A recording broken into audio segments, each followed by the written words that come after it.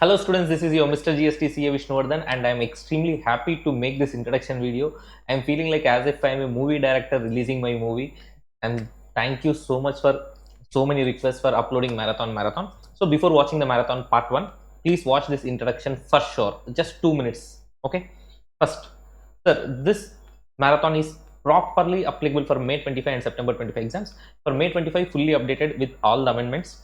September 25 there may be some small amendments. Some amendments will be there, obviously. There the amendment video will be released in July, so that if you are watching, that is more than sufficient. And understand here, the very important thing is, while going through this marathon, I have covered only the areas which are very relevant for your exams, all this stuff, and everything whatever are more relevant and more important I have stressed up, and whatever are like little bit okay I have just rushed through those topics. So please understand, I have 10 plus years of experience in teaching this indirect taxes, so I know which topics we have to focus more, all that stuff. So I have used that experience and prepared this marathon, so nothing to worry about that. So this is first point. Next, material I have used in this particular marathon is my my GST book. If you want to buy it, you can purchase that from the link that in the description, what I have given the link. So it is just costing 250 rupees. I want to recover only the cost on that book, including the courier charges. So if you want, you can buy it. Otherwise, whatever the material you are following, you can happily follow it. Okay, no need to worry. If you are already having my earlier edition, see, I have only one edition of that, which is published for Jan 25. Along with that, May 25 amendments material is more than sufficient. No need to purchase a new book. Okay. Next, topics covered in this part 1 of the marathon are supply, charge, place of supply, time of supply, value of supply, and input tax credit. These are the chapters which we have covered. Balance chapters will come up with next part 2 of the marathon.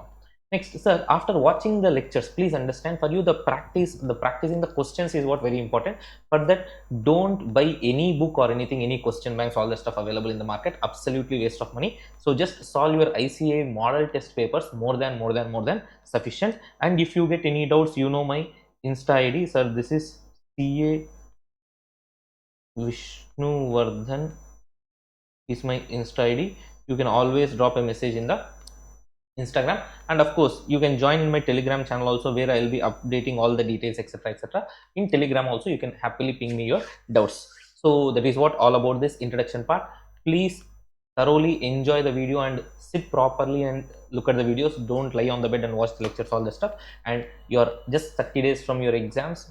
For September, of course, there is time. So please give your 100% efforts and enjoy the preparation and enjoy this marathon. Thank you so much.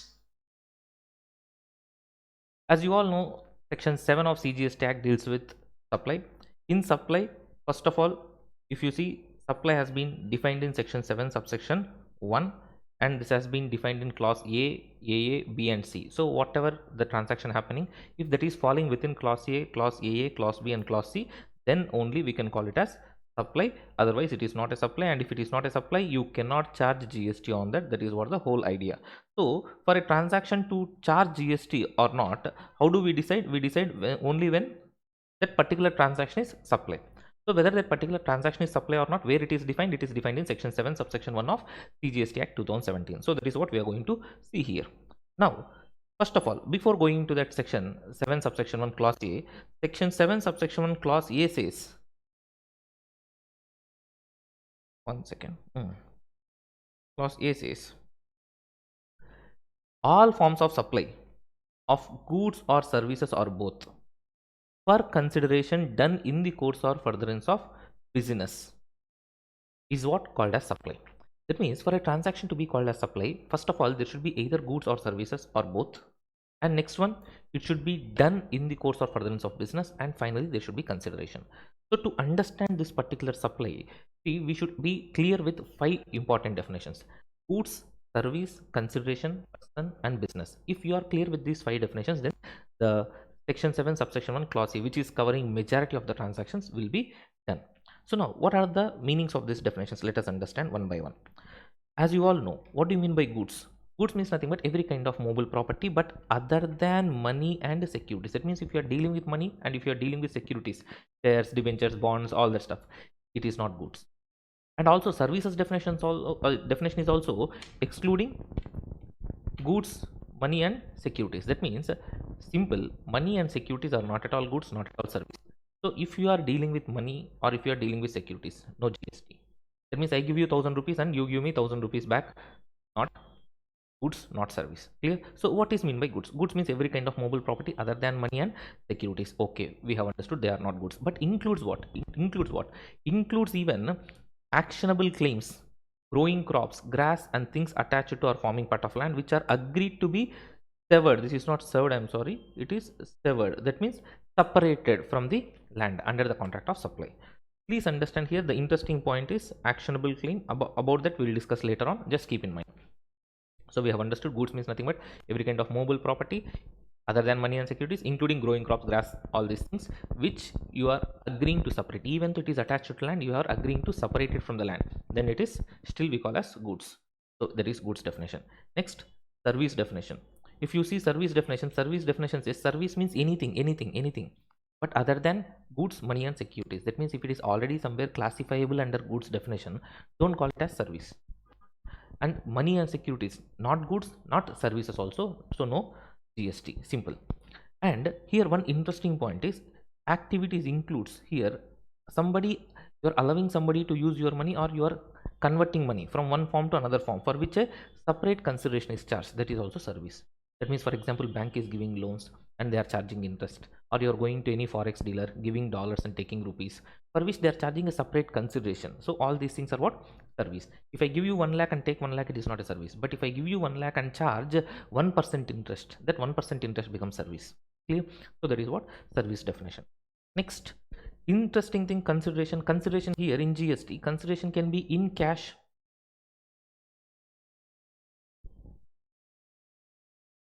Consideration can be in cash or it can be in kind, or also it can be, that means for example I take lectures for you, you pay me 10,000 rupees, or I take lectures for you, you give me a BMW car. Both are nothing but what? Consideration. So cash or kind.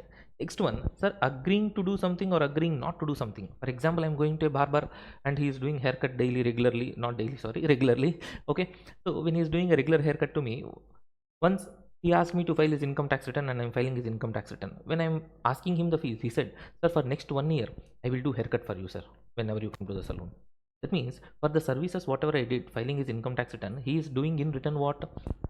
Haircut to me. So agreeing to do something or agreeing not to do something, these are also what? Consideration. That means consideration in simple terms, it can be cash or kind, or it can be somebody agreeing to do something for you or agreeing not to do something for you. So exchange of goods and services, simple. That is also what? Consideration for whatever I am doing. Next, person definition. Person definition, if you see, simple, whatever the definition has been given in income tax, same definition plus central government and state government will give you person definition. Okay, now see, let us go with this definitions and we'll see some set of examples and close this transaction. Next, very important definition, business. See, in GST, business definition is so widely defined. Whatever they do, whatever you do, that will fall under business. You do normal trading, profession, manufacture, occasion, adventure, wager, or any. See, the law says any other similar activity. That means if they have forgot any wording here, the lawmakers, if you are good in Oxford Dictionary, all that, take any word which is of similar nature. Very important point is whether or not it is for pecuniary benefit. That means whether there is intention to make profit or not, it doesn't matter, sir, it is business. So generally, if you have intention to make profit only, we feel like business, otherwise charity. No, it is not like that. Even charitable institutions, we feel like they are doing business. Okay, that one. And irrespective, anything whatever is incidental for that, whatever is incidental for the main activities, that is also called business. And irrespective of whatever the volume you are doing, how regularly you are doing, how frequently you are doing, all these things, whatever you are doing, that is called business. And important thing here is the government undertaking the transactions which are assigned to them as a public authority, that is also what? Business. So business definition is so properly defined, except to what you do in your personal capacity. For example, let us assume here CA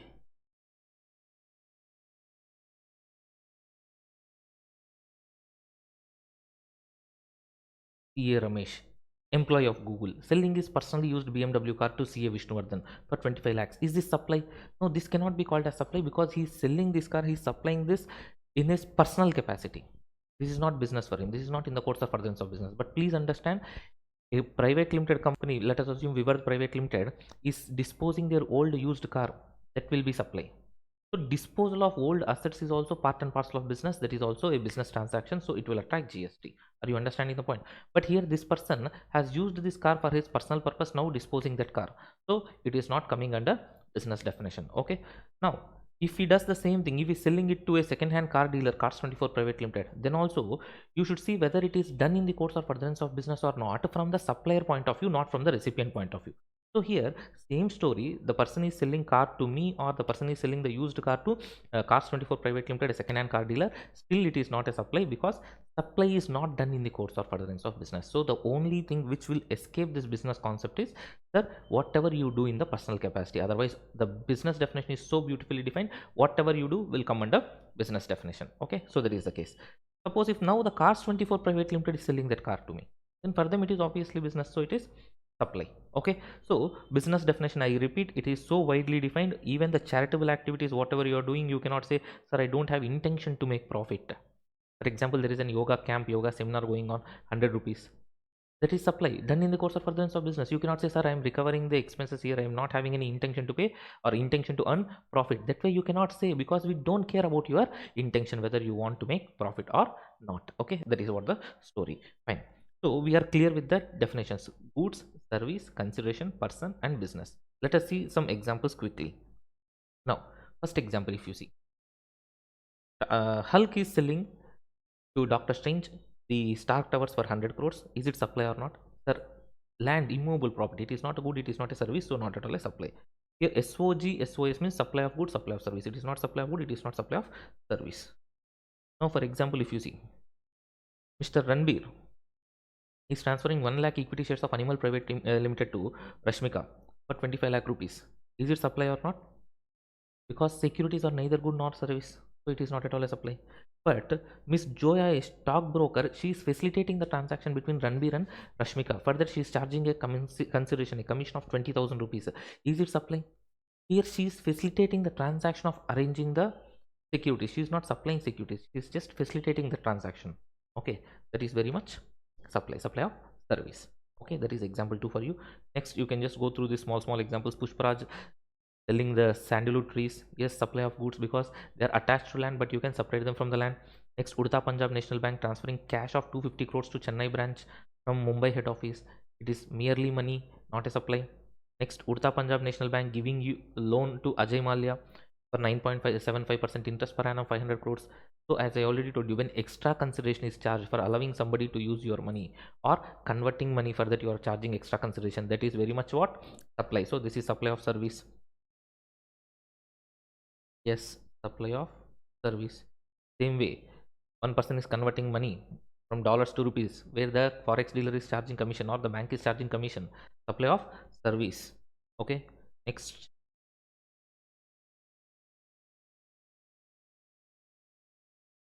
Hmm. So Vishnu is auditing the company. Supply of service. Next, MSD is endorsing a brand occasion. Yes, it is not business, but it is occasion. Occasion is nothing but which you don't undertake regularly, which is not your regular profession or trade. Next, Isha Foundation conducting a winter yoga camp for 100 rupees per person. There is no profit intention, but still we call it as business. So if all other conditions like good, service, consideration, everything is satisfied, yes, it will be treated as supply. Now see, for example, JK Shah classes providing coaching to students. Main activity is what? Providing students. We are also providing books or materials for students or conducting test series. All these things are incidental for us, but still that is business for us. So main activity is coaching. Incidental activity is providing test series or providing books, etc., etc., for example. So we cannot say this is nothing but incidental to us, this is not our main activity. So this is also business. Next, Greater Chennai Corporation, local authority providing access to local park to general public. So providing access to a particular place is a service, and that is also treated as business. There is a consideration of 20 rupees per ticket, and this is provided by local authority, which is nothing but a person. So all the conditions are satisfied. There is service in the course of furtherance of business for consideration by a person. So it is happily what? Supply.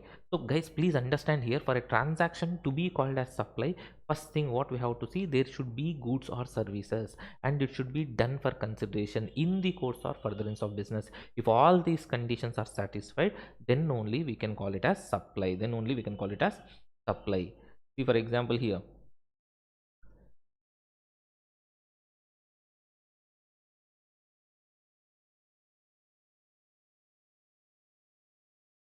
CA Stark has been appointed as an internal auditor of Jurassic Park Private Limited. Sir, he is holding an office. Holding an office and providing your service is also what business. So there is, as per the business definition, so there is also business. Tamil Nadu state government providing some uh, security for your fourth wedding. Let us assume they are charging 50,000 rupees consideration. So there is also what business. What I am trying to tell is even government doing their duty as a public authority is also business as per the definition. Okay, as I told you, except in your personal capacity, whatever you do, there is business. Okay. Suppose, as I told you, Vivar Private Limited is disposing the old car of the company to Mr. Leo. Is it supply? Of course supply, because disposing the old assets is nothing but incidental to business activity. So incidental things is also what we call as business. So that is supply. Okay. So now please understand here. For example, you're going to Taj Hotel and having a cup of tea or coffee. Will they charge GST? Yes. You're going to a roadside tea stall. Same tea. Same tea powder also. Only difference will be the way they wash the vessels. That might be different. Apart from that, everything, the taste, everything is same to same. The color, the taste, the flavor, the aroma, everything is same. So why they are not charging GST? The reason is, sir, the roadside tea stall is not a taxable person. So supply should be made by the taxable person. That means there should be goods, there should be service or business should be there, consideration should be there, everything. But the supplier, the person who is making supply, should be a taxable person. So what do you mean by taxable person? Who is already registered under GST or who is liable for registration under section 22 or 24 is called as a taxable person. So always remember, when you are taking same good, in one place they are charging GST, another place they are not charging GST, means the reason will be the other person is not a taxable person. If he is a taxable person, then he has the responsibility to collect and pay tax to the government. So that is what the concept. Okay, from now remember, it is roadside tea stall and Taj Hotel. Whenever in further references I use roadside tea stall, you are drinking tea, means it means you are taking the supply from a non-taxable person. You are drinking tea in a Taj Hotel, means you are taking the supply from taxable person. Okay, so that way you remember in our further discussions also. So that is what supply all about. So 7.1a, if you see 7.1a, we have discussed. What is 7.1a? We have understood. So for the purpose of 7.1a, we need, there should be at least goods or services or both. There should be consideration and it should be done in the course of furtherance of business. Okay. Now coming to the another point here, the consideration. When we are talking about consideration, normally there are some deposits taken by suppliers. Whether the deposits are treated as consideration or not, it purely depends upon the intention of the supplier. For example, you are going to a hostel, you are going to stay there, and they took some advance from you, 2 months deposit something. Is it consideration or not? See, first of all, that deposit, whatever they have taken, they are going to refund it to you when you are vacating the hostel. That means the supplier never intended to take it as a consideration. He just took it as a security. He will return it to you. Then it is not a consideration. No, sir, he has taken the deposit and he will be adjusting that in monthly rentals. That means his intention is to treat that deposit as a consideration. That means if it is refundable, then he is not treating it as consideration, so it is not a consideration. If it is non-refundable, then he is adjusting it for consideration, then it is treated as consideration. Okay, so that is what the point. So deposits purely depends upon the intention of the supplier. Clear? Right. So with this, we are done with 7.1a fully. Here and there some small clarifications are there. Let us see that. So here, two clarifications. One is with respect to, there are artists. What artists are doing? Sir, artists are drawing the paintings and they are having their paintings in their particular house or office. From this house or office, they are sending these paintings to the art gallery or exhibition. Somewhere exhibitions are happening. You are conducting an art exhibition. I am an artist. I am drawing a painting and I am sending that painting to you. I am sending that painting to you to exhibit in that exhibition. Somebody comes and buys it if they likes. Okay, let it get sold. You take your commission and pay me money. That is what our arrangement. So now I am sending the artwork from my office or residence to your exhibition location. Sending this painting from my place to your place, is it a supply? Oh, it can be supply, sir. There should be consideration. No, there is no consideration here. So we cannot call it as supply. Yes, if that painting gets sold from your art exhibition, then it is supply. There is no doubt about that. The only doubt is, sir, from my location, from the residence of the artist or office of the artist, the paintings are sent to the art galleries exhibition. Whether that will be called as supply means no, because you are just sending it. There is no consideration. So that is first clarification. The another clarification here is with respect to You'll be visiting various religious premises or charitable organizations, etc., etc. In those premises, you would have come across there are so many donations, etc., or there will be, like, for example, you see an AC. On the top of the AC, they would have put up a sticker like donated by the great, the honorable chartered accountant Vishnuvardhan, like that. Imagine if they have put the sticker. I gave the AC for what purpose? For advertising my brand name, advertising my office name. For example, you see a water purifier in any particular temple or etc. place, so they would have mentioned donated by so and so company. So is that temple or etc. anybody taking that donation is to advertise that particular person name? Here the main criteria is, please understand, what is the intention in giving this donation is what matters. For example, you have passed your CA exam, and while studying for CA exams or when you are waiting for the results, you went to ISKCON temple and prayed to God, Swami, this time if I pass, I will donate a water purifier to your ISKCON temple. So you have passed and you are donating. And after donating the ISKCON temple, people are putting up the stickering on the water purifier, all that stuff, or you are putting up your stickering and giving like donated by CA so and so, or let us assume donated by Vishnuvardhan and associates, like that. You are giving the water purifier with the name. Here, please understand, they are displaying the name or you are printing the name, all that stuff. See, that is only to show that gratitude. For example, ISKCON temples are putting donated by Vishnuvardhan. Why they are putting my name? Why they are putting my company name? All that stuff purely to show their gratitude. To show their gratitude.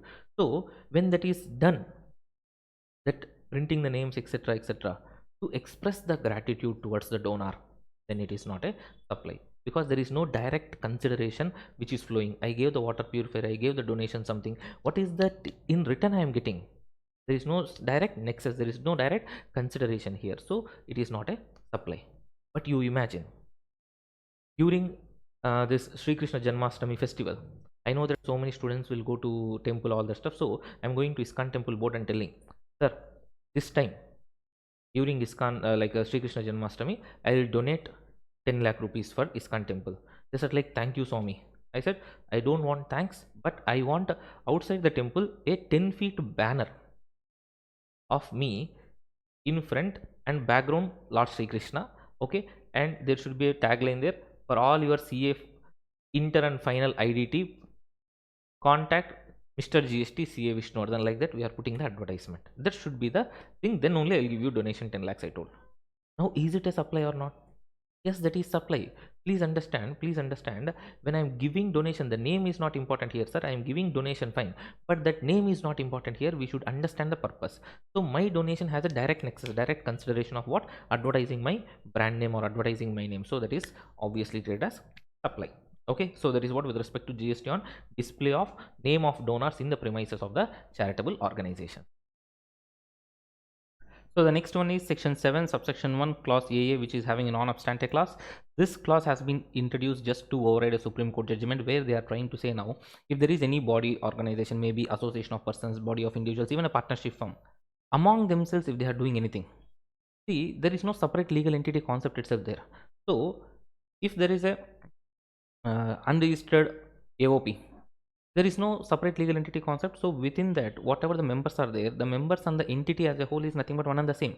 So now one person cannot perform supply to himself. So to override that judgment given in one of the case laws by Honorable Supreme Court, now what we are doing, we are countering that by giving this particular clause AA, saying that even though there are no two different persons, any activities between the members or that particular entity are treated as supply other than individuals. For individuals, the situation itself will never come. So simple, sir. When the transactions are happening between any unincorporated body or association and its members other than individual, of course, as I told, individual situations will not come here, shall be treated as supply. Sir, there are no two separate persons. No, sir. That concept itself will not apply here, because there is a deeming provision here saying that they are deemed to be two separate persons. Doctrine of mutuality, all that stuff doesn't work here, or any Supreme Court judgment or court tribunal, any judgment, that will not be valid here. So that is what they have tried to bring here. So that is what State of West Bengal versus Calcutta Club Limited, in that the judgment has been delivered by Honorable Supreme Court. To override the judgment, they brought into this section 7 subsection 1 clause EAA. So what is clause EAA? Clause EAA is nothing but, sir, unincorporated body or association providing to the members or the members to the unincorporated body will be treated as supply even though there are no two separate persons. That is what 71AA. Now let's move on to 71B.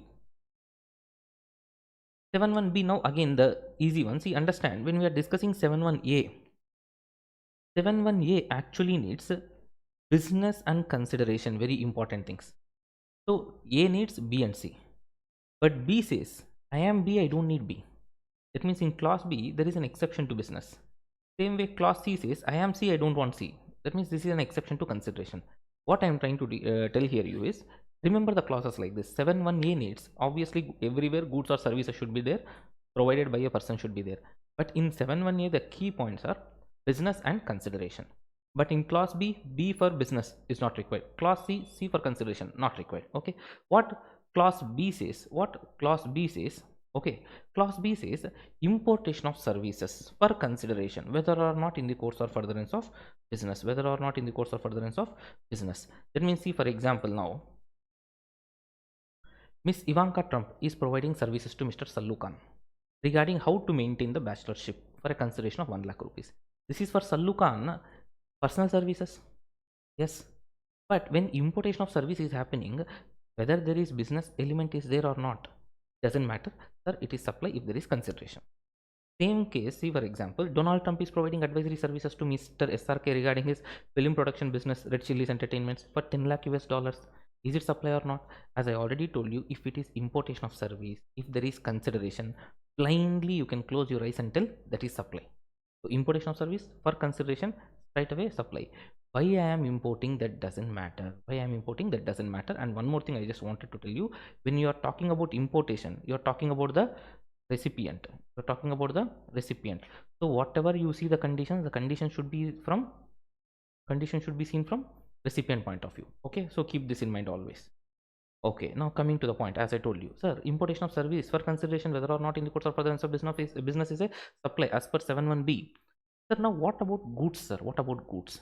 The goods, when you are importing or exporting, they are covered under customs law. Only services, import and export, are covered under GST. So importation of service, even though it is without business purpose, it will be treated as supply as per 71B. So that is what the flowchart given here. So hope it is clear. So this is the only case where you see exception to business. Okay, so with this we are done with 71B. As I was telling you, 71C talks about exception to consideration. Sir, generally to call it as a supply, the transaction, it needs consideration. But even though there is no consideration, section 7 subsection 1 clause C read along with schedule 1 says, I have given, clause C says, go and refer schedule 1. In schedule 1 there are 4 activities mentioned. Those 4 activities, even though there is no consideration, you treat it as supply. You treat it as supply. That means what they are trying to tell, see, if there is any question with respect to whether a transaction is supply or not, first of all, we should see goods or services, by person, consideration, business. If there is no consideration in that transaction, what you have to do? If there is no consideration in that particular transaction, you should not say straight away this is not a supply. You should go and refer schedule 1. In schedule 1 there are 4 activities. See activity para 1, para 2, para 3, para 4. Given transaction, can you fit anywhere in these 4 activities? Then it will be called as supply. No sir, I am not able to fit it anywhere, sir, in these 4 situations. Then it is not a supply. So I repeat, if there is no consideration in the transaction, straight away go to schedule 1. In schedule 1, if you are able to fit it, then it is supply. If you are not able to fit that in schedule 1, it is not a supply. Okay, so what are the 4 activities, sir? What are the 4 activities? First of all, first activity, para 1. Para 1 says permanent transfer or disposal of business asset on which ITC was taken. That means we have purchased some goods, we have booked them in our books, took ITC. We are freely disposing that to some other person. For example, you are a chartered accountant in practice, running your business. For your business purpose, you are buying a laptop, showing that it is a business purpose. You are buying a MacBook and gifting it to your girlfriend on Valentine's Day. You have taken ITC on that MacBook. Now what you are doing? You are permanently transferring or disposing that MacBook. Then still it is called as supply, even though there is no consideration. Am I clear? See, generally if there is consideration, no problem, it is supply. But here what we are saying, even though there is no consideration, we are calling it as supply. So that is para 1. Or para 2. The para 2 talks about the interesting para or lengthiest para we will going to discuss here. The transaction is happening between related person or distinct persons. Please understand, here it is not from related person to distinct person, or it is not from distinct person to related person. This is not the case. It is between related person. That means related person to related person or distinct person to distinct person. In such cases, even though there is no consideration, but if it is in the course or furtherance of business, then it is treated as supply. That means you should know the meaning of related person and distinct person. Related person, distinct person. First, I'll tell you the basic fundamental difference. Understand? Related person means there are two persons. We are talking about the relation. Distinct person means only one person. We are treating them as two. Okay. So I repeat, related person, there are two persons. We are talking about the relation. Distinct person, only one fellow. You are treating them as two persons. Okay. So who are related person? Between them, anything happening without consideration is also supply if it is for business purpose. I repeat, if it is for business purpose. Business purpose is important there. Next, number two, sir, distinct persons, they are treated as distinct persons. Between them, anything is happening without consideration, but in the course of furtherance of business, still we call it as what? Supply, even though there is no consideration. Okay. First, let us understand who are related persons. So related person, you have 9 points here. So look at this. What are the 9 points with respect to related person? Easy one, you might have gone through already. Just a quick recap.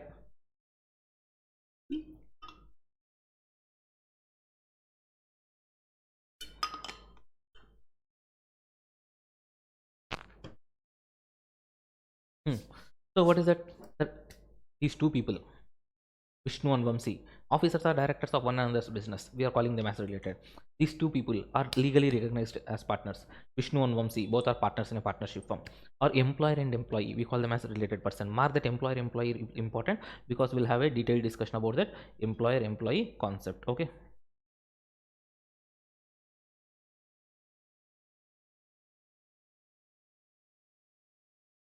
So employer employee, again an important concept which we'll have an elaborate discussion. Next, they are called as related. Anything happening between them is supply even without consideration. And next, when there is any common ownership, for example, Vishnu is holding 70% ownership in Boys Private Limited and Vishnu is holding 30% ownership in Girls Private Limited. Boys Private Limited and Girls Private Limited are becoming related. That means because of common ownership of Mr. Vishnu, where greater than or equal to 25% of the outstanding voting stock I am holding. That means common ownership. Because of common ownership, they are becoming related person. Next, sir, one of them are directly or indirectly holds the other person. Holding company, subsidiary company. Next, both of them are directly, indirectly controlled by a third person. As I told here, there is a common ownership. There can be common control also. So because of that, they are becoming related. Please understand, in point number 4 and 6, there are three persons. Out of the three, two members are commonly controlled by third person, or in these two entities, this fellow is having common ownership greater than or equal to 25%. Okay, remember that. Next, together they are directly, indirectly controlling a third person. That means these two people are controlling this fellow. Then these two people are called related. These two people becomes related. Hope it is clear for you. Next, members of a same family. Sir, what do you mean by family here? Members of a same family when you say. So what do you mean by family? Family definition clearly says here, parents and grandparents. There's the definition here. You will be getting this in this particular page. Okay. Parents, grandparents, brothers and sisters. Only when they are wholly or mainly dependent on you, then only they are your family. But your spouse and children, they are your family no matter whether you like them or not. I mean, whether they are dependent on you or not, they are your family. So family definition is your spouse and your children always your family. Your parents, grandparents, brothers and sisters are your family only when they are wholly or mainly dependent on you. Then otherwise they are not your family. Okay, fine. So these are the meanings of related person. So these people are related person. Okay. Now, or sir, I have a sole agent. My entire production I'll give only to one agent or one distributor. Then we call them as sole agent or sole distribution or sole concessionary, whatever name called. Sir, that person is called related person. Among these people, if anything is happening without consideration, then it is supply. That means from subsidiary company to holding company or holding to subsidiary or anything, as we have discussed, family business we are doing, then we are, let us assume father is the manufacturer, son is a distributor. Father is sending the stock to the son in the course or furtherance of business without consideration, then it is supply. So that way, if you are satisfying the meaning of related person, and between you if there is a transaction happening without consideration, then it is supply, even though it is done without consideration. But main criteria is you should be related person, and the next one is it should be done in the course or furtherance of business. That is very important. Okay. Now, sir, okay, related person we have understood, and between them whatever is happening without consideration is supply. If it is done in the course or furtherance of business, fine. But what do you mean by distinct person? What do you mean by distinct persons? So if you are a distinct person, between you anything is happening without consideration is a supply, that is for sure, correct? Now what do you mean by distinct persons? Normally you know that you have an idea that when you are operating from multiple states you have multiple registrations, but when you are operating in same state, multiple registrations are optional, that depends upon you to take a call. So multiple registrations for the same person are possible either within the same state or in the different states. So when we are talking about distinct person, you should keep this in mind. A single person, how can I identify this fellow as a single person? Based upon the PAM, that this person having multiple registrations in the same state or in different states, whatever it is. Sir, if any person is having multiple registrations, maybe in the same state or different states, when you compare these two different registrations of same person, they are belonging to same person, but they will be treated as distinct person. Anything happening between them? For example, Vishnuvardhan is having a business furniture dealer. Vishnuvardhan is having business branch in Tamil Nadu also, branch in Karnataka also. Sir, both are belonging to Vishnuvardhan individual. Vishnuvardhan in Karnataka, Vishnuvardhan in Andhra Pradesh are different persons? No. So Vishnuvardhan in Andhra Pradesh, Vishnuvardhan in Karnataka, Vishnuvardhan in Tamil Nadu, wherever, he is one and the same. But for GST purpose, those registrations of Vishnuvardhan will be treated as registrations belonging to different persons. So distinct persons, the meaning is given in section 25 subsection 4 and subsection 5. Subsection 4 says in two different states, sorry, you should have two different registrations, maybe in same state or maybe in different states. As I told you, Vishnuvardhan registered in Tamil Nadu and Karnataka, or Vishnuvardhan is having two registrations in Tamil Nadu, whatever it is. Maybe in Chennai one registration, Coimbatore another registration. Maybe I am doing furniture business also, restaurant business also in Tamil Nadu. For restaurant business I have a separate registration, furniture business I have a separate registration possible. So two different registrations is the primary criteria. Two different registration, same state or different states, these two registrations are called as belonging to distinct person. Clear? Or section 25 subsection 5 says two different states, one state registered, another state unregistered. One state registered, another state unregistered. Okay, then also you are called as distinct person. For example, in Goa I am selling liquor, I did not take registration because I am selling only liquor. In Karnataka I have a restaurant and I took registration. So in Karnataka I am a registered person, Goa I am not registered, correct? So with respect to these two things, both are my establishments, but one is registered, one is unregistered. Still we call it as establishments belonging to distinct persons. Both are belonging to Vishnu, but still we call them as both are belonging to distinct persons. Am I clear? So now anything happening between them, is what? Anything happening between them is supply, even though there is no consideration. Those who are you are watching the recording, yes. So pause the video and just go through this example. Just go through the example, pause the video and go through this example. See whether you are able to understand the question or not and the example or not, and then continue the video. So if you look here, Chennai to Tirupati, both are belonging to Vivad Notebooks Private Limited. Chennai, Tamil Nadu registered, Tirupati, Andhra Pradesh registered. Both are having separate registrations, but both are belonging to Vivad Notebooks Private Limited. Now, as I told you, 25 subsection 4 needs two different registrations. Here we have two different registrations. Between them, they are doing stock transfer without consideration. Still, we call it as supply because there are two different registrations. 25 subsection 4. Same state or different state, it doesn't matter. So they are distinct persons. Anything happening between them without consideration is a supply. Okay. Now here, if you see Chennai and Coimbatore, Tamil Nadu, both are under same registration. So when both are under same registration, 25 subsection 4 needs two different registrations. Here there is only one registration, so we cannot impose subsection 4. So fine. 25 subsection 5. 25 subsection 5 needs two different states. Here there is only one state. Both are belonging to Tamil Nadu. Then you cannot fit this in subsection 4 or you cannot fit this in subsection 5. So both the cases, it is not at all satisfying distinct persons concept. So here stock transfer from Chennai to Coimbatore is not a supply because they are not distinct persons and there is no consideration, no supply. Nowhere you can fit this in schedule 1 transactions. So it is not a supply. Okay, so that is what the point. Same way here the examples, if you see Tirupati Andhra Pradesh, Vijayawada Andhra Pradesh branch, both are having different registrations. Subsection 4 says two different registrations. Same state or different state, it doesn't matter. Both are called as distinct persons and hence it is supply, even though without consideration. Next, fourth situation satisfies 25 subsection 5. So one state registered, another state unregistered. So stock transfer without consideration in the course of furtherance of business, that is also supply. So hope that is clear for you. With this, we are done with related person and distinct persons, except that employer employee concept. Let us finish that employer employee concept also. As you all know, employer employee, sir, this people are called as related person. And generally when you see employee concept, employee is drawing salary from the employer, and whatever the services employee is providing to employer in the course of employment contract is not a supply as per schedule. As per schedule what? Schedule 3. What is schedule 3? Neither supply of good nor supply of service. So if you analyze this situation, if you analyze this situation,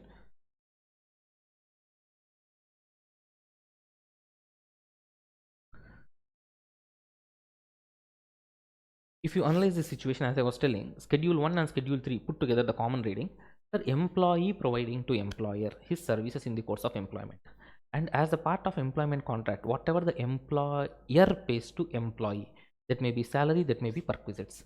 Please understand, perquisites also will form part of employment contract.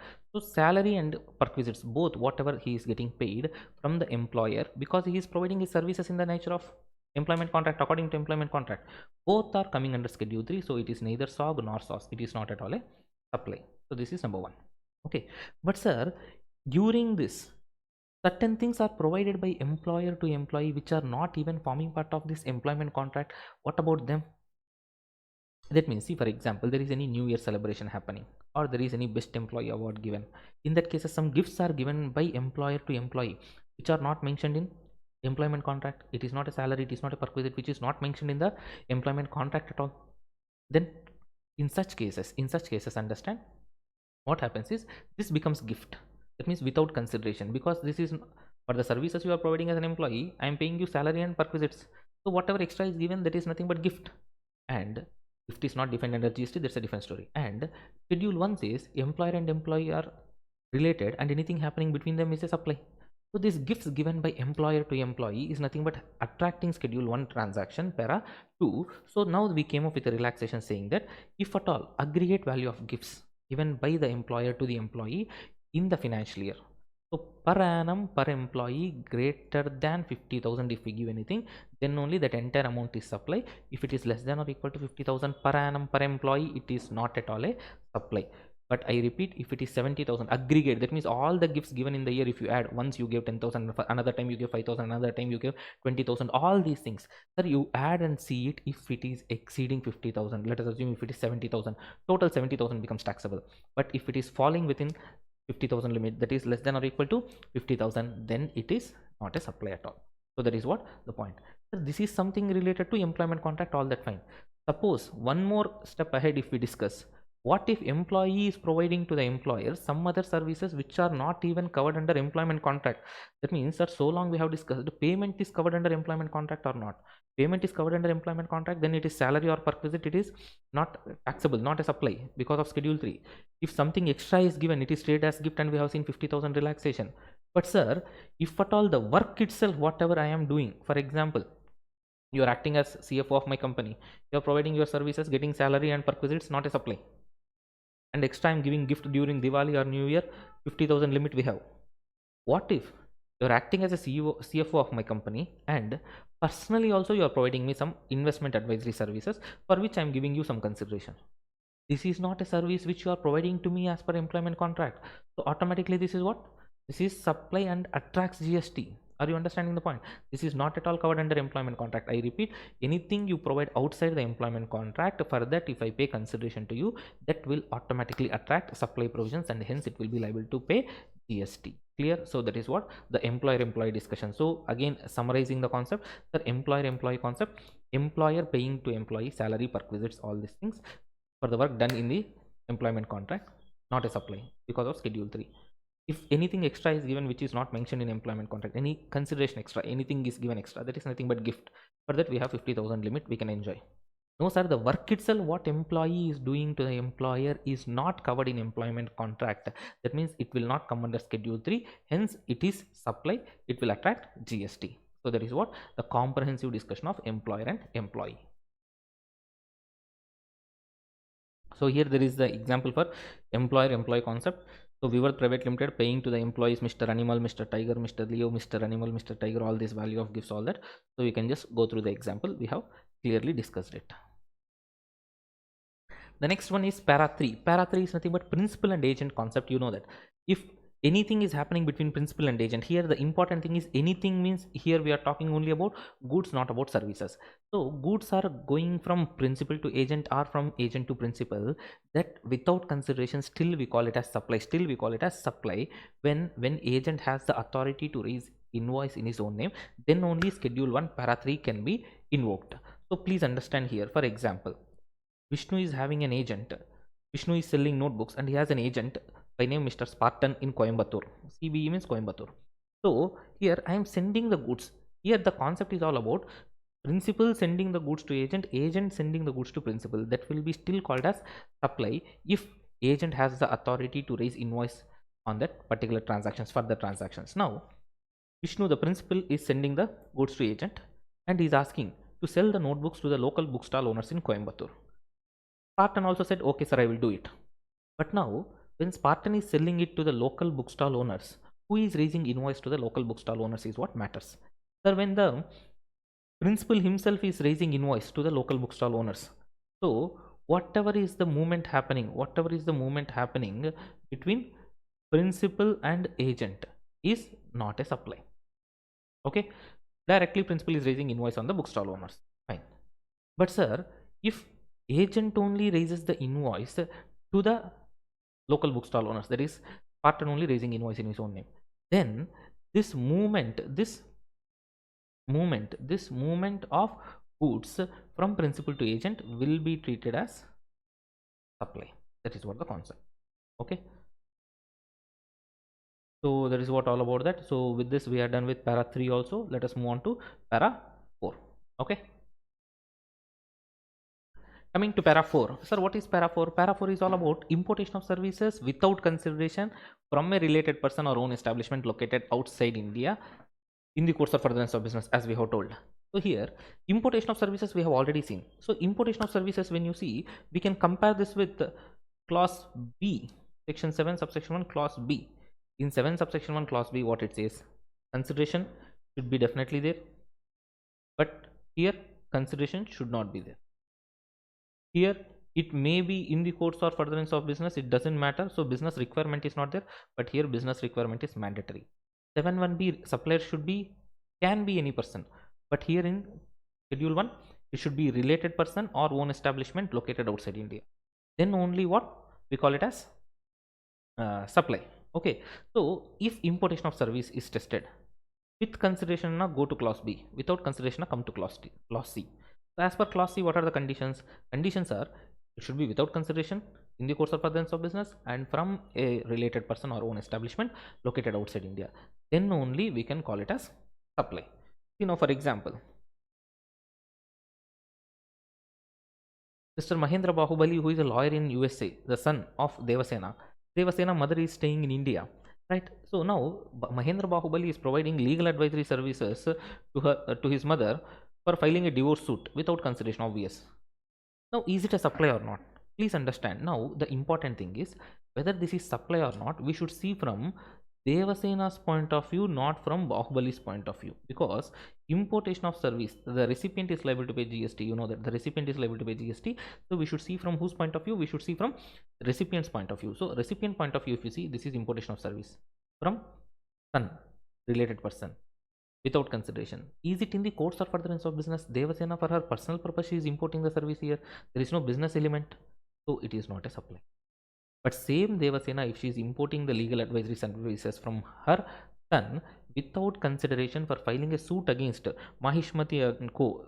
Balal Dev, with respect to Mr. Balal Dev, with respect to her business Mahishmati and Co., then importation of service is there from her son, related person, without consideration, and it is in the course or furtherance of business, then automatically we call it as what? We call it as supply. So obviously, so please understand, whether it is for business or not, we should not see from supplier point of view, we should see from recipient's point of view. Please understand, when it is importation of service, yes, generally supply we should see whether it is for business or not from supplier's point of view. But in case of importation, we should see from recipient's point of view, importation of service, whether it is business purpose or not, as per schedule 1. Am I clear? So that is what the point. Same story here. If you see again with respect to Mr. Kattappa, same story, just I'm changing the character. Mr. Kattappa, father of Devasena, who is in USA. He's a lawyer. Now please understand both the cases, again personal purpose and business purpose.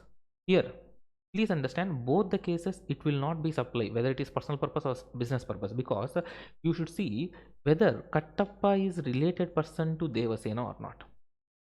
Kattappa is the father of Devasena. When she is looking at the father is a lawyer in USA. That means he is not wholly or mainly dependent on Devasena. Parents are my relatives only when they are wholly or mainly dependent on me. So according to Devasena, father Kattappa is not related to her. Even though she is importing the service for her business purpose here, it cannot be called as supply. It cannot be called as supply. Hope you are able to understand. Just pause the video and just go through this explanation. What I am trying to tell is, as per GST law, I am always related person to my mother, but my mother is not related to me because she is not wholly or mainly dependent on. You understanding the point? So for my mother, I am always a related person if you see from my mother's point of view. But for me, from my point of view, my mother is not related to me because she is not wholly or mainly dependent on me. So that is the interesting point here in related person, the family definition especially. Okay, hope it is clear for you. So with this we are done with para 4. Also we are done with schedule 1 completely. Hope it is clear for you. Now let us move on to schedule 2. Schedule 2 is nothing but if a transaction is already treated as supply, whether it should be treated as supply of goods or supply of services. So I always tell schedule 2 is either SOG or SOS, supply of goods or supply of service. So there are the general points which you can go through. Here the interesting thing is, see, when you're transferring title in goods. Okay, sir, what I say is just take it this way. This transfer of title. Transfer of title in movable property, then it is supply of goods. If it is transfer of title in immovable property, you cannot call it as supply of good or supply of service. No sir, I am not transferring the title, I am just transferring the right to use. If you are transferring the right to use, whether it is movable property or immovable property, it is obviously treated as supply of service. With this logic, you can just crack various points here. So just make sure you are thorough with this flowchart. Simple one. Next, as I already told you,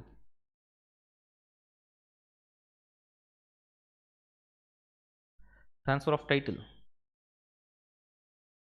transfer of right to use, transfer of title at a future agreed date or current date, it doesn't matter whether are you transferring the title or not, that is what matters. So supply of goods. Next, transfer of right to use the land, that is immovable property, right to use services, letting out any properties, building, supply of services.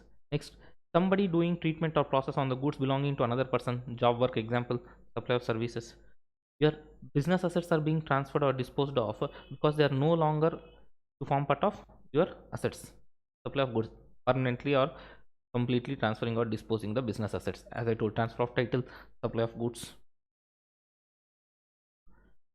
Goods which are your business assets are put to private use or allowing somebody to use for any purpose other than business. That means personal purpose. That means you're allowing somebody to use it. You are not selling. You are just allowing somebody to use, supply of service. Next, where you are closing down your business, the goods which are forming part of your business, if they are lying still in the godown, they are deemed to be supply. But if you are not closing down the business, you are just transferring the business to somebody else, then it is not a supply. Or your business is going to be carried out by any person who is treated as a personal representative, then also it is not a supply. Simple thing, your business you're closing down, whatever the goods are lying now in the business will be deemed to be supply. Even though you have not actually supplied, you should pay GST and close it. But there are two exceptions. One is if at all you are selling the business, that means the other fellow will carry on the business, so there is no problem to the government. Or if the business is carried out by any authorized representative, then also fine. That means business is not getting closed, just the owner is being changed or taxable person is being changed.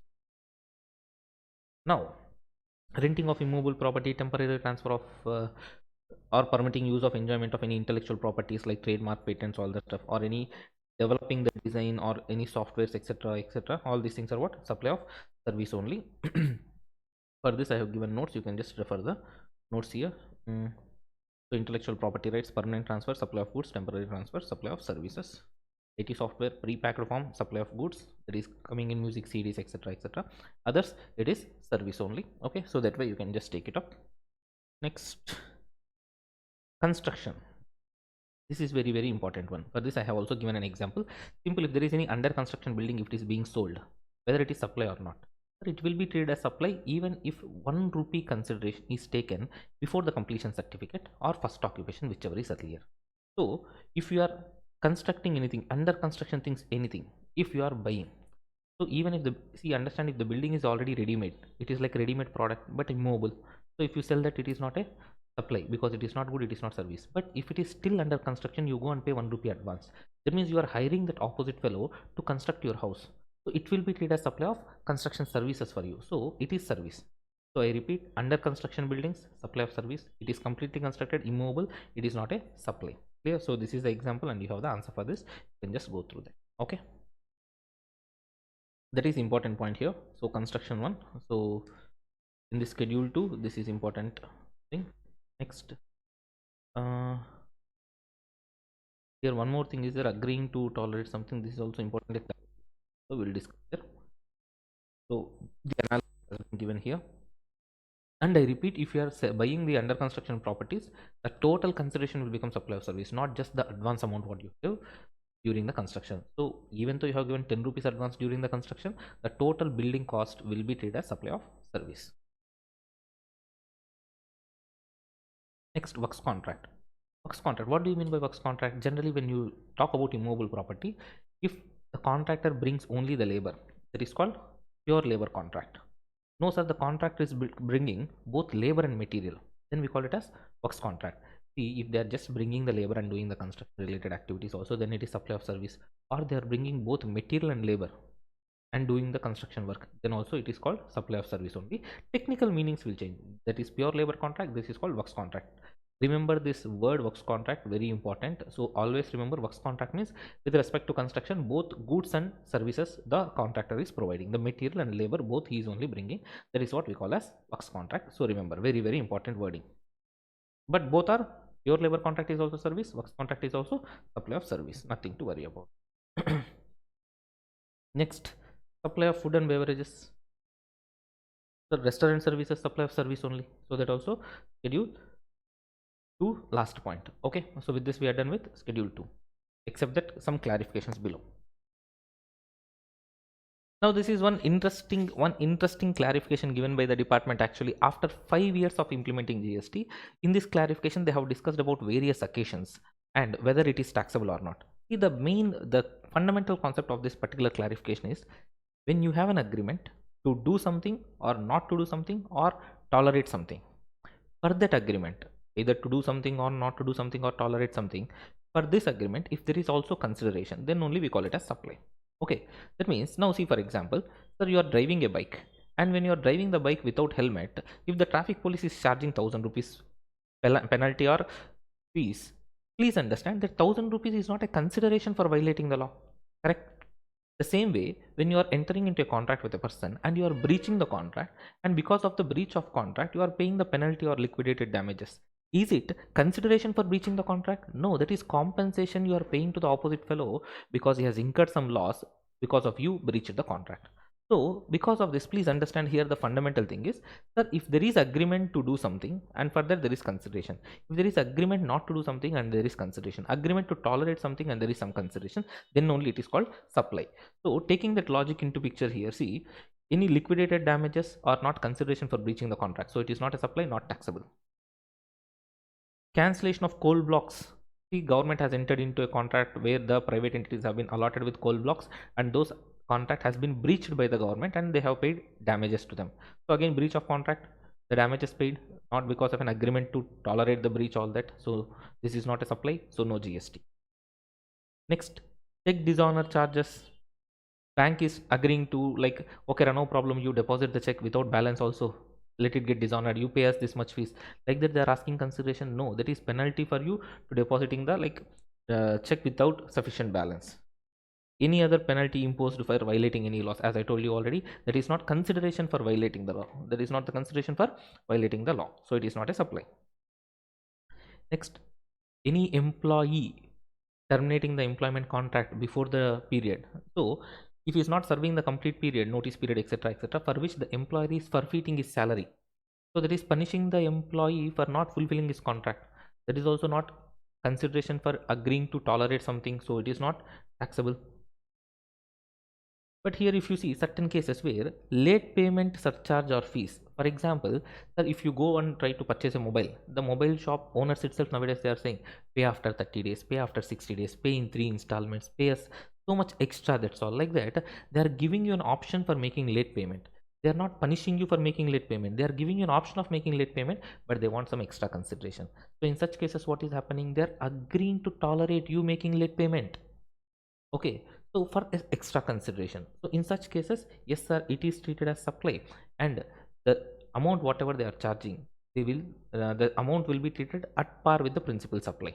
Okay, suppose if it is a mobile phone and you are purchasing the mobile phone charged at 12% GST, for example. If they are asking you to pay 300 rupees extra, 400 rupees extra for allowing you to pay the amount late, 30 days late or 40 days late, etc, etc, that 400, 500 whatever extra they are charging, that also will be treated as what? Treated as sale of mobile phone. For example, here see one more case like cancellation charges. Nowadays if you see, mostly with respect to hotel industry, the travel industry, all that stuff, when you are booking the flight ticket or train ticket, there will be an option refundable, non-refundable, all that. So if you pay 250 rupees extra, 300 rupees extra, all that stuff, what they are doing, they are giving you an option to cancel the ticket also, right? In such cases, for example, if it is a train ticket in AC, sir, it is taxed at 5%. That ticket you are cancelling by paying cancellation charges 150 rupees, that also will be taxed at 5%. Here they're agreeing to tolerate, no problem, you cancel, pay us this much consideration, we will arrange another alternative and we will pay you the ticket amount fully, don't worry. So cancel, like that they're giving an option.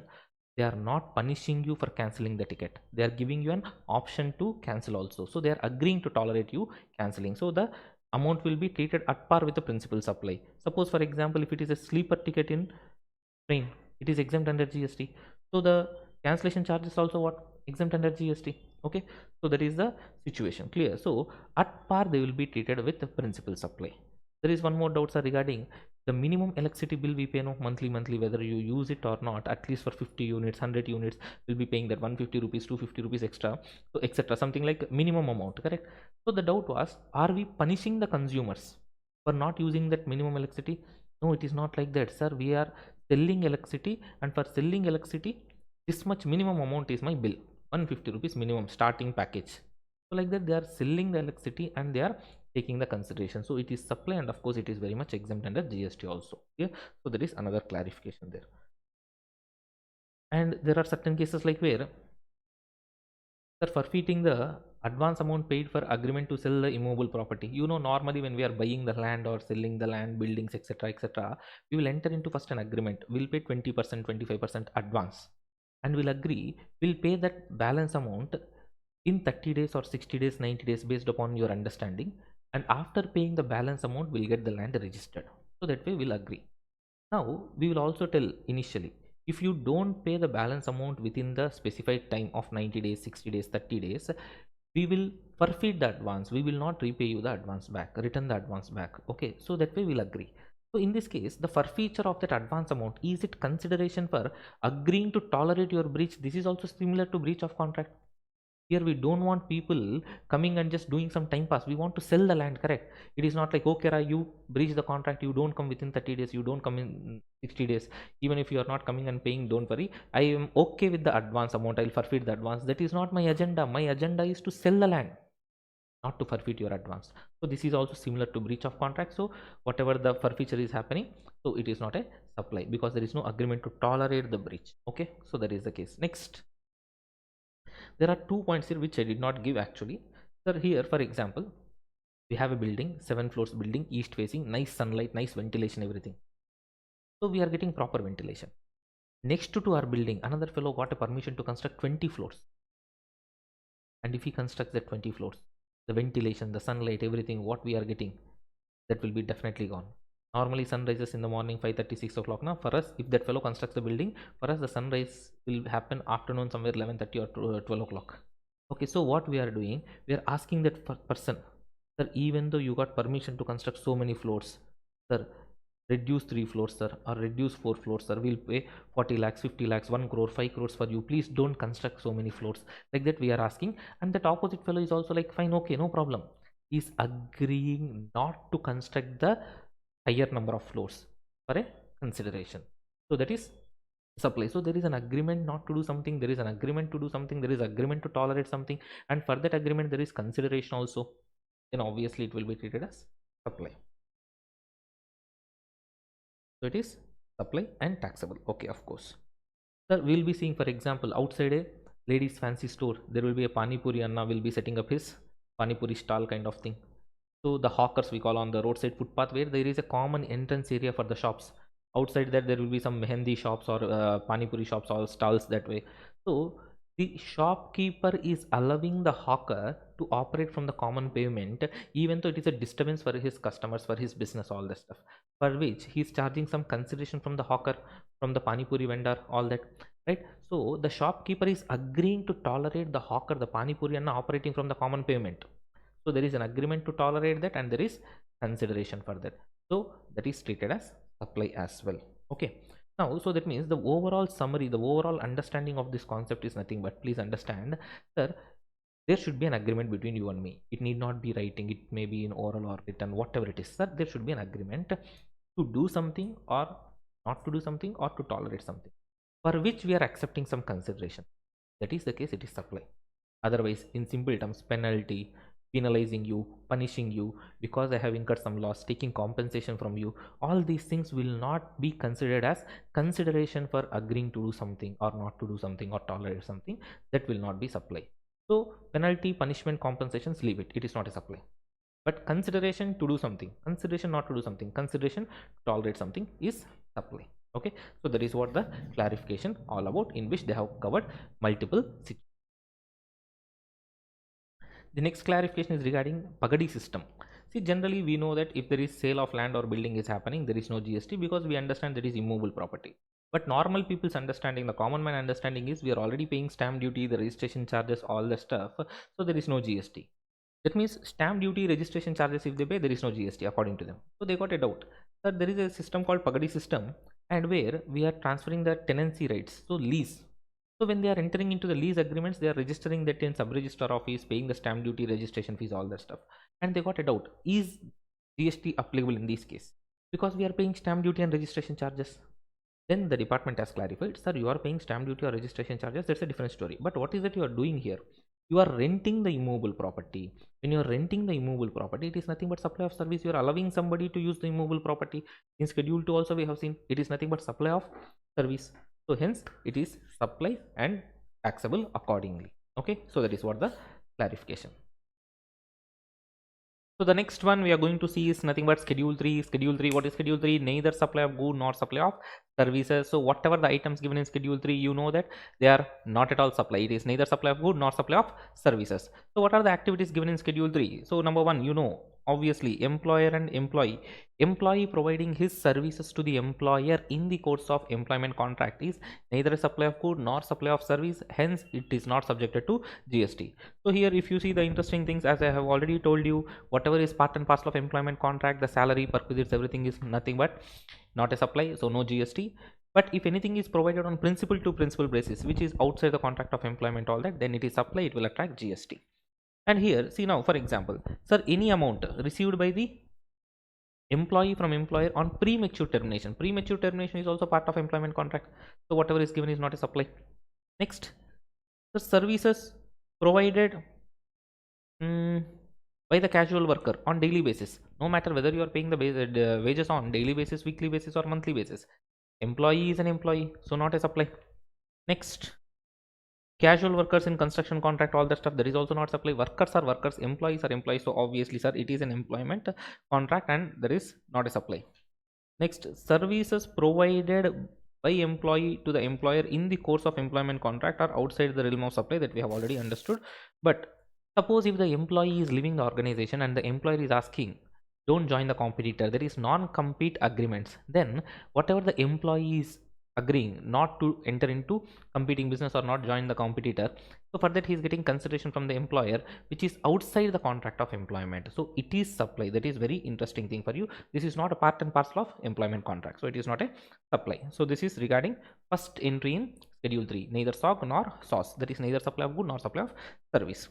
Next, the second one, Services provided by courts or tribunals, that is the court fees whatever you pay when you go for filing an appeal, all that, that is neither supply of good nor supply of service.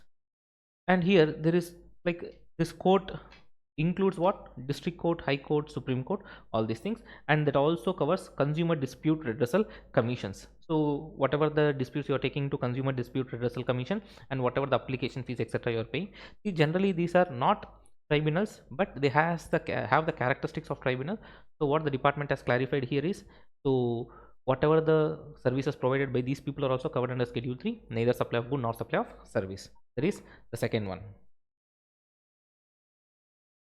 Next, third one. The third one, in third entry there are again 3 points. Number one, I can just tell you for your remembering purpose or for your memory purpose, politicians with power, that means you can take the MLAs, MPs, member of panchayats, all that stuff. So the salary what they are drawing, being the people's representatives, that is neither supply of good nor supply of service.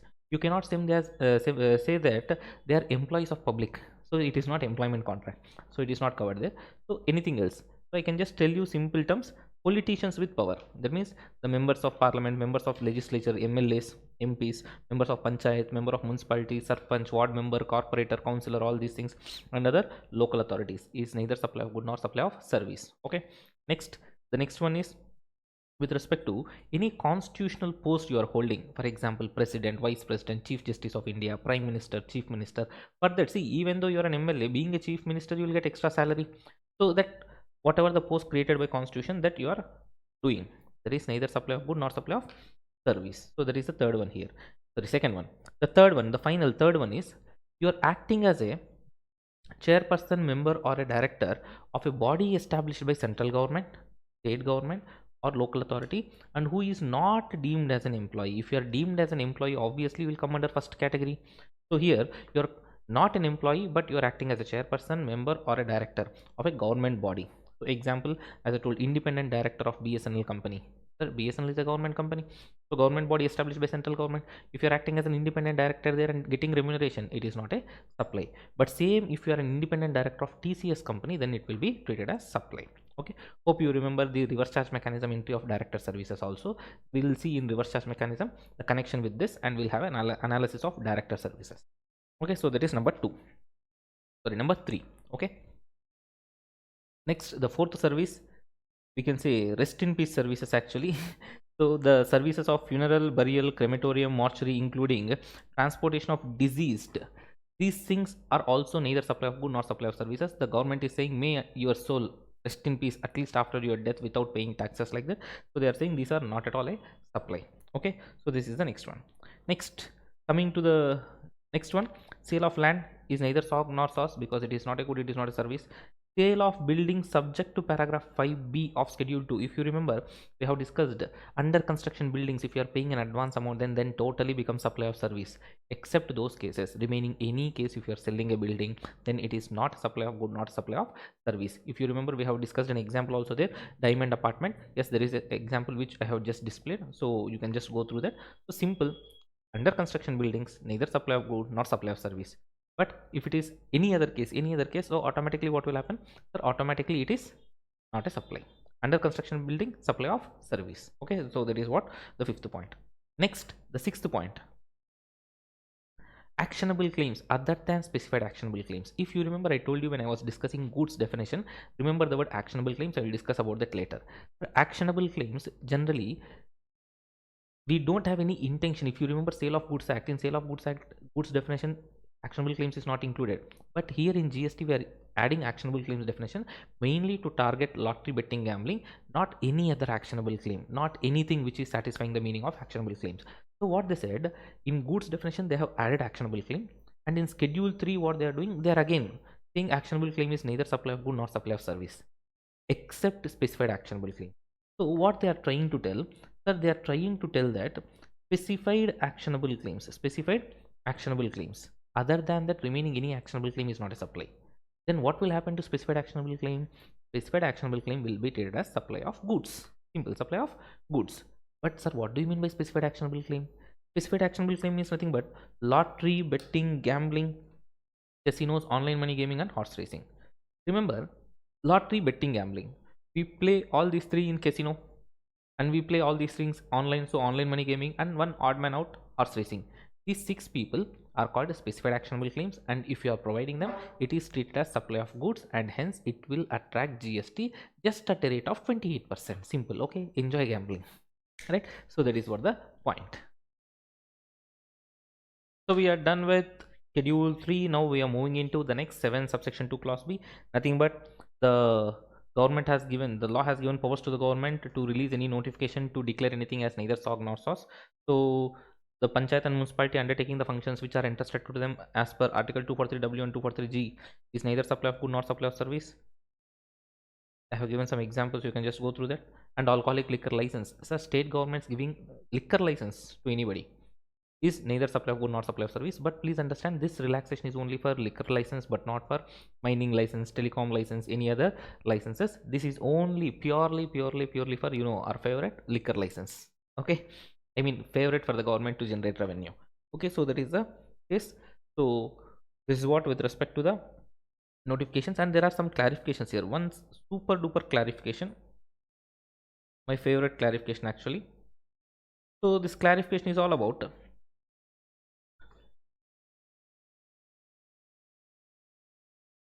this clarification is all about the clarification is all about here. See, I'll just tell you with an example. There is Orange Travels. Orange Travels is operating a bus from Chennai to Hyderabad. So they are in Tamil Nadu also, they are in Telangana also. Both the states they are registered. Now if you see, they are registered in both the states, but a same person. But because they have two registrations, we will be calling them as distinct persons under section 25 subsection 4. Now what is happening now? They are transporting passengers from one state to another state. When they are transporting passengers from one state to another state, incidentally what happens, something called bus, which is a movable thing, which is good, it is also moving from distinct person, one distinct person to another distinct person. So I repeat, this concept is not about transporting the passengers. The doubt is not about the taxability of transporting the passengers.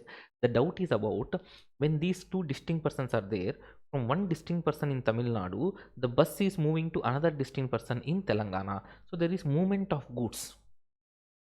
Schedule 1 para 2, if you strictly apply supply of goods between distinct persons, okay, then it is without consideration, but in the course of furtherance of supply, furtherance of business, I repeat here, the concept is not about transportation of passengers, not about transportation of goods.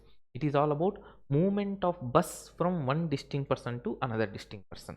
Okay, that movement is obviously called as supply if you strictly follow schedule 1 para 2. So people got a doubt and asked department, then department said, "Arey yaar, what is this actually?" So they felt the seriousness of this provision later on. And imagine, what if a train, let us assume there is a Chennai Express coming from New Delhi to Chennai, traveling across so many states. How many trains Indian Railways will be operating every day across how many states? So you can understand the practical difficulty here. So they said, the movement of conveyances, leave about bus, whether it is bus, lorry, taxi, whatever it is, train, aircraft, ship, vessel, whatever you call, any conveyance moving from one distinct person to another distinct person for the purpose of transporting the passengers. Why the bus is moving here? The bus is moving here because they are transporting passengers, that is transporting the goods, or that is being moved for repairs and maintenance. In such cases, that movement is not treated as supply. I repeat, that movement is not treated as supply. Transporting the goods is supply, transporting the passengers is supply, doing repairs and maintenance is supply. But moving the vehicle for the purpose of transporting passengers, moving the vehicle for the purpose of transporting the goods or repairs and maintenance, I repeat, that movement is not a supply. That is what we have clarified here. Sir, no sir, I am taking this, for example, bus or lorry or a car from one distinct person to another distinct person to sell that car or bus from that another distinct person's location or state, then that is supply. That means the movement is for what purpose? Not for transporting goods or passengers or repairs and maintenance. The movement is for the purpose of further supply of such conveyance from that particular distinct person. So I give example here, sir, I am registered in Tamil Nadu also, registered in Kerala also, I am a dealer in cars, I have cars in Chennai, Tamil Nadu, and those cars I am transporting from Tamil Nadu to Kerala.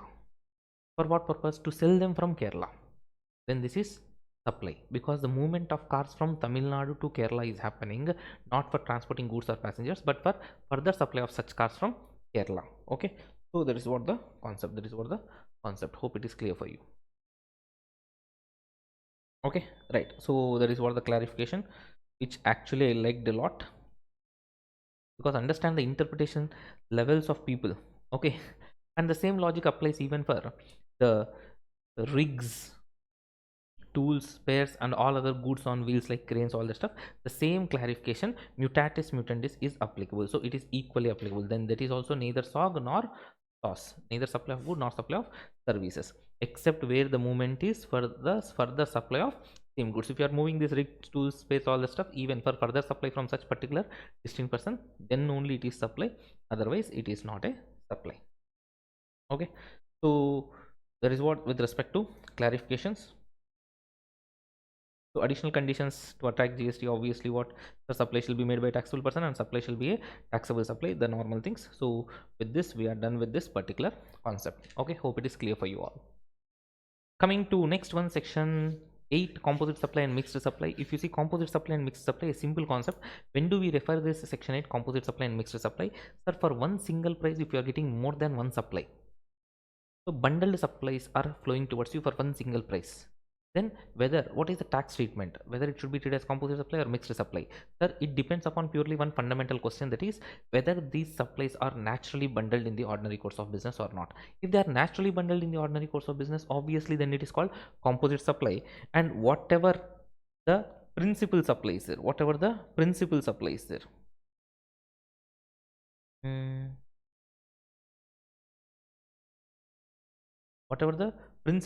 that is the predominant supply in that bundle, that will be treated as principal supply. The whole transaction will be treated as supply of such principal supply. Whatever the GST provisions are applicable for that particular principal supply will be applicable for the entire transaction. For example, sir, you are buying a mobile phone where you are getting for 15,000 rupees, you don't know the breakup. For 15,000 rupees you are getting the phone, charger, phone case, all that stuff. Okay, 12%, 18%, 28%, like this. In such case, what is the tax treatment for this? This is a bundle of supplies flowing towards me for one single price. In such cases, what is the predominant supply? That is what I have to understand. So whatever is the predominant supply, for that what we will do? Sir, we will identify that. So here the predominant supply is what? They are naturally bundled when you are buying a phone, obviously, unless you are an iPhone user. The charger, phone case, obviously nowadays you will be getting it together in the box. So because they are naturally bundled in the ordinary course of business, the principal supply, predominant supply in this is nothing but mobile phone.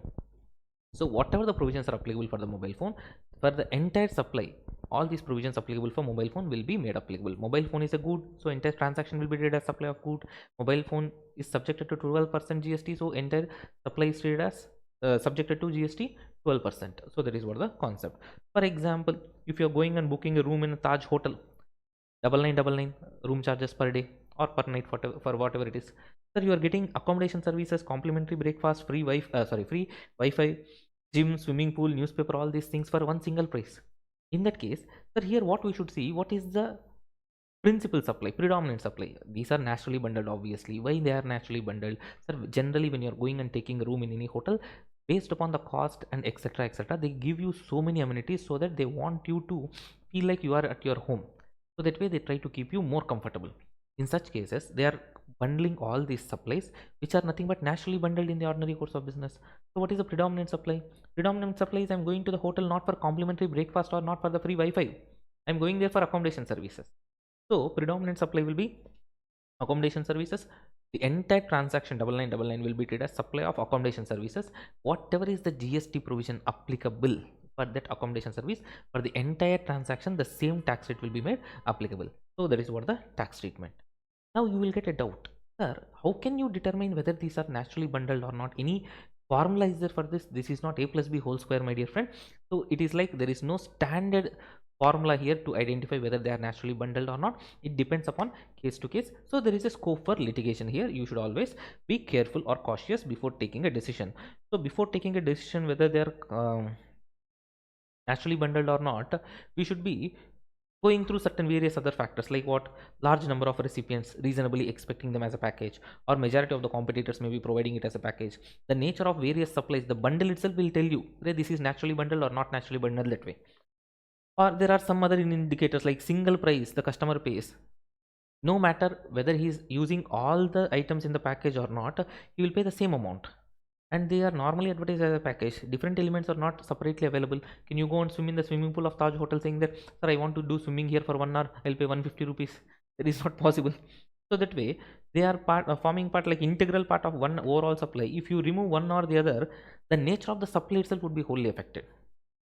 For example, now I provide you classes, but I don't give you material. Sir, when the material is removed, the nature of supply is obviously affected or not. So that way, if you remove one element from the bundle, there are chances that they may be like uh, affecting the supply. So that way you should take a cautious call whether they are naturally bundled or not. So as we have discussed, if they are naturally bundled, then that will be treated as composite supply. Whatever is the predominant supply, you identify as that, and the entire transaction, the tax treatment will be according to the predominant supply. Sir, what if they are not naturally bundled? If they are not naturally bundled, then we call it as mixed supply. So what is the tax treatment for mixed supply? The tax treatment for mixed supply is whatever in that bundle attracts the highest rate of tax, the entire transaction will be treated as such supply which is attracting highest rate of tax. Now, for example, on your favorite festival, that is Feb 14th, you go to any shop, you'll be finding this gift box where you have dairy milk, silk, rose. I tried my level best to draw a rose there, and teddy bear, greeting card, keychain, all these things. So in this bundle, sir, there are so many items which are subject to different GST rates. Are they naturally bundled? Of course not. In that case, what is the tax treatment? Sir, it will be treated as mixed supply. If it is mixed supply, what is the tax treatment? This entire package of 999 rupees will be treated as supply of dairy milk, silk, which attracts highest rate of tax in that particular bundle. So that is what the tax treatment. So what is the tax treatment? When more than one supplies are flowing towards you for one single price, sir, the tax treatment is identify whether they are naturally bundled or not. Naturally bundled, principal supply. So whatever is that tax rate and the tax treatment for principal supply will be applied for the whole transaction. No, sir, they are not naturally bundled. Identify the supply in that bundle which attracts highest rate of tax. So the entire transaction will be treated as such supply which is attracting highest rate of tax. Sir, how do I decide whether they are naturally bundled or not? That depends upon facts and circumstances. It is based upon the situation. So please take a cautious call there, right? So that is what all about section 8, composite supply and mixed supply. Here there is a small clarification of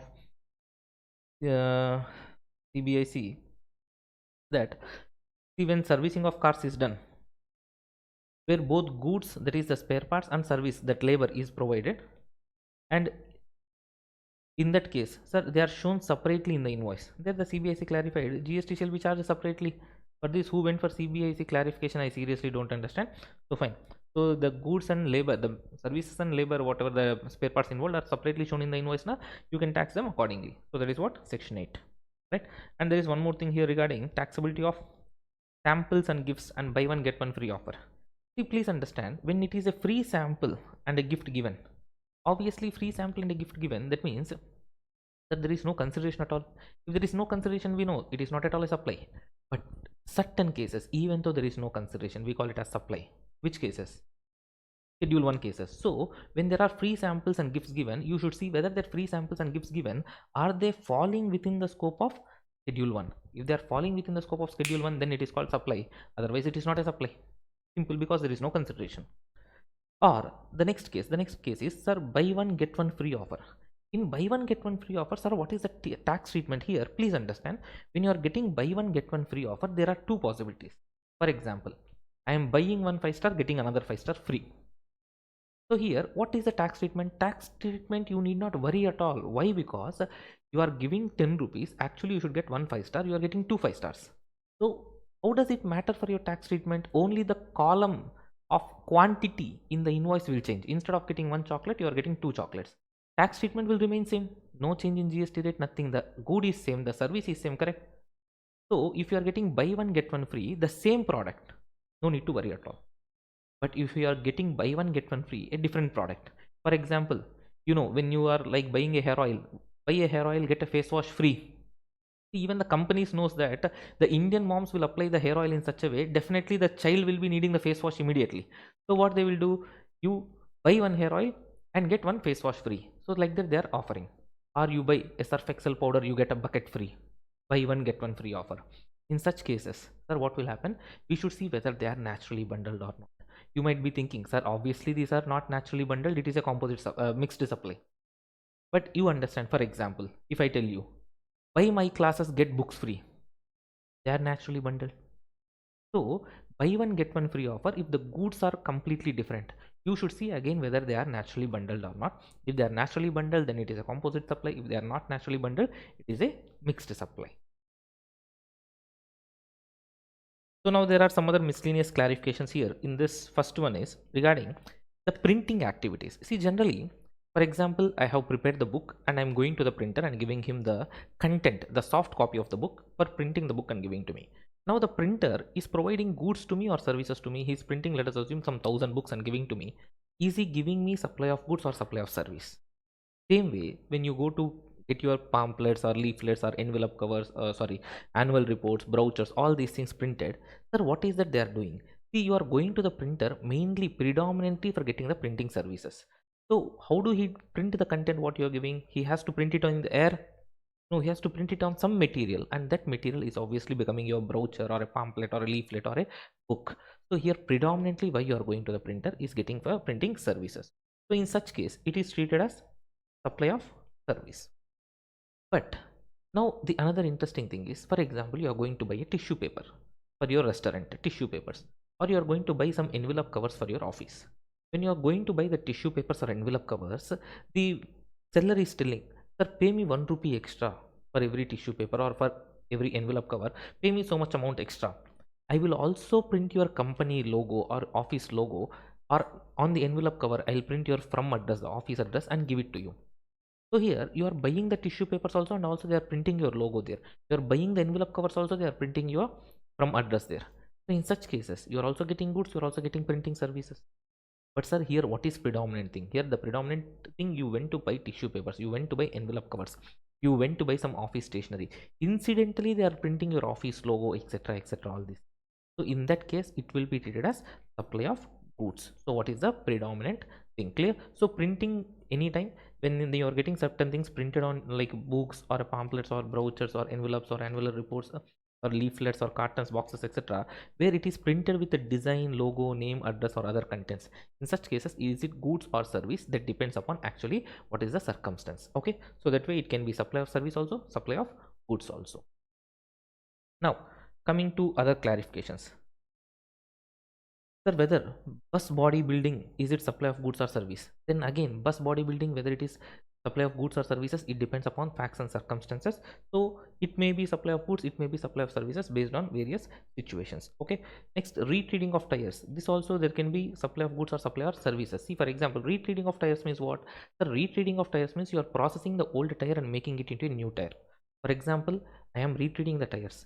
You are bringing me your old tires, I am doing the retreading process and giving it to you. That is supply of service.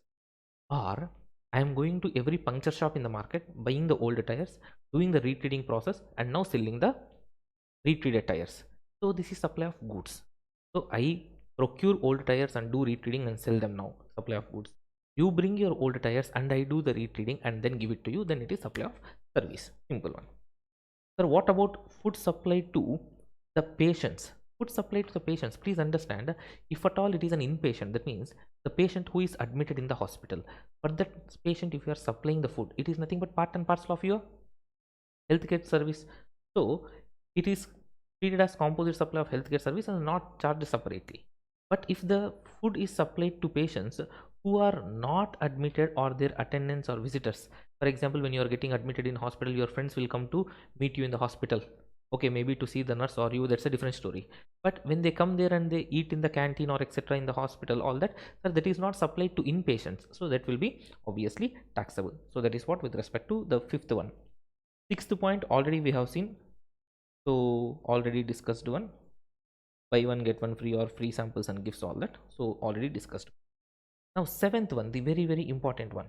So the seventh one is when you are going to theaters, movie theaters, you are buying the food and beverages. Some people will go to theater only for eating popcorn. That's a different story. So for such people, sir, we are selling the ticket also. We are selling the food and beverages also. What is the tax treatment? There the department has clarified. If the food and ticket are billed together, then it will be treated as composite supply. The predominant element is sale of ticket here. So the total transaction will be treated as sale of ticket and will be charged accordingly. No, they are billed separately. The ticket billing is separate and the food and beverages billing is separate. So ticket is obviously, you have understood that it is treated as supply of service of exhibiting the cinematographic films, and supply of these food and beverages will be treated as restaurant services. So food and ticket in theater charged together, sale of ticket, consider it that way, supply of service.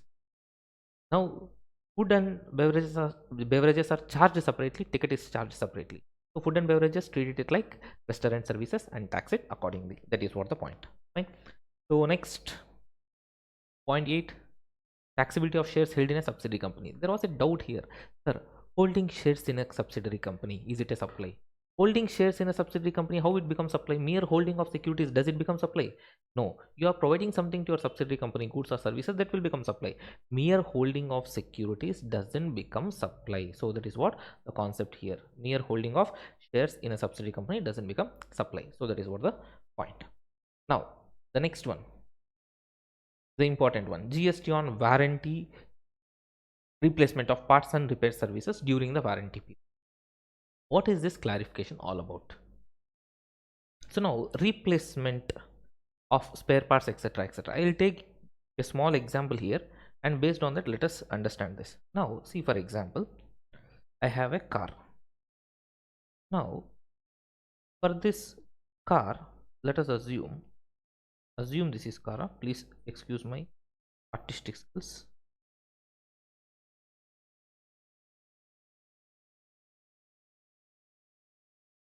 Now, for this car, imagine, let us assume the silencer has some issues when I have purchased. So there are some issues with silencer. So what I am doing, I am going to the showroom. So that means I can say here it is nothing but dealer. Now what this dealer is doing, dealer is saying, Vishnu sir, this is in warranty period, we will do free replacement because this is in warranty period. Now what is the tax treatment for this? Sir, what is the tax treatment for this? Sir, there is no GST here because it is free. Because it is free, no GST for the free replacement of the spare part. And even though they are saying it free, you know, technically whatever the replacement period, etc., etc., all these things, they would have made a calculation and they have added that in the cost. So even though for the namesake it is free, sir, it is the cost of all these things they would have estimated and that would have been added in the cost of the car. So the GST losses, even though you are saying it free, it is technically not free. So no need of any reversal of ITC. No reversal of ITC also required. Okay. So this is the story of what I want to replace my silencer, car silencer, because it is in warranty period. No consideration they are charging. No consideration they are charging, and no reversal of ITC also involved. Am I clear with this? Now coming to the next step, sir, here the showroom dealer is making the replacement here, correct? But what is the tax treatment for this? Because the showroom dealer, he will charge this to the manufacturer. He will charge this silencer to the manufacturer. That means how this showroom dealer is getting that silencer is what important, because to do this free replacement, all that stuff, that is the responsibility of the manufacturer. So on behalf of manufacturer, the showroom dealer is doing it. For the customer, from Vishnu's point of view, from my end, they are not charging any consideration from me. There is no GST. But here, sir, to do this replacement, the showroom dealer uses a silencer. Uses the silencer. Now, who has to bear that? The manufacturer has to bear that. So what can be the various possibilities? Now please understand that generally the manufacturer is selling the spare parts, to the dealer. Dealer is also selling the spare parts to the customers whenever they need, whenever they buy, apart from replacement activities actually. So whenever the customers are coming, that spare parts the dealer is selling. Now sir, my car silencer dealer, the Honda showroom dealer, is doing the replacement. So for that, first thing what is happening now, is already buying the spare parts from the manufacturer and using. In this replacement period, whose responsibility to replace this? Manufacturer responsibility. Who is doing it? The showroom dealer is doing it. When showroom dealer is doing, who should give silencer? The manufacturer should give. What is happening here now? Showroom dealer, the Honda car dealer, is saying, sir, I have already a silencer, I have purchased from you, know, spare parts, so that I am using. So for example, now, so what can be the possibility now, sir? Manufacturer will sell the spare parts to the distributor. So what distributor will do, that distributor means here I am talking about the showroom dealer. Distributor sells the spare parts and raises the invoice to the manufacturer for spare parts. That means the dealer has purchased the silencer from the company, Honda company. What the Honda car dealer is doing, the showroom fellow, because he is using the silencer. See, he has purchased it to sell to customers, but he is using the silencer for replacement period, which Honda company should do. So what he is doing, whatever the stock he is having, he is using that silencer, and then he is raising invoice to Honda. Sir, this silencer I have used, you pay consideration for that and pay GST. So they will pay GST and close it, and of course the Honda company will take ITC. Or there is another option. What is another option? For example, the Honda company would have purchased 100 silencers from Honda company. The dealer would have purchased 100 silencers. So Honda company gave invoice for 100 silencers to the dealer. Now what dealer will say, sir, 100 silencers I have purchased, sir, but one silencer I have used for your purpose only, no, for your free replacement only, no. So I will not pay for 100 silencers. I will pay only for 99 silencers. So for this one silencer, he will ask the Honda company to raise a credit note. So what will happen? Honda company will raise a credit note on the Honda showroom dealer, and the dealer will reverse the ITC accordingly. Am I clear? So the distributor uses the spare parts and asks the manufacturer to raise the credit note. So the manufacturer will raise the credit note, that is the Honda company raises the credit note on the dealer, and this fellow will reverse the ITC, proportionate ITC. That is why the ITC comes down for the showroom fellow, the dealer. Clear? So these are the possibilities here. So manufacturer is selling the spare parts to the distributor. Distributor is using the spare parts which he has purchased. One option is, because he has already purchased, now it is like indirectly he is selling it to the manufacturer again. So he will raise a new invoice on the manufacturer, charge GST, manufacturer will take ITC. No, what is another option? Manufacturer already sold the goods to the spare parts to the distributor. Those spare parts he is using for free replacement, which is the responsibility of manufacturer again. So what he will do, he will ask the manufacturer, sir, reduce my invoice, because out of 100 silencers I have purchased, 1 silencer, 5 silencers, 10 silencers I have used for your free replacement. I will not pay money for that. Then the manufacturer will say, okay, no problem, I will raise credit note on you. So no need to worry. And as a recipient, the showroom fellow, the dealer's ITC will come down because he has taken a credit note from the manufacturer. That is the possibility. Now, sir, manufacturer is selling the spare parts to distributor. Distributor is using those spare parts. Fine. What if manufacturer is not selling any spare parts to the distributor? Manufacturer says, hey, any free replacement comes, you tell me, I will send the goods to you, you use it. So manufacturer is not selling the spare parts to distributor, but manufacturer is sending whenever the free replacement is there. Silencer you need, you just place an order like this, free replacement, one silencer came, I will send the silencer, you use it. Now please understand, manufacturer sends the goods first and distributor uses them. Where there is consideration here between manufacturer and distributor? So no GST, nothing, no GST implication.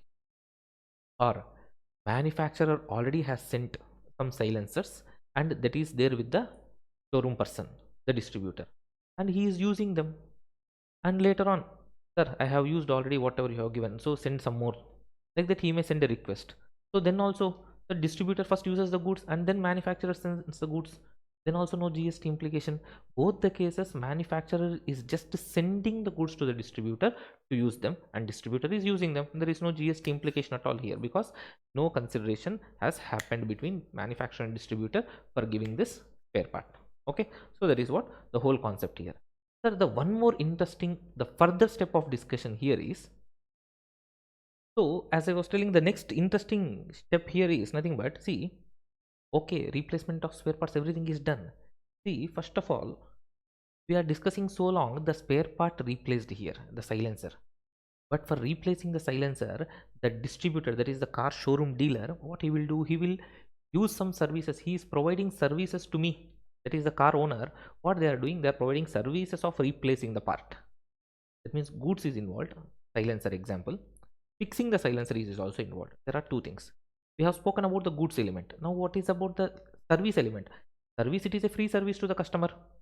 For customer it is free service, sir, but that means it is nothing charged to the customer, it is free for customer. But the car showroom dealer, the distributor, what he will do, he will raise invoice to the manufacturer, because manufacturer's responsibility is, when the free services are provided by these distributors or car showroom people, to make the payment to them.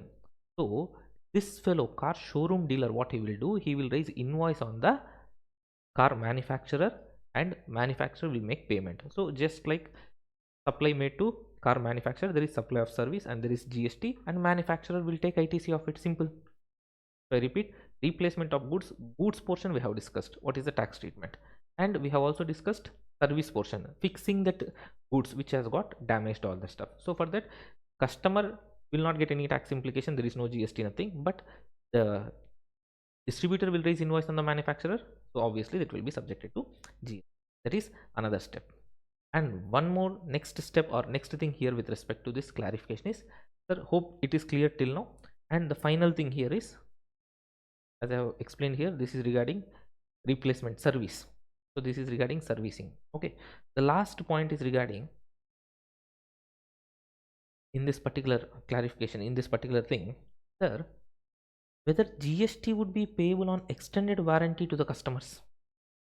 What do you mean by this extended warranty to the customers? You will be seeing, no, whenever you are purchasing a mobile, for example, there is a warranty for the display 1 year. They will say you pay something extra, 500 rupees extra, 2000 rupees extra, will give you 2 years extra warranty.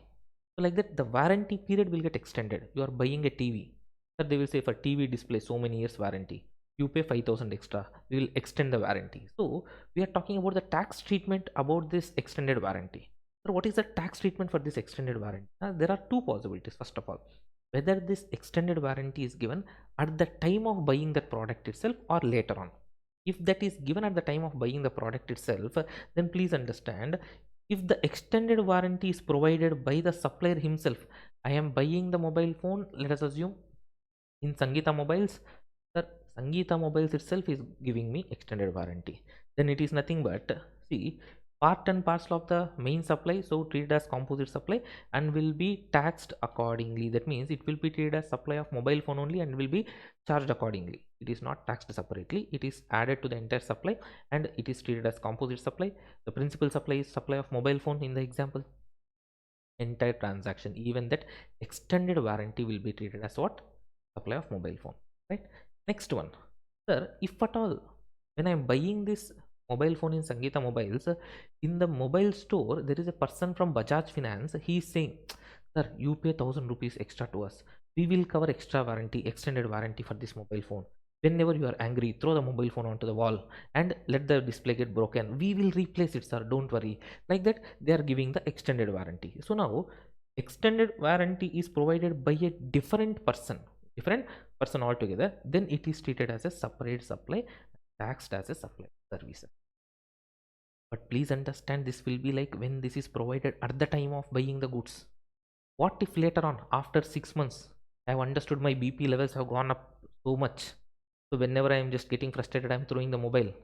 So in such case, I want to go and take extended warranty for safety, because nowadays, if you see, mobile will be like 1 lakh rupees, and if there is any display is broken, the display itself is costing 60-70,000. So that should not be the case. So we are going for the extended warranty. So when I'm going for extended warranty now, no matter extended warranty is given by the mobile shopkeeper or any other separate person, both the cases, that means when you go for extended warranty after the supply is over, it will be treated as a separate supply and will be taxed accordingly as a supply of service, no matter whether it is provided by the supplier or by the third person, it does not matter. Okay, so that is what the point. So the next one, I don't know which intelligent fellow got this doubt actually. So the doubt is regarding, we'll be seeing there will be so many ventures which will be like selling the lands, etc., etc. People will be doing purchasing acres of land outskirts, and they will be leveling the land and they will be selling the plots. Somebody got a doubt, sir, after leveling the land we are selling that land in plots, whether it is supply, whether it will attract GST. After leveling the land, land remains still land, it doesn't become a cricket bat, right? So it is still immovable and it is not a supply. But the process of leveling the land, the process of constructing the compound wall, the process of putting up the drainage lines or putting up the electricity infrastructures, all that stuff, these things will become supply. But sale of land after leveling the land, still it is a land only, it is immovable property, so it is not a supply. Now please understand, I repeat, ignore the page numbers and chapter numbers. It may vary here and there, so don't worry about them. But this PDF will be shared to you in our Telegram channel, which is the link is given in the description. So focus on the lecture. Now, first one regarding the free replacement services and the goods what we are using in free replacement. What is the GST treatment? Okay. So first, if you see, understand, I am having a Honda car. Now, sir, there is a silencer issue for that. During the first year itself, during the free replacement period itself, so there was some issue with the silencer. So what I am doing, I am taking the car to the showroom dealer. So what showroom dealer is doing? Showroom dealer is replacing the spare part freely, and he will be doing it on behalf of the manufacturer or on his own, whatever it is. So imagine he is raising invoice to the manufacturer. That is the situation. So for me, there is no direct connection with Honda company. So I will go to the showroom dealer. Showroom dealer will ask the manufacturer to do the needful, but actual processing, everything, the free replacement, servicing, etc., everything fully will be done by the showroom fellow. Now here, first of all, first number one clarity, sir, free replacement they are doing. What about the silencer? See, the showroom dealer is using a silencer to provide free replacement. That means there is no consideration here. Because there is no consideration, we can say there is no supply. But please understand, when I am buying the car itself, that they would have calculated everything like free replacement, warranty, goods, servicing cost, everything, and they have added to the cost of the car, and they have sold the car to me. That means even though they are saying it free replacement, technically it is not a free replacement because the cost is already recovered. So because already cost is recovered, now they are not charging anything. Because of that, there is no GST right now on this free replacement silencer, whatever they are using. On that right now there is no GST. So this is first clarity. Now, sir, they are using a silencer for providing some free service. No, sir. Should they reverse the ITC on the silencer? Not required, as I already told you, sir. No reversal of ITC required, because the reason is, even though they are saying it free, it is not technically free, because for this the consideration they have already charged. So fine. Now the part what they are using, the silencer, for example, free, on the GST implication we have understood. Now the next segment in this particular thing is, sir, this showroom person is doing this free replacement. No, for that he has to get the silencer from the manufacturer, right? So he is getting the silencer from the manufacturer. For that, what is the tax treatment? Let us understand.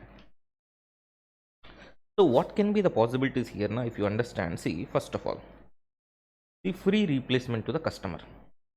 Now, sir, when free replacement to customer is happening, first possibility, see, manufacturer is generally selling the spare parts to the showroom dealer, and showroom dealer is selling the spare parts from his showroom. That is their normal practice. Now, in such case, here silencer should be used for free replacement. So what the distributor is doing now? Distributor will be already having some stock which he purchased from the manufacturer and is generally selling in the market. That goods, that means his own stock, distributor is using. That can be the possibility. Okay. In such case, distributor, what he will do? He will use his own goods and will raise a fresh invoice for the silencer to the manufacturer, because he already purchased the silencer from the manufacturer. The same silencer he is using, but using this silencer is the responsibility, giving this silencer is the responsibility of the manufacturer. Manufacturer should give the silencer, so that the distributor or the showroom fellow, here in the example, will use it for free replacement. Here what distributor is doing, he is already having his own stock of silencers which he already purchased from the manufacturer. For that same silencer he will use in the car, and he will raise a new invoice to the manufacturer, and he will charge GST. So ITC can be taken by the manufacturer on that invoice. Simple. This is the first possibility. Again, sir, he is using his own stock, own silencers, and asking the manufacturer. Manufacturer might have sold 50 silencers earlier. Manufacturer would have raised invoice on the distributor earlier. Now, what the distributor will do? Distributor will not raise invoice on the manufacturer. Sir, you are a big fellow, on you I cannot raise invoice. But you raised invoice on me. No, you sold me 50 silencers, right?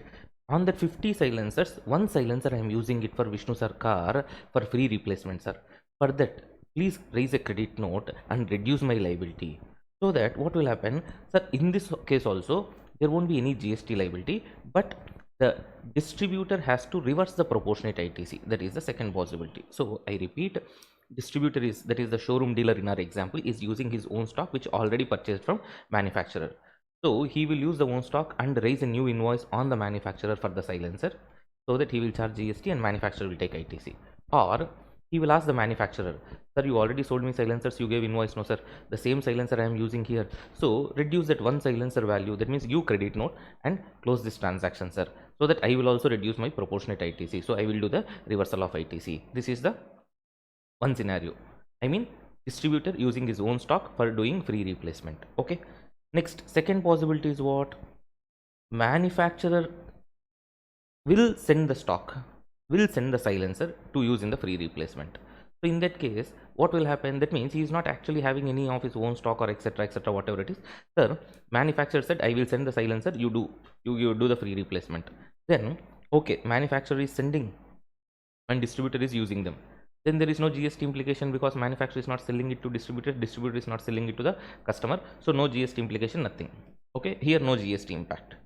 But already some goods, some silencers which we have already sent for free replacement etc, manufacturer's goods itself I am having with me. Manufacturer silencer itself, like sorry, manufacturer, I have purchased something out of my own stock etc, I have some silencers with me, my own silencers. So what I will do, I will use my own silencers. Later on, however, manufacturer will send one silencer, no, I will take it in my stock. So there also what will happen, again see, understand, there also no GST, nothing. That means understand, manufacturer will send the silencer and I should use it. First, he has sent, I have used, no GST implication. Second thing, sir, he is sending, but I am not able to wait till that time, or customer is forcing me all the stuff. So what I am doing, I am using silencer what I am having with me. And when manufacturer is sending the silencer, now I am keeping it with me. So here also what, no GST implication, nothing. This is with respect to free replacement of the goods. Now please understand here one more interesting point is, see, we have discussed about free replacement. Free replacement provided to customer by the showroom. Sir, what is it we have understood? No GST implication, no need to reverse ITC. This is first thing we have discussed. Second thing, we have discussed about the goods. Whatever the goods you are using in free replacement, what is the tax treatment for that? That we have discussed.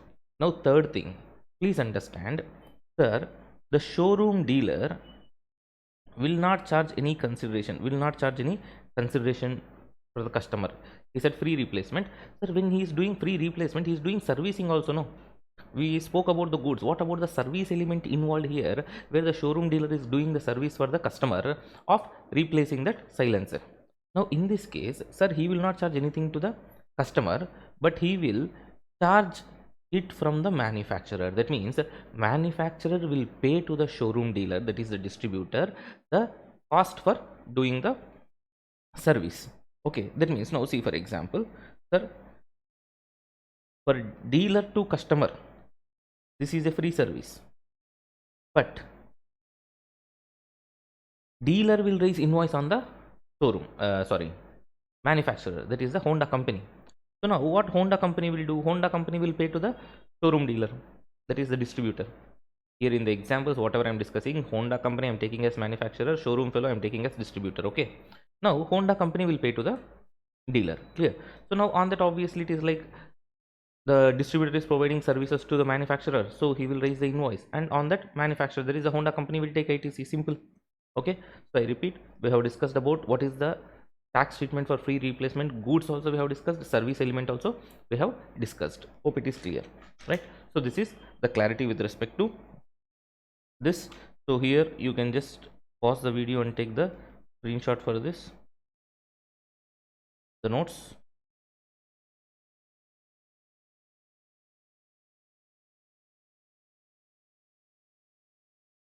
And next this one.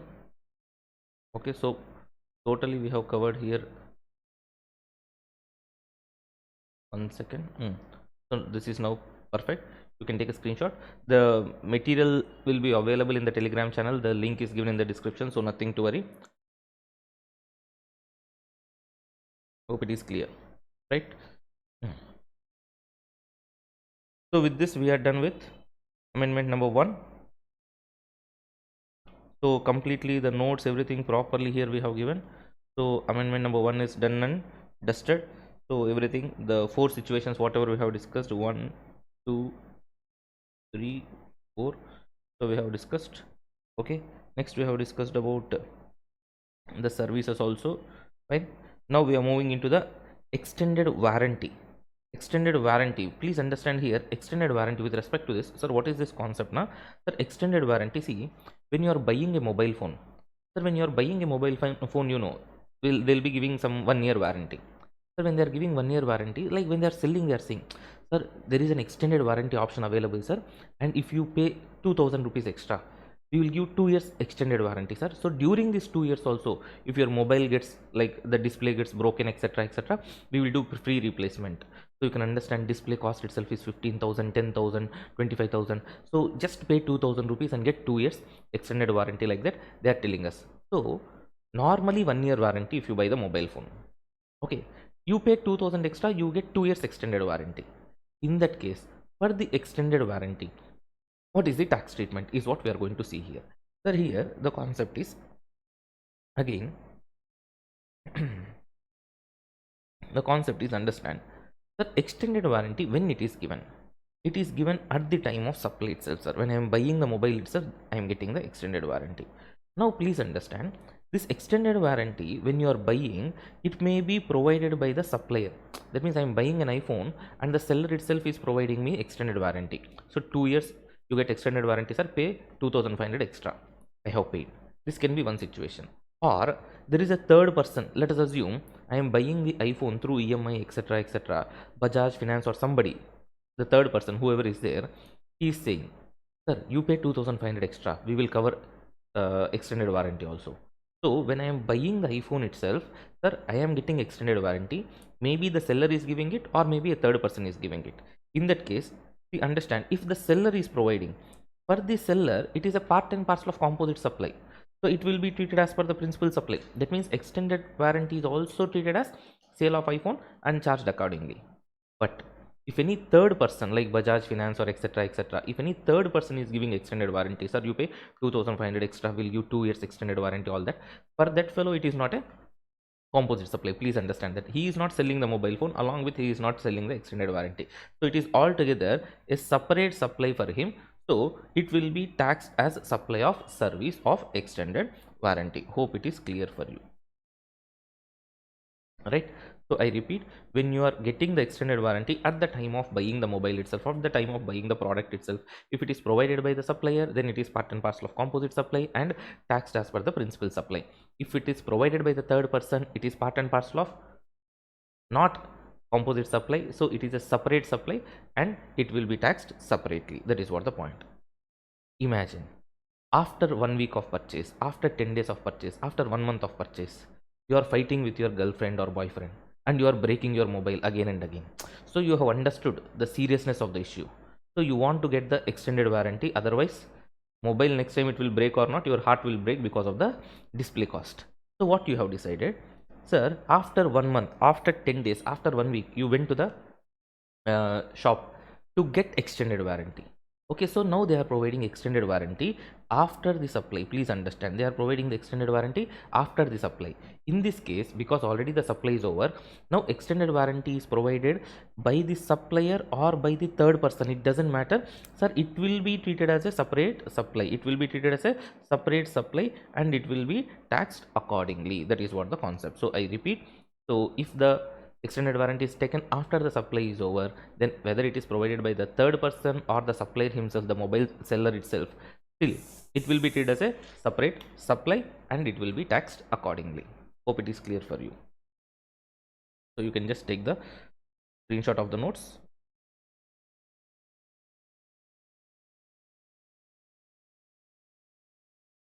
So that is what the concept of extended warranty. With this, we are done with this amendment. Next, a very small amendment regarding GST on preferential location charges.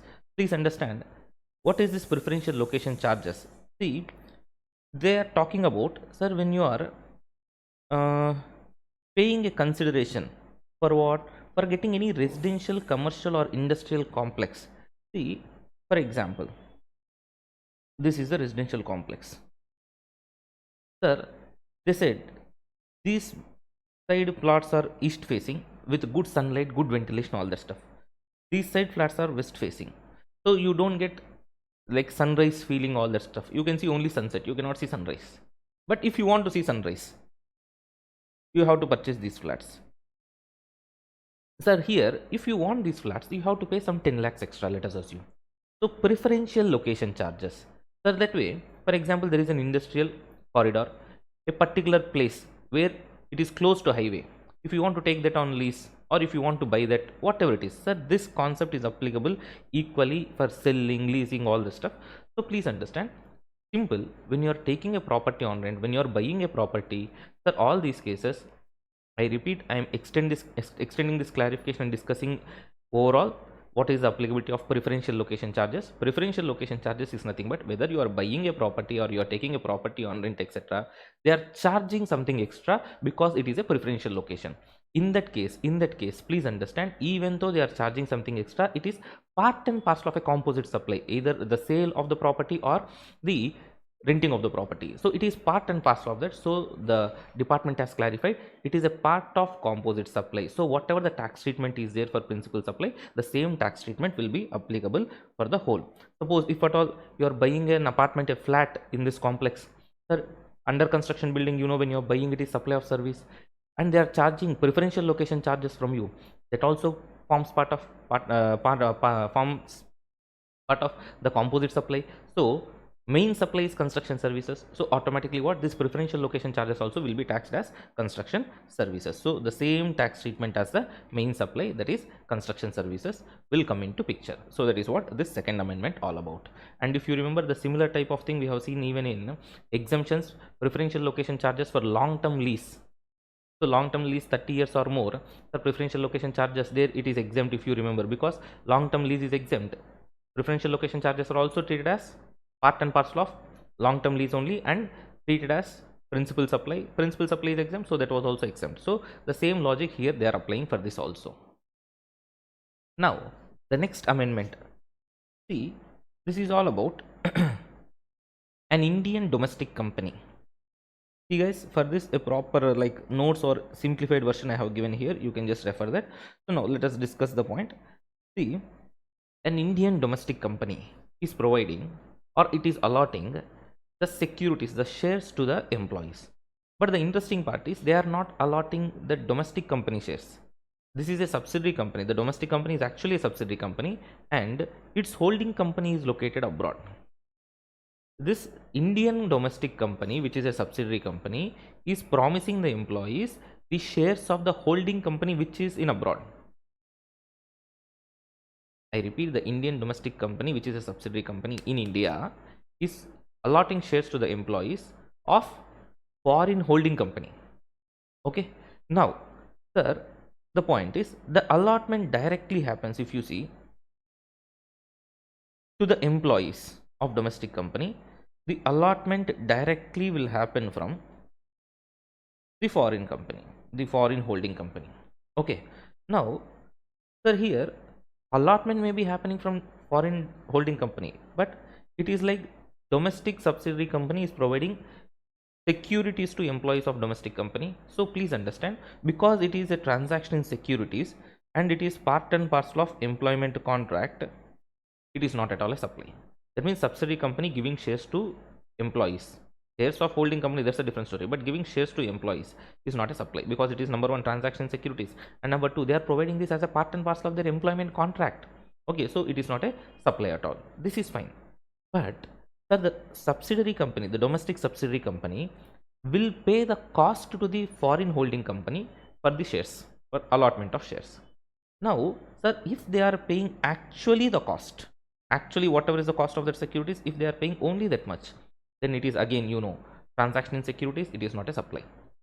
But sir, if they are paying any additional consideration, let us assume the securities value is $10 lakh and we are paying only $10 lakh, no problem, it is not a supply.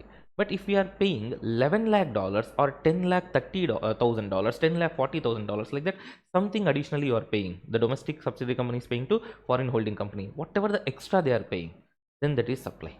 Okay, let us assume $30,000 extra they have paid, $1 lakh extra they have paid, that will become supply. And on that, sir, it is treated as importation of services from foreign holding company by domestic subsidiary company. So what will happen on that? The domestic subsidiary company should pay GST. It is treated as supply of service, and they should pay GST under reverse charge mechanism. That is what the concept. Simple one. Simple one. I will summarize again.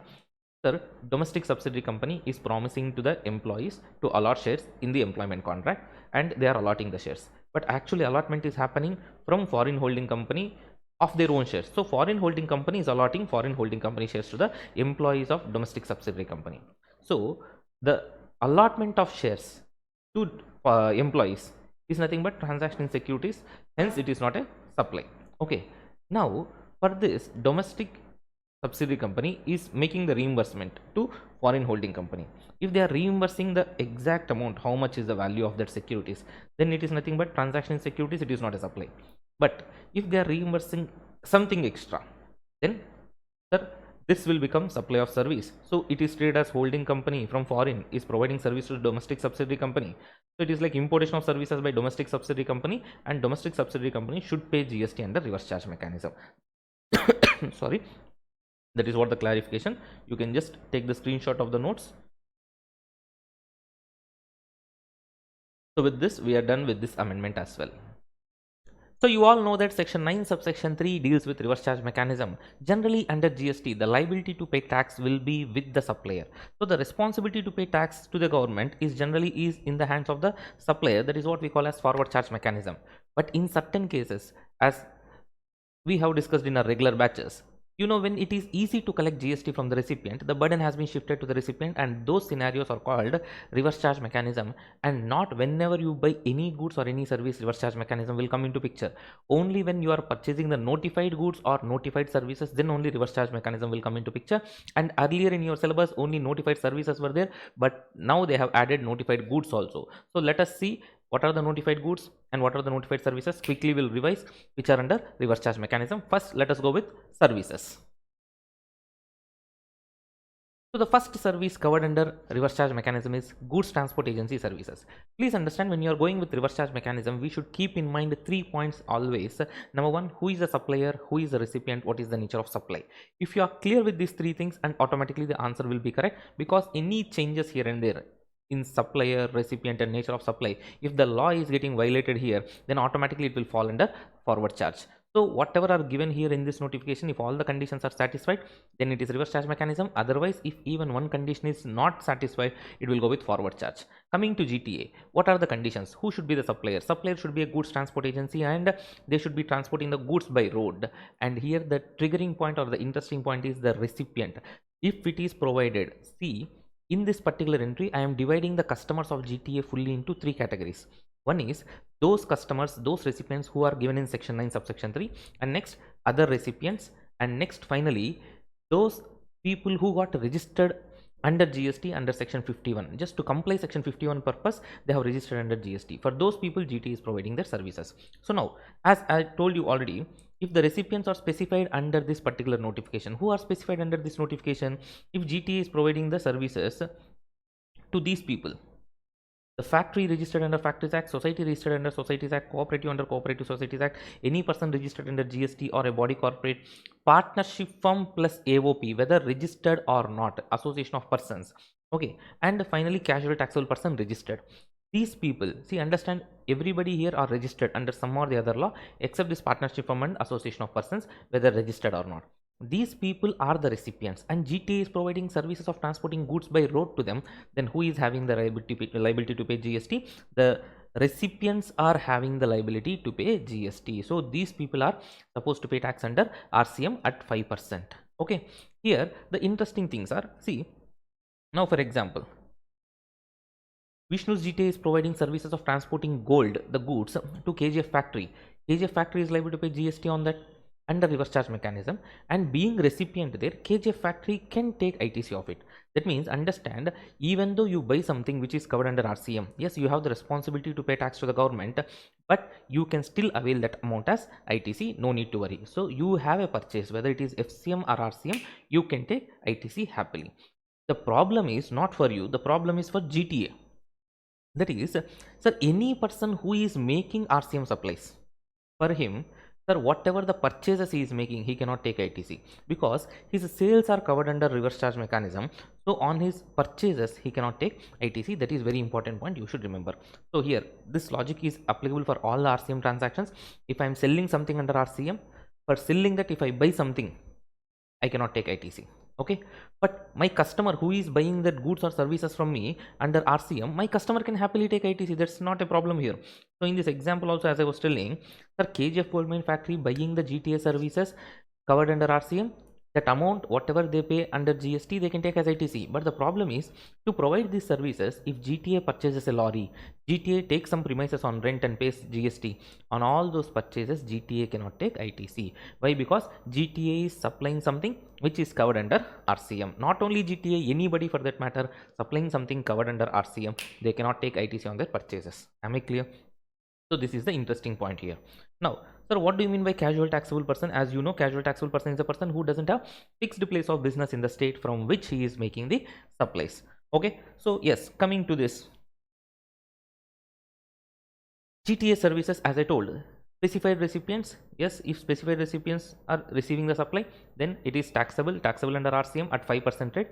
But here one option is given to GTA, that is GTA wants to decide it under FCM, they can go with FCM. And if they are going with FCM, they should charge GST 12% from the customer and collect it from the recipient and pay it to the government. Here the interesting point is GTA now is providing FCM supplies, that means their sales are covered under FCM. So automatically whatever they are purchasing, they can take ITC on that. Are you clear? So GTA has two options. General option is not FCM for GTA. General option is RCM. If GTA wants to convert it into FCM, GTA has to take registration and has to raise invoice to the customer with 12% rate and has to charge 12% GST from the customer and pay it to the government. And now GTA is buying a lorry, GTA is taking any premises on rent, etc. Whatever the purchases are there, GTA can take ITC. That is the first set of customers about. To anybody else, if GTA is providing services, for example, individuals who are not registered under GST.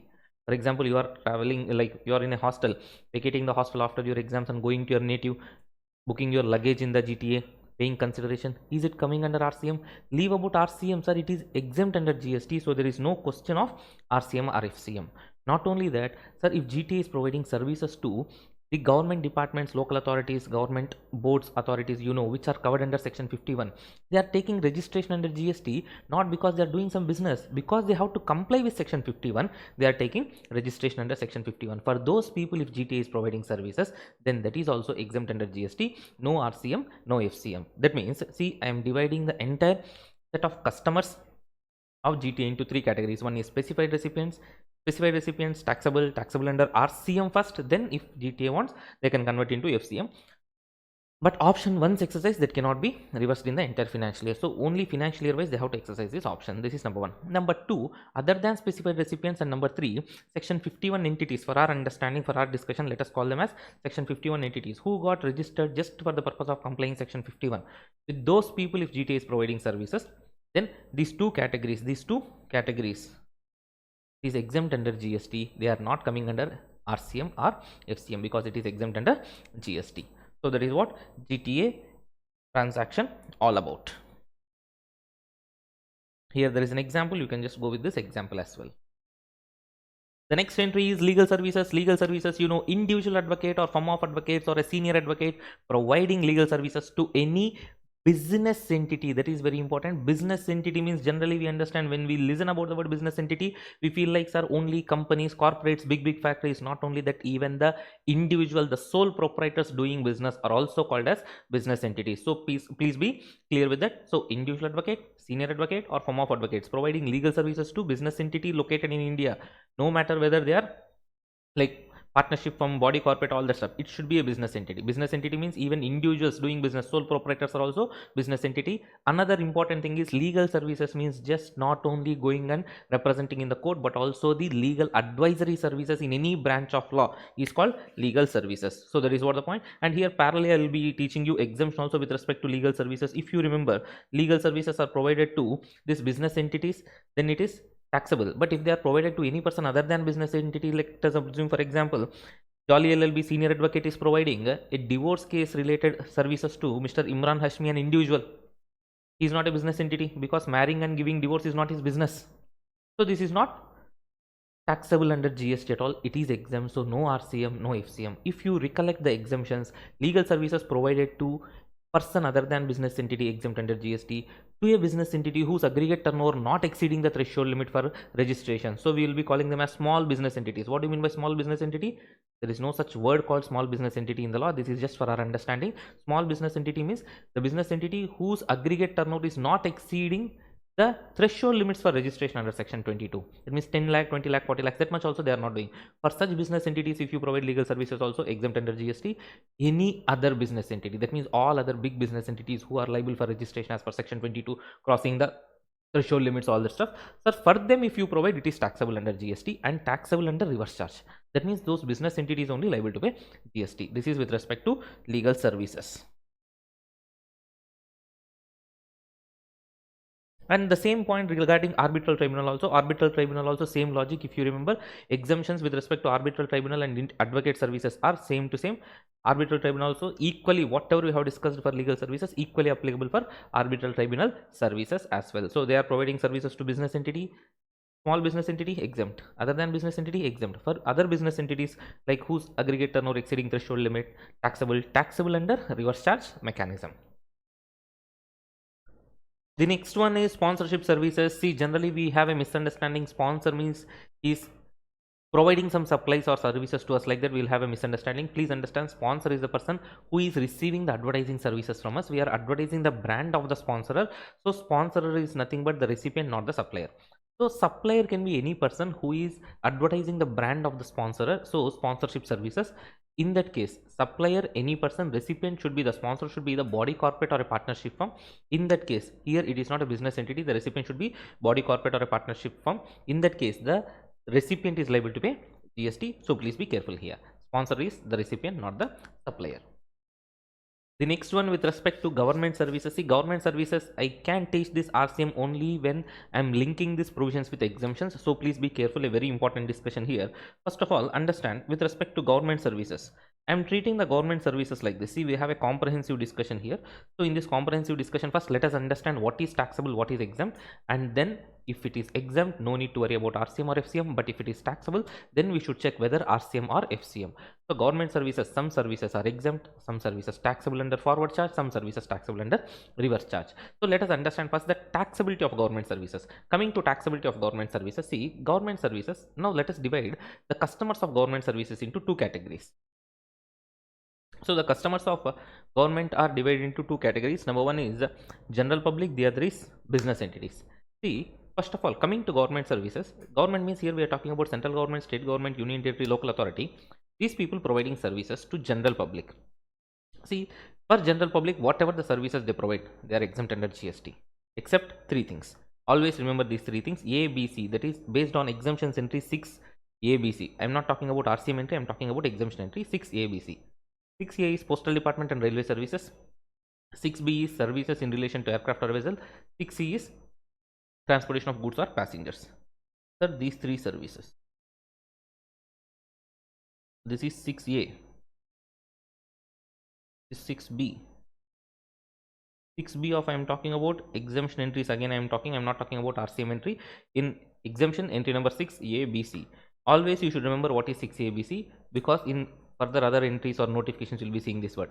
So now coming to the point, except these services, these three, whatever are provided by government to general public are exempt under GST. Simple, remember this. Now on these three services, these three are taxable. These three are taxable under forward charge. Always remember these three services, always taxable, always forward charge. Postal department, Indian Railways. Next, transport services in relation to aircraft or vessel. Next, transportation of goods and passengers. These three services taxable under forward charge even if it is provided to general public. Any other services to general public, exempt. No RCM, no FCM. But sir, if you come to business entity, when you come for business entities, any service provided to business entity, 6A, B, C is for taxable for general public itself, then will we give any exemption to business entity? For them also it is taxable only. 6A, B, C it is taxable. Apart from 6A, B, C, any other services also taxable. But the only relaxation here is, sir, if the business entity, what we are doing now, if the business entity is a small business entity, that means whose aggregate turnover is not exceeding the threshold limit 10, 20, 40 lakhs. In such cases, for such business entities, if government is providing services other than ABC, other services will be exempt under GST. No RCM, no FCM. Are you understanding the point? But 6ABC, the Postal Department, Indian Railways, this transportation of goods and passengers, this services in relation to aircraft or vessel, all these are taxable even if it is a small business entity. Apart from that, any other service, provided to small business entity, exempt under GST, no need to worry about RCM or FCM. But for other big business entity like Geo or Reliance, Wipro, Infosys, or anybody, sir, we are doing a turnover greater than the threshold limits. For us, if any service provided by government, that is taxable under RCM. But for business entities like other than small business entities or big business entities, for them, if the government is providing services for which they are charging consideration less than or equal to 5,000 other than ABC, that is exempt under GST. Always remember, whatever we discuss here, for ABC, no relaxation whatsoever. Right away, taxable under forward charge. General public, ABC, taxable. Business entity, small business entity, ABC, taxable. Big business entity, ABC, taxable. Greater than 5,000, taxable. Less than 5,000, taxable. Equal to 5,000, taxable. ABC doesn't enjoy any relaxation here. Okay. So, for general public, ABC, taxable. Forward charge. Other services, exempt. For small business entities, ABC, taxable. Forward charge. Other services, fully exempt. No need of RCM, FCM. For other business entities, that means like whose aggregate turnover is exceeding 10, 20, 40 lakhs, ABC, taxable, forward charge, no matter what is the consideration. But other services, if the consideration is less than or equal to 5,000, enjoy the exemption. If it is greater than 5,000, taxable under reverse charge. That is what the whole concept. Clear? Here, in this entire discussion, there is one more special guest for us. That special guest is nothing but renting of immovable property. Combined reading of exemption entry number 5 and 5A. Entry number 5 and 5A. So, combined reading of entry number 5 and 5A. See here, renting of immovable property. Sir, renting of immovable property if we are provided by the government, then understand, if the recipient is registered fellow, then RCM. If the recipient is unregistered, then FCM. That means when I am renting the immovable property, central government, state government, union territory, all these people, sir, here for reverse charge mechanism purpose, we are also adding this reverse charge mechanism notification here. It is also extended or applicable to even the parliament, assembly, courts, and tribunals. So these people renting the immovable properties, sir, to a recipient who is registered under GST, then recipient will pay GST under reverse charge mechanism. But if the recipient is unregistered, under forward charge mechanism, government only has to pay GST to the department. Are you clear? Recipient is registered now, RCM. Not registered now, FCM. But this whatever renting of immovable property related provision is not applicable for Indian Railways. That means what is the bottom line of the story? Indian Railways renting the immovable property. It is always forward charge. The reverse charge will not come into picture. So many points we have discussed. Please understand, for everything we have a notes properly, and there is an example also properly here, all that stuff. So please make sure you are just going through the notes, writing it properly, and taking the examples.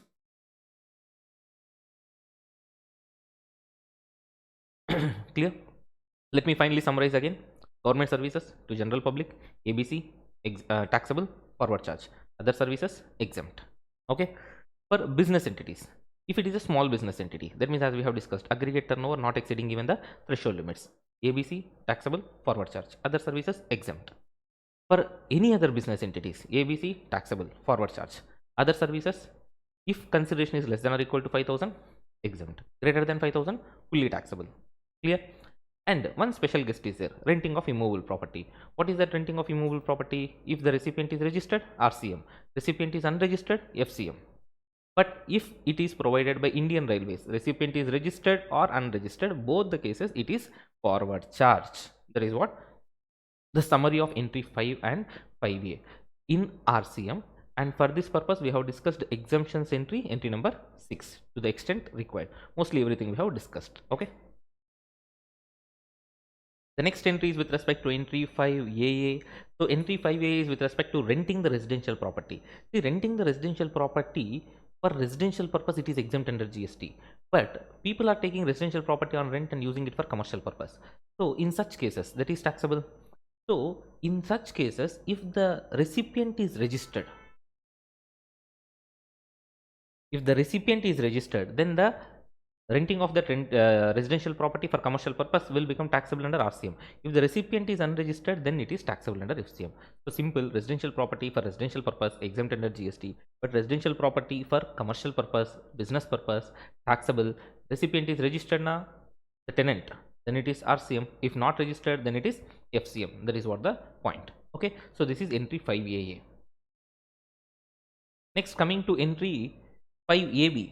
5AB, I am here connecting it with 5A also. 5AB is all about 5AA. We have seen renting of residential property, but here 5AB is all about renting the commercial property. Renting the commercial property is taxable, but here through entry 5AB, which they have implemented with an intention to make sure when the commercial properties are being rented out, if the recipient is registered, let the recipient pay GST under RCM.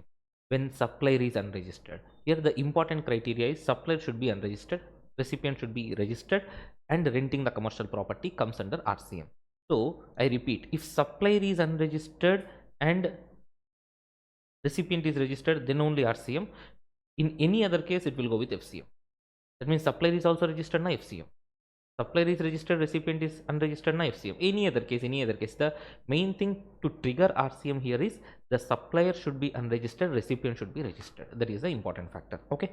Now, when you compare this with entry 5A, same thing we have seen with renting of immovable property by government also. Renting of immovable property by government, if the recipient is registered, RCM always, recipient is unregistered na FCM.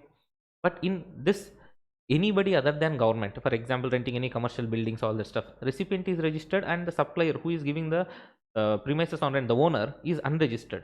Owner is unregistered, recipient is registered, commercial property, then only RCM. Any other case it is FCM. So that is the new entry number 5AB.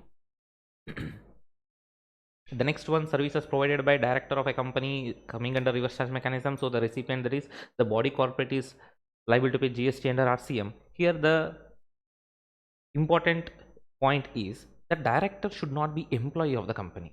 If the director is employee of the company, already it is covered under schedule 3, so there is no GST at all. So if the director is not an employee, then automatically his services are covered under reverse charge mechanism. It is a supply taxable and they are covered under reverse charge mechanism. Sir, how do I identify whether the director is an employee or not? Based upon the TDS what the company is deducting from his remuneration. TDS under section 192, then he is an employee, no GST at all, no RCM, no FCM.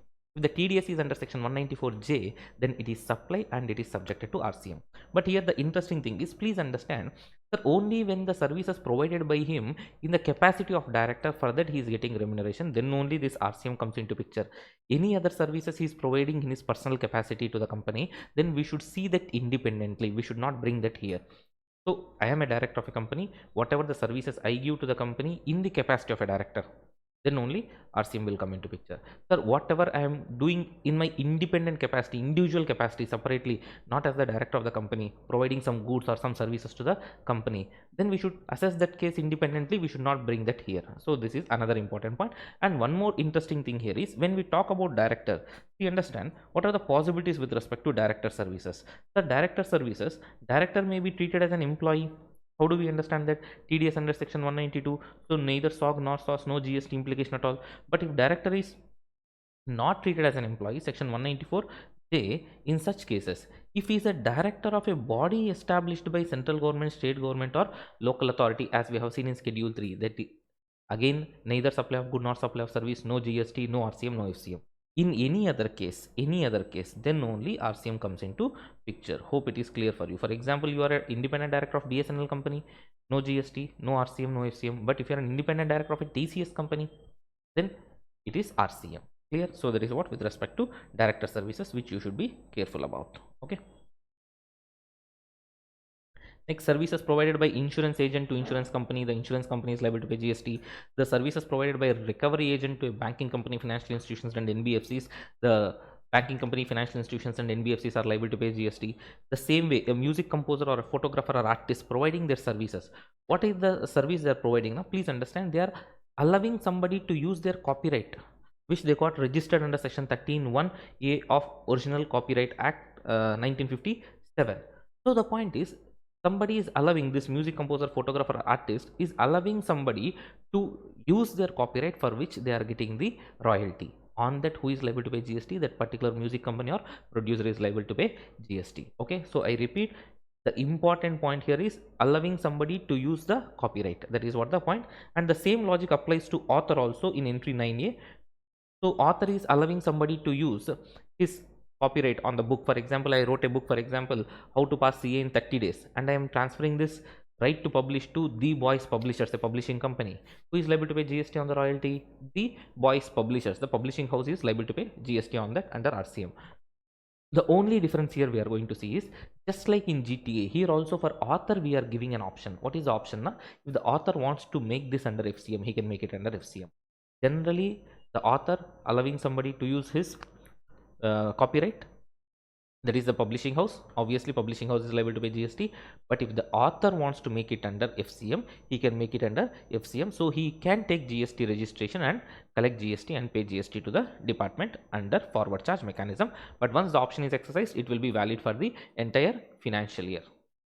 So that is what the concept. For music composer, photographer, or artist, that FCM option is not there. Only for author, that FCM option is available. Next, the services provided by the members of overseeing committee appointed by RBI. The RBI is liable to pay GST. Next, individual direct selling agents. What do you mean by individual direct selling agents? Who are selling the products of the banks, like loans, deposits, etc., for which they are providing their services to banking companies and NBFCs, and they are paying commission to that individual direct selling agents. Here, please understand, direct selling agent license you can get as an individual or a partnership firm or a body corporate, whatever it is. But here, only when in the supplier, the direct selling agent is an individual, then only RCM provisions will come into picture. Otherwise, RCM provisions will not come into picture for partnership firm or a body corporate kind of direct selling agents. Hope it is clear for you. Next, the business facilitator and business correspondent. See, business facilitator and business correspondent related to banking sector. Just remember the technical words. Let us not worry about their in-depth meaning. Business facilitator providing services to a banking company. Banking company is liable to pay GST. But business correspondent providing services to banking company, it is not covered under reverse charge mechanism. It is under forward charge. So then what is covered under reverse charge? What is covered under reverse charge? Now, agent of business correspondent to business correspondent is covered under reverse charge. Now see, for example, here what happens is, the business facilitator providing services to bank, that is covered under RCM. And one more thing, agent of business correspondent to business correspondent is covered under RCM. But sir, if agent of business facilitator is providing services to business facilitator, or business correspondent is providing services to bank, both these things are covered under FCM only. So in RCM only these entries are covered. Okay, for your clarity, I have discussed these things also here in this particular diagram. Hope it is clear for you. So I repeat, services provided by business facilitator to bank, RCM. Agent of business facilitator to business facilitator, FCM. Same way, business correspondent to bank, FCM. Agent of business correspondent to business correspondent, RCM. So that is what entry number 12 and 13. So the next one is security services. Security services provided by any person other than a body corporate. That is important. That means non-body corporate is providing security services. Security services means supplying the security personnel to whom any person registered under GST, individual, HUF, partnership firm, body corporate or not, all that stuff irrelevant. For us, it is person registered under GST who is not opting composition scheme. That's all. Then it is RCM. So now, if the recipient is unregistered fellow, FCM. Sir, if the recipient is registered, RCM. If the recipient is registered but under composition scheme, FCM. Sir, if the recipient is registered but registered for the purpose of section 51, that is also FCM. So please understand, RCM is not applicable when if you are providing services to a registered person, if he is a composition dealer, or if you are providing services, the security services supplying the manpower, sir, to a recipient who is registered under composition scheme, or to a recipient who is registered just for the purpose of complying section 51 provisions. You know this, government department, local authorities, all that. In that case also it is FCM. For this purpose I gave an example number 41, or whatever the number may be changing here and there, but just don't worry about the numbering. So this is what the example, you can just go through this. So that is what the concept of supply of security services. The next one, the interesting entry, renting of motor vehicle to a body corporate by any person other than a body corporate, along with the cost of fuel included in that. So renting of motor vehicle with the cost of fuel by any person other than body corporate to a body corporate, coming under RCM. Here the interesting part is, see, generally when we are providing RCM supplies, we cannot take ITC. But in this case, these people can take ITC even though they are providing supply covered under RCM at 5%. But that ITC is limited. What is that limited ITC? Na? They can take ITC only of the same line of business. That means I am renting a motor vehicle to a body corporate. I am non-body corporate. I am renting a motor vehicle to a non-body to a body corporate, and that is covered under RCM. So now recipient is liable to pay GST. The body corporate is liable to pay GST at 5%. For me, generally ITC will not come, but in this case, I will get ITC on only one purchase. That is same line of business. What do you mean by same line of business? Sir, when I receive another motor vehicle on rent, then I can take ITC on that, whatever the GST I pay to the supplier. Now see, for example, see, Mr. Vin Diesel is renting a motor vehicle to me. So I am Optimus Prime, Mr. Optimus Prime, so not a body corporate. Now Vin Diesel is renting the motor vehicle to me and he will charge GST. The same thing what I am doing now, I am renting that motor vehicle to Transformers Private Limited, a body corporate, with cost of the fuel included. So this is coming under RCM. So this is coming under RCM at 5%, and sir, I can take ITC. Optimus Prime can take ITC on this particular same line of business. That means generally when I am supplying RCM supplies, I cannot take ITC. I cannot take ITC, but I can take ITC on same line of business. If I take a motor vehicle on rent, I can take ITC. Any other purchase, I cannot take ITC. This is number one. Number two, sir, if I don't want to go with RCM, I can go with FCM by charging 12% in the invoice. So I can make it as FCM if I want at 12%. So I repeat, any non-body corporate to a body corporate renting of motor vehicle with cost of the fuel included, sir, that will be subjected to RCM. Okay, but if they want to shift it to FCM, they can shift it to FCM. RCM means 5% with limited ITC. What is that limited ITC? Only on the same line of business you can take ITC, or if you can go with FCM, complete 12% with full ITC. Enjoy. Sir, if for example I am non-body corporate and renting the motor vehicle to a non-body corporate, then you are straight away violating the condition. No RCM, it is straight away FCM. So that is what the entry of renting the motor vehicle with cost of the fuel included. Now there is a clarification here. People got a doubt that, sir, whether RCM is applicable on services of renting the motor vehicle or services of transporting the passenger. First, understand the basic difference between renting the motor vehicle and transporting the passenger. Renting the motor vehicle means the motor vehicle will be completely at the disposal of the recipient. For example, I am taking a car on rent to travel from Chennai to Bangalore. I took the car on rent and I decided, let me go from Chennai to Pondicherry, not Bangalore. Or I decided, let me just take a holiday in the weekend, so let me not drive anywhere. So it is completely my wish. So the vehicle is under my disposal. That is renting of vehicle. Transporting the passenger means, now for example, I am booking a ticket in a train or booking a ticket in a bus. Sir, they are saying Chennai to Bangalore, 1000 rupees. I am paying that and I am boarding.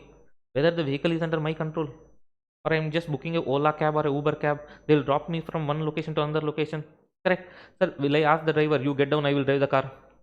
No, the car will not be, the vehicle will not be under our disposal. So renting of the vehicle means vehicle will be at your disposal. Transportation of passenger means, sir, it will be based on predetermined route and predetermined schedule. The vehicle will not be at your disposal. Here we are talking about reverse charge mechanism in a case where it is all about renting the vehicle with the cost of the fuel is included, and the supplier should be non-body corporate, recipient should be body corporate. Clear? So that is what the clarification here. The last entry under CGST Act with respect to services, the lending of security services. When the securities are lended under security lending scheme, the borrower who is taking the securities, borrowing the securities, that person is liable to pay GST on that under reverse charge mechanism. So with this, we are done with all the RCM services covered under CGST Act. So students, in this video, we are going to see section 9 subsection 5 of CGST Act 2017, where e-commerce operator is liable to pay GST. When e-commerce operator is liable to pay GST, please understand, through the e-commerce operator, that is through the e-commerce operator, if notified services, not goods, notified services are supplied, then e-commerce operator is liable to pay GST, not the supplier. Okay, so now we have seen, sir, generally supplier is liable to pay GST. Then we have shifted to reverse charge mechanism where recipient is liable to pay GST. Now we are seeing not the supplier, not the recipient, the intermediary, the e-commerce operator is liable to pay GST. When? In only 4 cases, only 4 notified services. So just to remember the notified services, you just remember this code THAR, THAR. Sir, transportation of passengers, housekeeping, accommodation and restaurant services. 4 points has 4 exceptions. So if I am transporting passengers, sir, using radio taxi,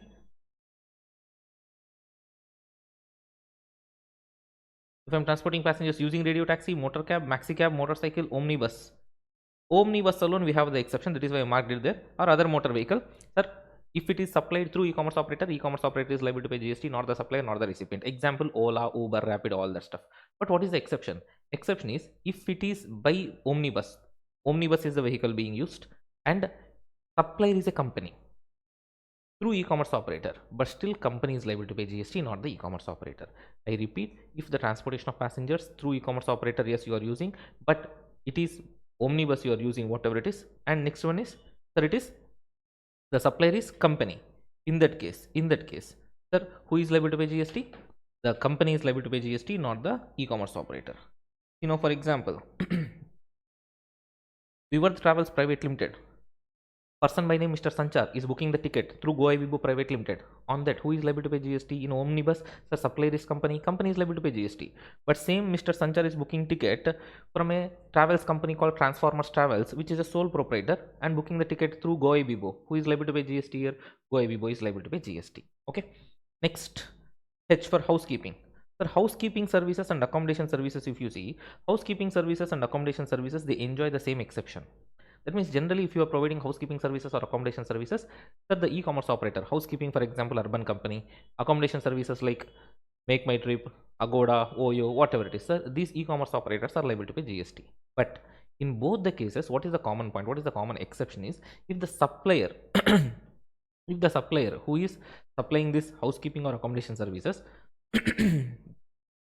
is a person who is liable to get registration under section 22 subsection 1, that means whose aggregate turnover is exceeding the threshold limit. Simple. So if the supplier's aggregate turnover is exceeding the threshold limit, then supplier is only liable to pay GST. For example, in Goa Bibo, I am booking a room in a small roadside small hotel, okay, who is not even liable for registration. That much turnover they are not doing, then Goa Bibo is liable to pay. No, I am booking the room in Taj Hotels using Goa Bibo app. Taj Hotel is like doing such a great turnover, right? So Taj hotels are liable for registration under section 22 subsection 1. So Taj hotel is liable to pay GST. Hope you are able to understand. Housekeeping and accommodation services, sir, the common point is what? The exception is if the supplier is a small fellow not even liable for registration, then e-commerce operator is liable to pay GST. No sir, supplier is liable for registration under section 22. That means they are doing that great turnover. Then in such case, that supplier, that is for example Taj hotels, you are booking room in Goa Bibo, Taj hotels is liable to pay GST. Or you are booking an electrician through urban company for some electrical work in your house. In such case, sir, if the electrician is already doing a great turnover yearly, some 30 lakhs, 40 lakhs kind of thing, he is already liable for registration under section 22 subsection 1, then he is liable to pay GST, not the urban company. Okay, so that way, please remember these exceptions. So these are the 3 points. Next, last one, restaurant services. If you go to restaurant services, the restaurant services generally what e-commerce operator is liable to pay GST. Best example, Swiggy, Zomato. Sir, let us assume there is a standalone restaurant, 7 floors, you imagine. From that you are placing an order through Swiggy. Swiggy is liable to pay GST. Sir, it is a 7-floor standalone building restaurant. Still it doesn't matter. But if the restaurant is located inside a hotel, please understand, restaurant is different, hotel is different. Hotel you sleep, restaurant you eat. Okay, so restaurant is located inside a hotel. Which hotel? The hotel which is like costly hotel where your declared tariff for the room per day itself is greater than or equal to 7,500. In such type of rooms, if you are in such type of hotels, sorry, you are having the restaurant From that restaurant, I'm ordering through Swiggy, one plate idli, one plate dosa. Restaurant is liable to pay GST, not the e-commerce operator, not the Swiggy, Zomato. Clear? So that is what the concept. I repeat, if you are, for example, sir, ordering a masala dosa from Sarvana Bhavan restaurant, so Swiggy is liable to pay GST. Sir, you are going to restaurant and eating in Sarvana Bhavan, sir, Sarvana Bhavan is liable to pay GST. Sir, you are ordering masala dosa from Sarvana Bhavan own website or own mobile app, then also Sarvana Bhavan is liable to pay GST. But if you are ordering through Swiggy from a restaurant which is located inside ITC Grand Chola Hotel, where the declared tariff is greater than or equal to 7,500, then the restaurant itself is liable to pay GST, not Swiggy, Zomato. Hope it is clear for you. So with this, we are like, what are the services covered under 9 subsection 5? We are clear. But here the problem is, sir, if the e-commerce operator is not having any physical presence in India, then who is liable to pay GST? If the e-commerce operator doesn't have physical presence in India, then any person representing such e-commerce operator for any purpose in India is liable to pay GST. Because to do this business as an e-commerce operator, you need not have any physical presence in India. So if you don't have any physical presence in India, there might be some representatives for you in India for any purpose. Those people will be liable to pay GST. Sir, I don't have even any representative also in India, sir, representing me. Then appoint a person in India just for the purpose of paying tax. So that is what the concept. So with this, we are done with section 9 subsection 5. Hello students, this is your Mr. GST CA Vishnuvardhan, and in this video quickly we are going to revise composition scheme concept. As you all know, composition scheme benefit is available in section 10 in two different subsections. Subsection 1 read along with subsection 2, and next subsection 2a. Subsection 10 section 10 subsection 1 and 2 combined reading, we can understand this option is available for people dealing with goods and restaurant service providers. That means you may be a manufacturer, you may be a trader, or you may be a restaurant service provider. You can enjoy section 10 subsection 1 and subsection 2. So in composition scheme, when you opt for composition scheme, you're opting for composition scheme whether you're eligible or not is purely depending on your aggregate turnover in the preceding financial year. Under section 10 subsection 1, if your aggregate turnover in the preceding financial year does not exceed 150 lakhs, and if it is special category states, it is 75 lakhs. For us to remember special category states, we have a memory code here, stunning ma'am. So stunning ma'am is the code for remembering 75 lakh limit states. So Sikkim, Tripura, Uttarakhand, Nagaland, Manipur, Arunachal Pradesh, Mizoram, Meghalaya. Just remember stunning ma'am. Here in stunning ma'am, A for Arunachal Pradesh, not Assam. Remember stunning ma'am because she is watching the sunrise in Arunachal Pradesh. Okay, so stunning ma'am, remember that way. In that cases 75 lakhs, all other cases 150 lakhs. Coming back to the concept, sir, section 10 subsection 1 is available for people dealing with goods. That means you may be a manufacturer or you may be a trader, and also if you are a restaurant service provider, for you also this option is available. But this option is available only based upon your aggregate turnover in the preceding financial year. If your aggregate turnover in the preceding financial year is exceeding 150 lakhs, then you are not eligible. If it is not exceeding, that means less than or equal to 150 lakhs, then you are eligible for composition scheme current financial year. I repeat, whether you are eligible for composition scheme or not in this current financial year, we will check with the aggregate turnover limit of the preceding financial year. So 150 lakhs in normal states and 75 lakhs in special category states, then you are eligible for composition scheme. So if you are eligible for composition scheme, sir, what is the advantage? The advantage is you can pay tax at composition rates, not normal rates. That means if you are selling furniture 12% GST rate, you can pay tax at composition rate 1% instead of paying 12%. So that is the benefit. So if you are a composition dealer, you can pay tax at composition rates. What is that rate now? Manufacturer means he will pay 1% of the turnover. Trader, he will pay 1% of the taxable turnover.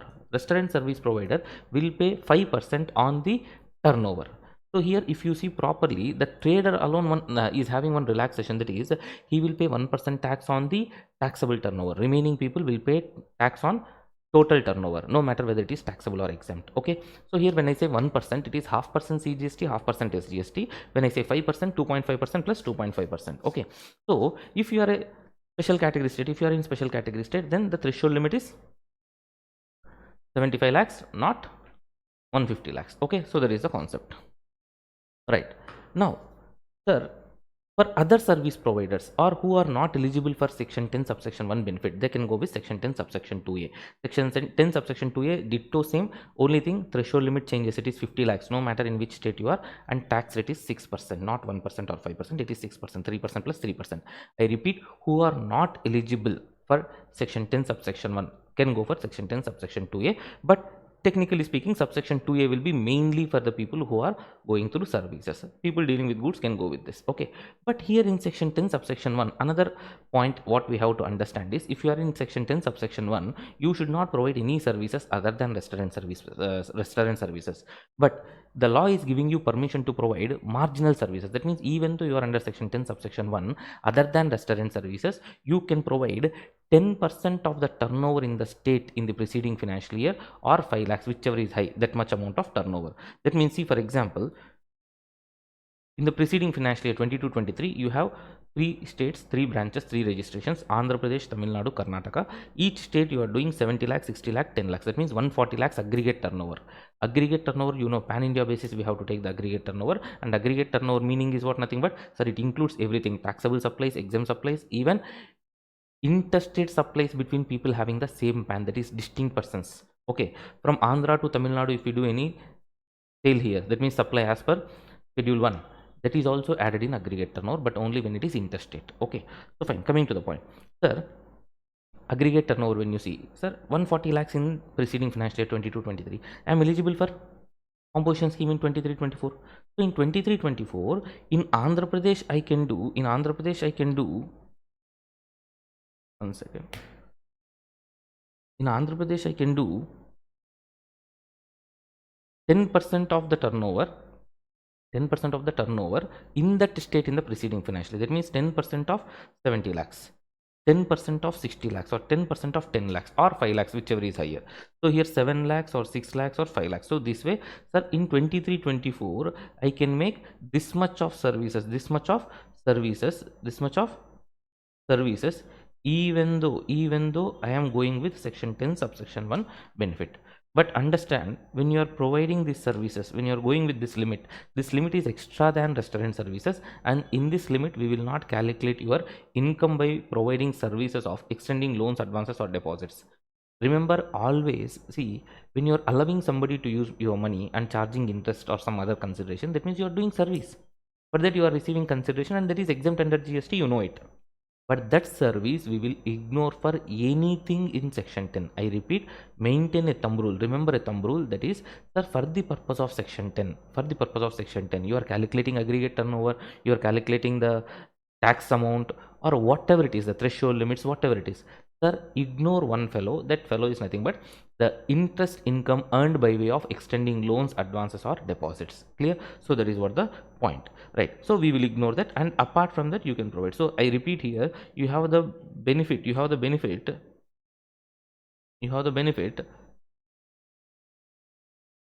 for state wise, you have the benefit to provide some small amount of service that we are calling as marginal supply of services. Okay, that you can provide, but other than that you cannot provide anything if you are in section 10 subsection 1 option. Okay, so that is what the concept. Now, sir, okay, fine, we have understood that, two subsections are talking about composition scheme. One subsection is all about manufacturer, trader, and restaurant service provider. The next one is service providers other than restaurant service providers, or who are not eligible for section 10 subsection 1. Threshold limits 150 lakhs, 75 lakhs, and this side 50 lakhs. Here tax rates are 1%, 1%, 5%, here 6%. But trader, you have seen one different point, sir. For trader, what is there? Trader only enjoys one benefit, that is what? He will pay tax only on the taxable turnover, not on the total turnover. Okay, so if the trader who is buying and selling is selling taxable goods as well as exempt goods, he will pay 1% tax only on the sale of taxable goods, not on the exempt goods. But for manufacturer, he is selling taxable goods as well as exempt goods. He is manufacturing and selling, so he will pay on the total turnover 1%. Okay, now, so that is what the point. So I repeat, sir, when you are going for composition scheme, what is the benefit? Number one, you need not pay tax at normal rates. Number two, one thing we should remember, we cannot take ITC, and we cannot collect GST from the customer. So then this is not beneficial. If you feel like this is not beneficial for you, don't go with the composition scheme, because this is optional, that is not mandatory, nobody is forcing you. So those are the points. Okay, and I also taught you one thumb rule. Okay, fine sir, that interest income you please ignore. Next, aggregate turnover meaning. Aggregate turnover meaning, I told you sir, aggregate turnover, taxable supplies, exempt supplies, exports, interstate supplies of persons having same pan, all these things you please add it sir, all these things you please add it sir.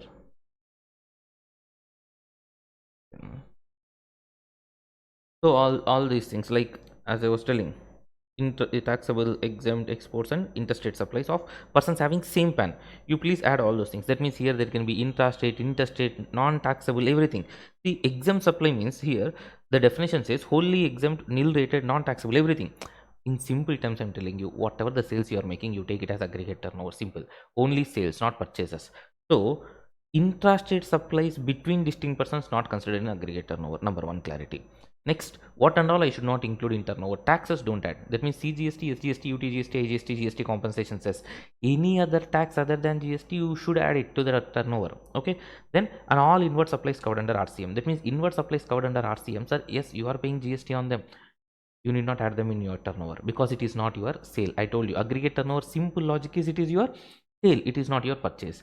Sir, can I add my inward supplies covered under forward charge in my aggregate turnover? Inward supply is your purchase, it will never be your turnover. Clear? So aggregate turnover means only sales, not purchases. Okay, so that way you calculate the aggregate turnover. Okay sir, now coming to the point, as I was telling, we have discussed tax rates, composition tax rates. Composition tax rates are 1%, 1%, and 5%. But if it is section 10 subsection 2a, it is 6%. We have discussed that also. Next, the important thing, sir, who cannot go for composition scheme? Who cannot opt for composition scheme? Sir, who cannot opt for composition scheme under section 10 subsection 1 means, sir, who is providing service other than restaurant service, and marginal supply of service option is available for you. So other than marginal supply of service, you should be doing only restaurant service, any other service within the limit of marginal supply. If you are doing it more than, for example, I'm selling ACs and some small amount of servicing also I'm doing, no problem if it is within the limit. If it is beyond the limit, I cannot go with 10 subsection 1. Then what should I do? You can go with section 10 subsection 2a. Are you understanding the point? So I'm selling ACs also in equal proportion, sir. I'm servicing them also in equal proportion. For you, section 10.1 is not applicable. Go with 10.2a. Okay. So that is what we are trying to tell. Okay. Next one. What is next one? You should not provide services not liable to GST. Okay, you can supply even non-taxable goods, but you cannot provide services not leviable to GST. That is very important point for you. Please mark it important. Next, you should not be making any interstate. You should not be making any interstate outward supply of goods or service. That means interstate sales is not allowed. Interstate purchase is allowed, but you should not make interstate sales. That is another condition.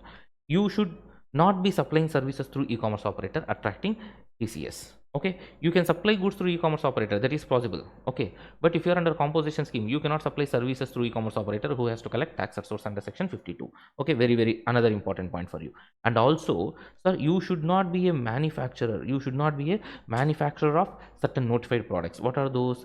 The ice cream, pan masala, tobacco, manufactured tobacco, aerated waters, fly ash bricks, fly ash aggregates, fly ash blocks, bricks of fossil meats or similar siliceous earths or building bricks, earthing or roofing tiles.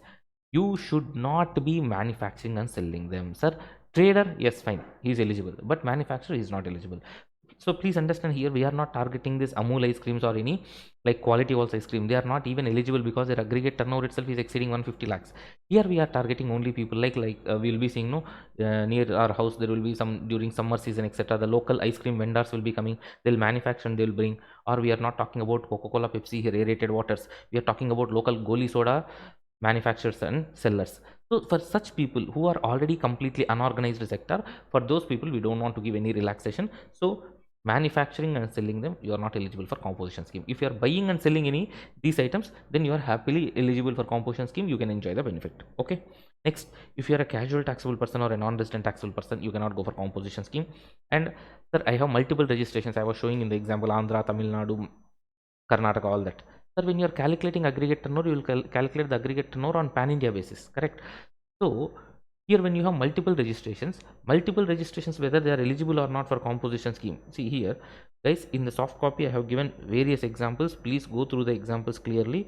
No issues at all. Now, see, for example, when we are going with this particular example, sir, I have a company where Telangana I am doing 58 lakhs, Karnataka I am doing 76 lakhs, Andhra Pradesh I am doing 10 lakhs turnover. In that case, whether I am eligible for composition scheme or not, we will see aggregate turnover. That means all the states, whatever the turnover is there, that together we will take and see whether it is exceeding 150 lakhs or not. Here, if it is not exceeding 150 lakhs, then all the branches having all the multiple registrations, they are eligible for composition scheme. They are eligible for composition scheme. So what they should do, every branch should go for composition scheme if they want, or every branch should follow normal scheme. It is not like here in Telangana I will go for composition scheme, in Andhra I will go for normal scheme, or in Karnataka I will go for composition scheme. Like that you cannot do. Either all branches go for composition scheme or all the branches go for normal scheme. That is very important for you. And one more interesting catch here is, please understand, sir, if at all you have any one branch in a special category state and one outside special category state, then the threshold limit will fall down from 150 lakhs to 75 lakhs. For example, here, if I have branch not in Andhra Pradesh but in Manipur, then the aggregate turnover, the threshold limit is not 150 lakhs. For everybody, it is 75 lakhs. So please remember that. So those questions, answers, everything has been given here. You can just go through. Okay. I have given very good number of examples. Please go through all the examples. Let us focus in this video only on the conceptual clarity. Okay. So as I told you, sir, all registered persons with the same PAN number must opt for composition scheme, or all should follow normal scheme. It is not like one fellow is going composition, one fellow is going for normal scheme. And one more important thing is, if one branch doesn't want to opt for composition scheme or wants to go for normal scheme, or one branch contravenes the provisions under composition scheme, then all the remaining branches will become ineligible for composition scheme. That is what I have told you. Marginal supply of services, I told you, sir, under section 10 subsection 1, if you are opting for composition scheme, you can still provide some services other than restaurant services, other than interest income. You can still provide some services, extra services. 10% of the turnover in the state, not aggregate turnover. Always remember, aggregate turnover is different, turnover is different. So aggregate turnover we are not talking here, sir. For marginal supply of services, 10% of the turnover in that state, okay, or 5 lakhs, whichever is higher, you can provide. So that marginal supply, along with example also I have given here, you can just go through that. And next, there are some procedural things which you can just take care of it. And here one another point I just wanted to share with you is, as I was telling, sir, if you are going for composition scheme, once your entire turnover, aggregate turnover, exceeds the threshold limit of 150 lakh or 75 lakhs, as the case may be, or 50 lakhs, once that aggregate turnover in the current financial year, that means composition scheme benefit is not lifelong. Sir, when your aggregate turnover in the preceding financial year does not exceed the specified limit, current financial year you can go for composition scheme. When you are going with composition scheme in the current financial year, please understand, you can enjoy that till the aggregate turnover touching the threshold limit. That means till my aggregate turnover in the current financial year touches 150 lakhs, I can enjoy composition scheme. Preceding financial year not exceeding 150 lakhs, current financial year up to 150 lakhs, I can enjoy composition scheme. Once the aggregate turnover touches the 150 lakhs threshold limit, now I should come out of composition scheme. I should start paying tax at normal rates. Now I can collect tax from the customer and I can avail ITC on the inward supplies also. Just like a normal taxpayer, sir, everything will be there. Sir, I will be coming out of composition scheme and I should pay tax at normal scheme. Clear? When my aggregate turnover in the current financial year exceeds the threshold limit. Here one more interesting thing is, sir, see, let me show in this example. Okay.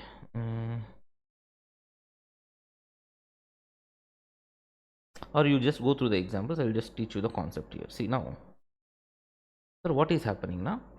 Normally when we talk about aggregate turnover, sir, generally understand, whenever we talk about aggregate turnover, we will take on pan India basis whatever the sales we have made from 1st April, let us assume 2025, till 31st March 2026. Whatever you do, sir, whatever the sales you have done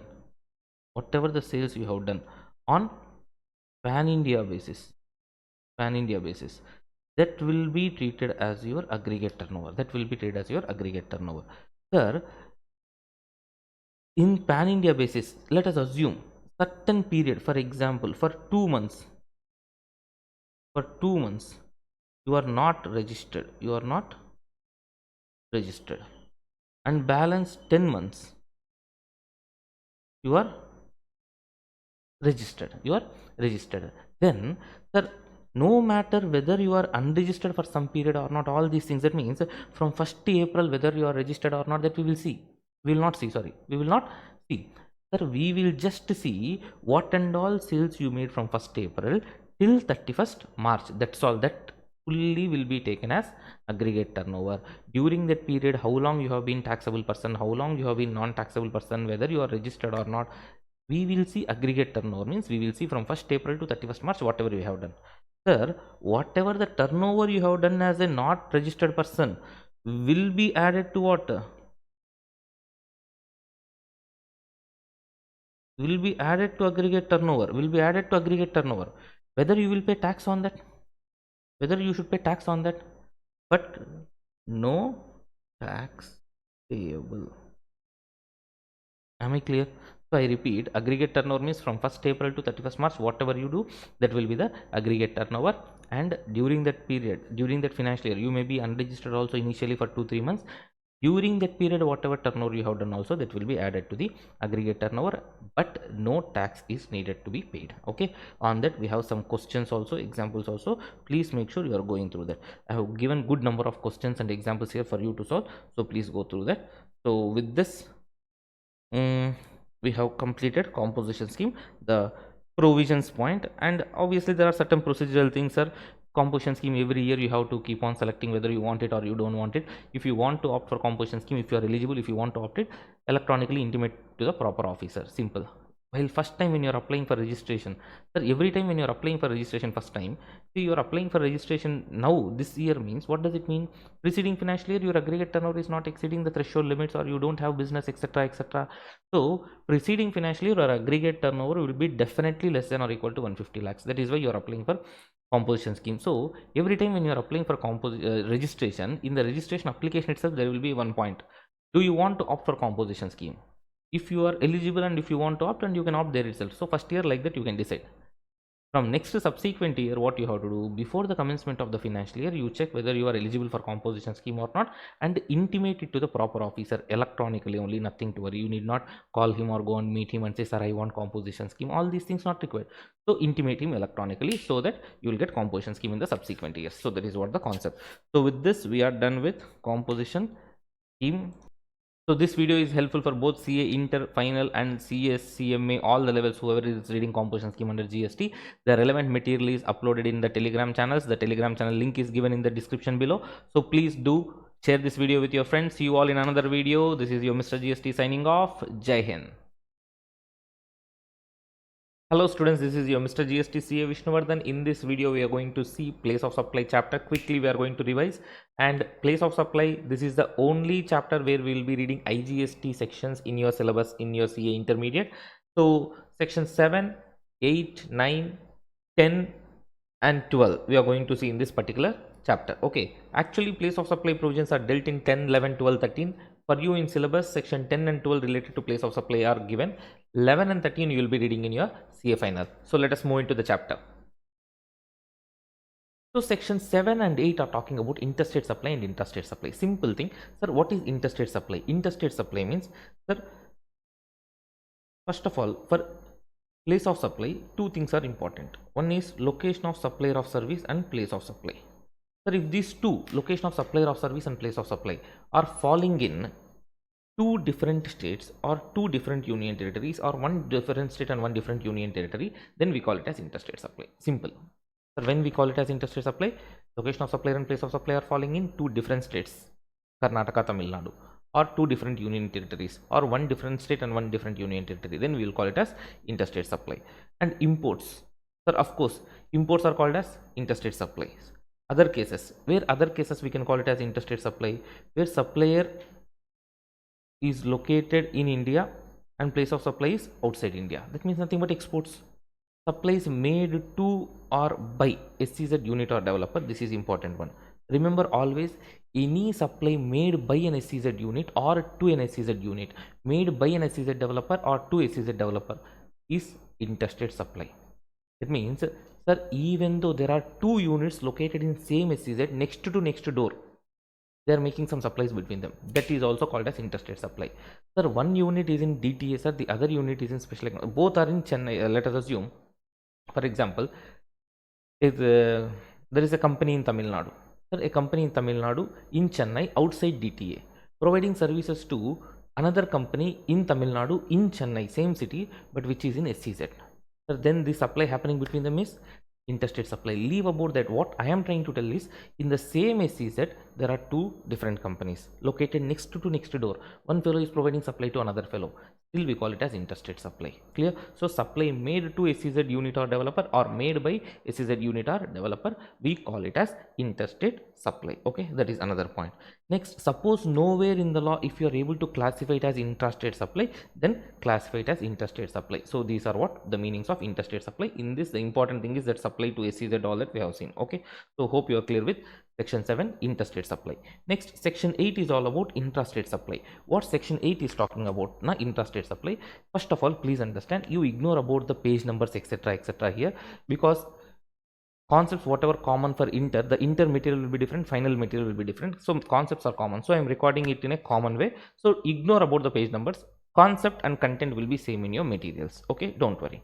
Now, so coming to the point, what is the meaning of intrastate supply? Intrastate supply is nothing but whatever is not interstate supply, that means location of supplier and place of supply is falling in the same state or same union territory, then we call it as intrastate supply. What and all cannot be called as intrastate supply, sir? As I already told you, what and all cannot be called as intrastate supply. Supply is made to SEZ or SEZ units or developers? No. Import of goods? No. And supply of goods made to a foreign tourist referred in section 15. In these cases, please understand, even the location of supplier and place of supply falling in the same state, still we call it as interstate supply. One second. So in these cases, even though these people are located in the same state, the location of supplier and place of supplier falling in the same state, still we call it as interstate supply. Sorry, there was some technical issue. Okay, so hope it is clear. So generally, intrastate supply means location of supplier and place of supply falling in the same state or same union territory. But even though the location of supplier and place of supply is falling in the same state, if it is made to SEZ unit or developer, it is interstate supply. If it is import of goods till they cross the customs frontiers, it is interstate supply. Then supply of goods made to a tourist referred to in section 15, interstate supply. So these cannot be called, it can never be called as interstate supply. Simple. Next, as I told you already, mere establishments of the same person. As I told you in the meaning of export and import, sir, mere establishments of same person, if they are interacting, we cannot call them as export. Okay, so that point we have already discussed. The explanation related to only CA final, so already discussed. Explanation relevant only for CA final. Okay, already discussed. Next, supply in territorial waters. See, first of all, we have understood what is section 7 and 8. Section 7 and 8 is what is intrastate supply, what is interstate supply. So we have understood location of supplier and place of supply falling in the same state or union territory, then we call it as intrastate supply, otherwise we call it as interstate supply. In certain cases, there are specific transactions which we call as interstate supply, that also we have seen. Okay, fine. Now coming to section 9. What section 9 says? Section 9 says simple one, sir. When the location of supplier or place of supply is, suppose if it is falling in territorial waters. For example, you go to Goa to just for this casinos will be there in the ships. The ships will be placed in the territorial waters. Location of supplier and place of supply is falling in territorial waters. Then which state or union territory we should take? So the state or union territory which is located to the nearest point of that appropriate baseline we will consider. So suppose here the location of supplier is falling or place of supply is falling.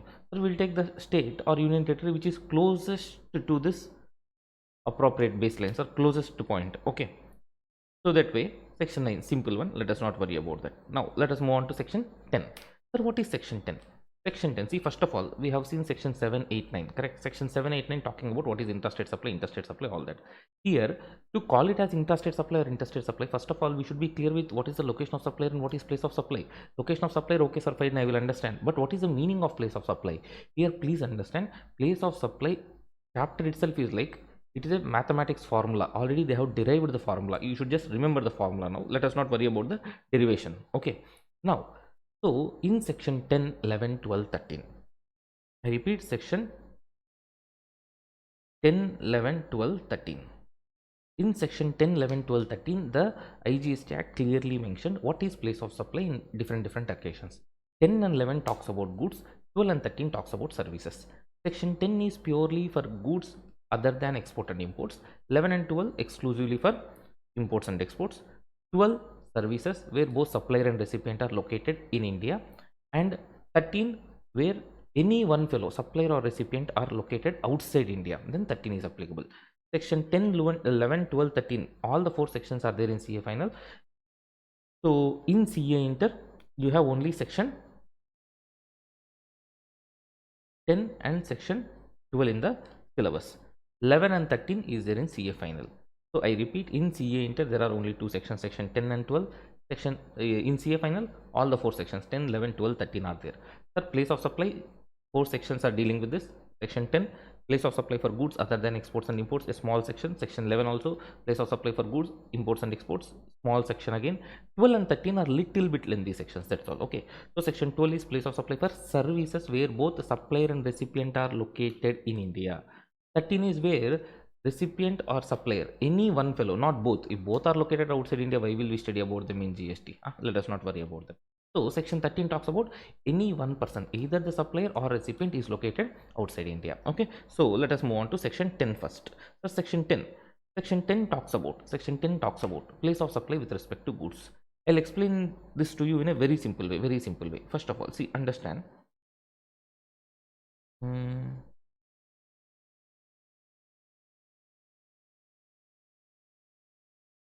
You have the notes properly and examples all that properly. Sir, section 10, if you see, place of supply for goods.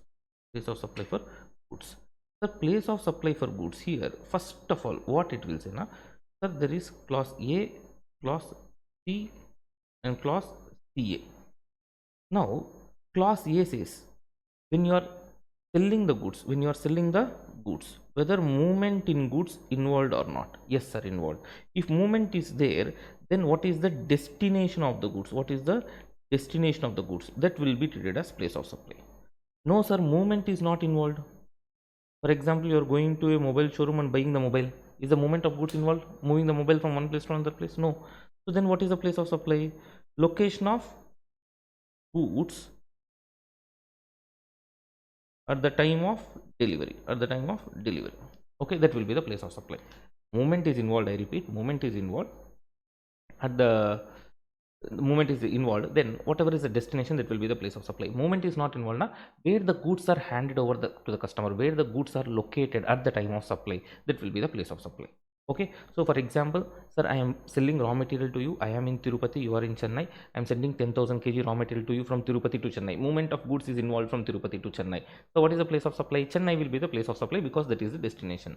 Or imagine you are going to a mobile showroom buying a mobile, and in that case, whether they are moving mobile from one place to another place, no, movement is not involved. Don't say, sir, they are moving it from the almara or the shelf. No, that is not that way. So movement is not involved. In that case, sir, where these goods are handed over to you, that will be the place of supply. Chennai, you are going to a mobile showroom buying the mobile. Chennai will be the place of supply. Okay, so that is the case. Movement involved, not involved. Now, here the interesting thing is, I'll tell you. Let us see. Clause B is the next one. Clause B is all about bill to ship to model. Sir, bill to ship to model cases. In bill to ship to model cases, what happens is billing will be done to one person, shipping will be done to another person. Billing will be done to one person, shipping will be done to another person. In such cases, sir, what will be the place of supply? The place of supply is who gave you the direction. For example, sir, Vishnu is in Chennai.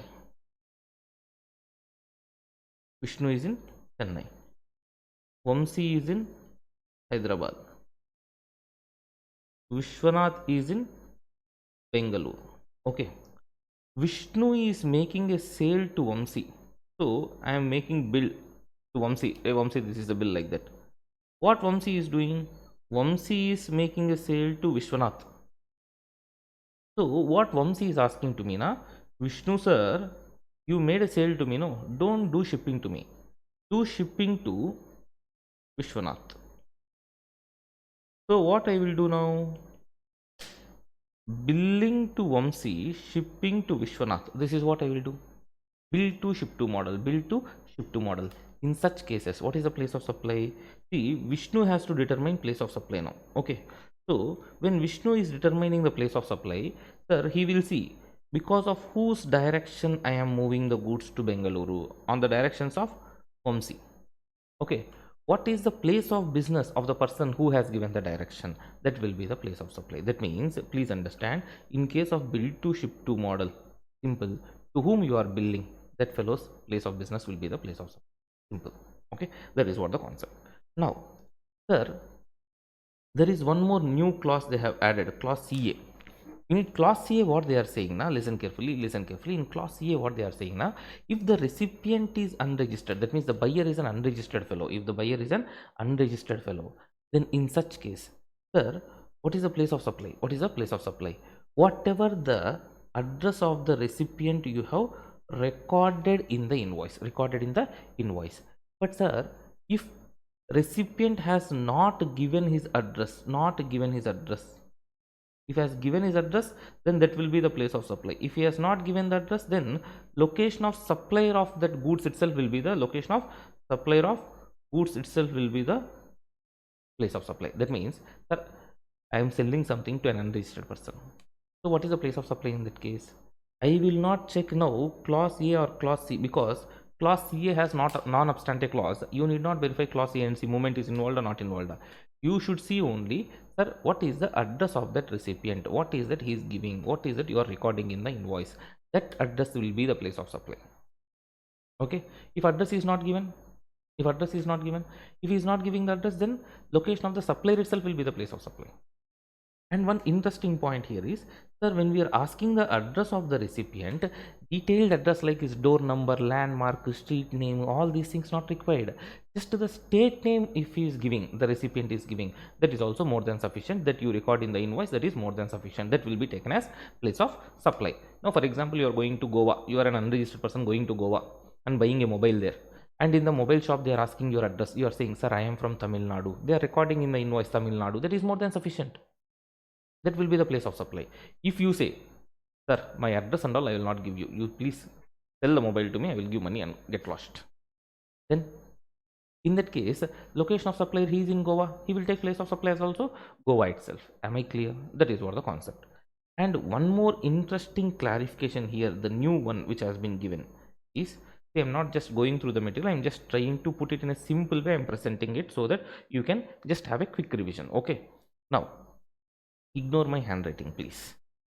Sir, there is a new clarification here. New clarification here. What is that clarification? Now, when unregistered person is buying the goods through e-commerce operator, they are giving billing address separately, shipping address separately. In that case, what is the place of supply? Then they said place of supply will be the shipping address. Am I clear? That will be the shipping address. I repeat, when unregistered person is buying something through e-commerce operator, they'll give billing address separately, shipping address separately. Mostly like during Valentine's week, all that stuff. So you might be buying, so billing address is given yours, shipping address maybe somebody else, you only know. So in that case, what will be the place of supply? Place of supply will be the shipping address. Clear? So that is what the point. So that is the clarification. Now, so I repeat, 10.1 CA, when unregistered person is buying something, register like whatever the address is recorded in the invoice, that will be the place of supply. If the recipient is giving state name, that is also sufficient. If the recipient doesn't give anything, then the supplier location itself will be the place of supply. And if at all unregistered person is buying through e-commerce operator, billing address and shipping address are given separately, then shipping address itself will be taken as place of supply. So this is clause CA. Now finally, clause D and E. D. What is clause D? Sir, I am buying some goods, sir, and those goods needs some installation, sir, some assembly, sir. Then such type of goods if I am buying, what is the place of supply? Place of supply, for example, you are buying an AC. Sir, what is the place of supply? Where the AC is installed. Okay, so place of supply is where the goods are installed or assembled. Okay, that will be the place of supply. Simple provision. Next, another, the last case in section 10 subsection 1 is clause E. What is this clause E? Suppose you are traveling from Chennai to Bangalore in Vande Bharat train. Somewhere you are purchasing some Haldiram chips or something, moong dal, etc. in the train. Or you are traveling from SpiceJet Airlines from Hyderabad to Delhi. Sir, you are buying something like fried cashews or kajus, whatever it is they are selling, salted or roasted peanuts, all that they are selling. Then in such case, what is the place of supply for that? Sir, when the goods are supplied on board of a conveyance, then what is the place of supply for that? Sir, the place of supply for that is what? The place of supply is where these goods are taken on board, not where you are boarded, where the goods are taken on board. You are traveling from Hyderabad to Delhi, but these goods whatever you are buying during the flight journey, they are taken on board in Bengaluru. Imagine, then the place of supply will be Bengaluru for all these things. Okay, so that is what section 10 all about. So what is section 10 all about here? Sir, there are 6 cases: clause A, B, C, CA, D and E.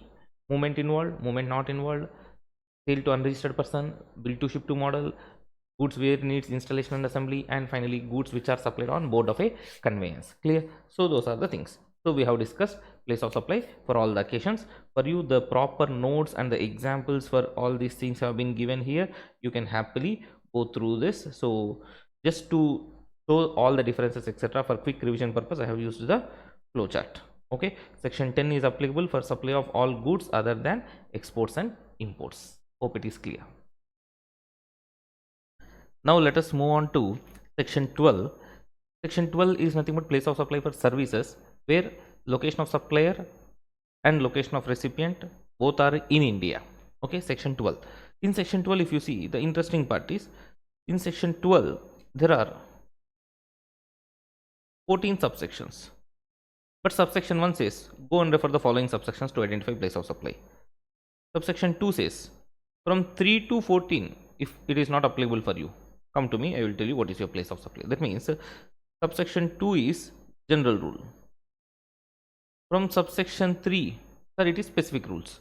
So that means what is the situation, what is the place of supply, what is the situation, what is the place of supply. So you have to remember the situation, and for that situation what is the place of supply. Here your memory has to be like little bit more careful. Here you are with respect to memorizing the things, there is no other option.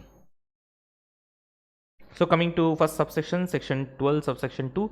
So as I told, it is a general rule. It is applicable when 3 to 14 is not applicable. Okay, subsection 2 says, sir, what is the place of supply? Subsection 2 says place of supply is if it is a B2B supply, then the location of that recipient where he is registered, that will be the place of supply. If it is a B2C supply, then if the address of the recipient is available, then the address of the recipient. If address of the available is not available, then supplier address. So I repeat, section 12 subsection 2 general rule is all about that if the recipient is registered, his address will be the place of supply where he is registered.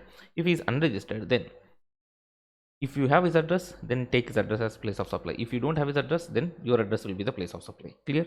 I repeat, subsection 2 comes into picture when all other subsections are not applicable. Next, there are examples which you can go through.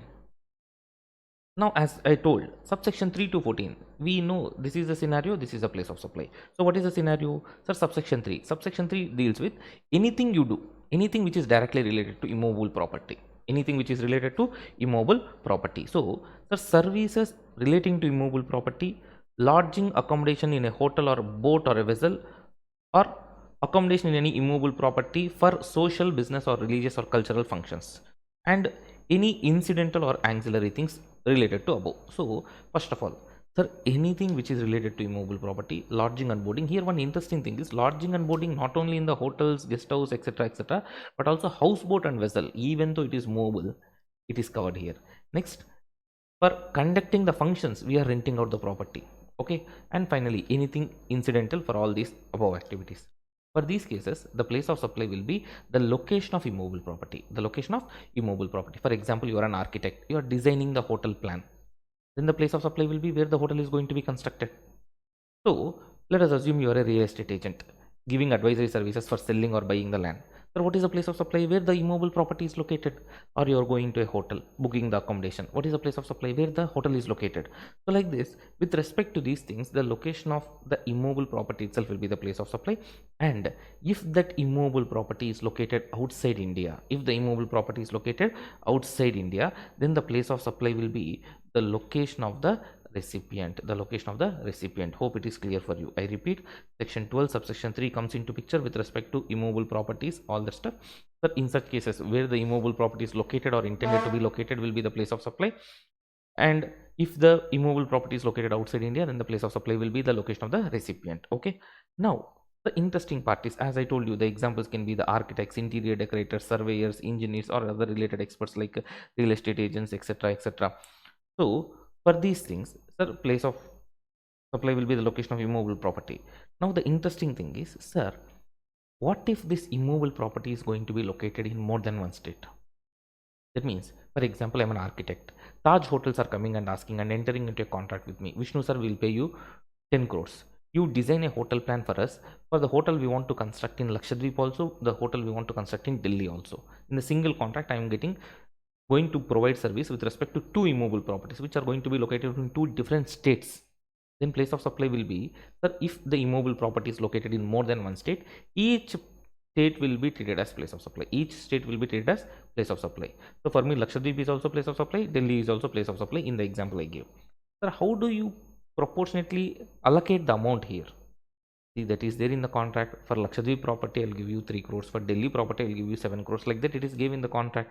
Then you allocate the funds in the same way. 3 crores place of supply will be Lakshadweep, and for 7 crores place of supply will be Delhi. But sir, if there is nothing mentioned in the agreement like that, then what should I do? For unprofessional people like you only, I made the rules. That means the law says if the agreement is there, based on agreement, you do the allocation. But if the agreement is not there, please proceed as per the rules. Please proceed as per the rules. Rule 4 says, if it is, that means immobile property located in more than one state. Please understand, immobile property located in more than one state, each state will become place of supply. The only problem here is how do you allocate the fund, and for how much value place of supply will be Tamil Nadu, for how much value place of supply will be Karnataka, for how much value place of supply will be Andhra Pradesh, like that.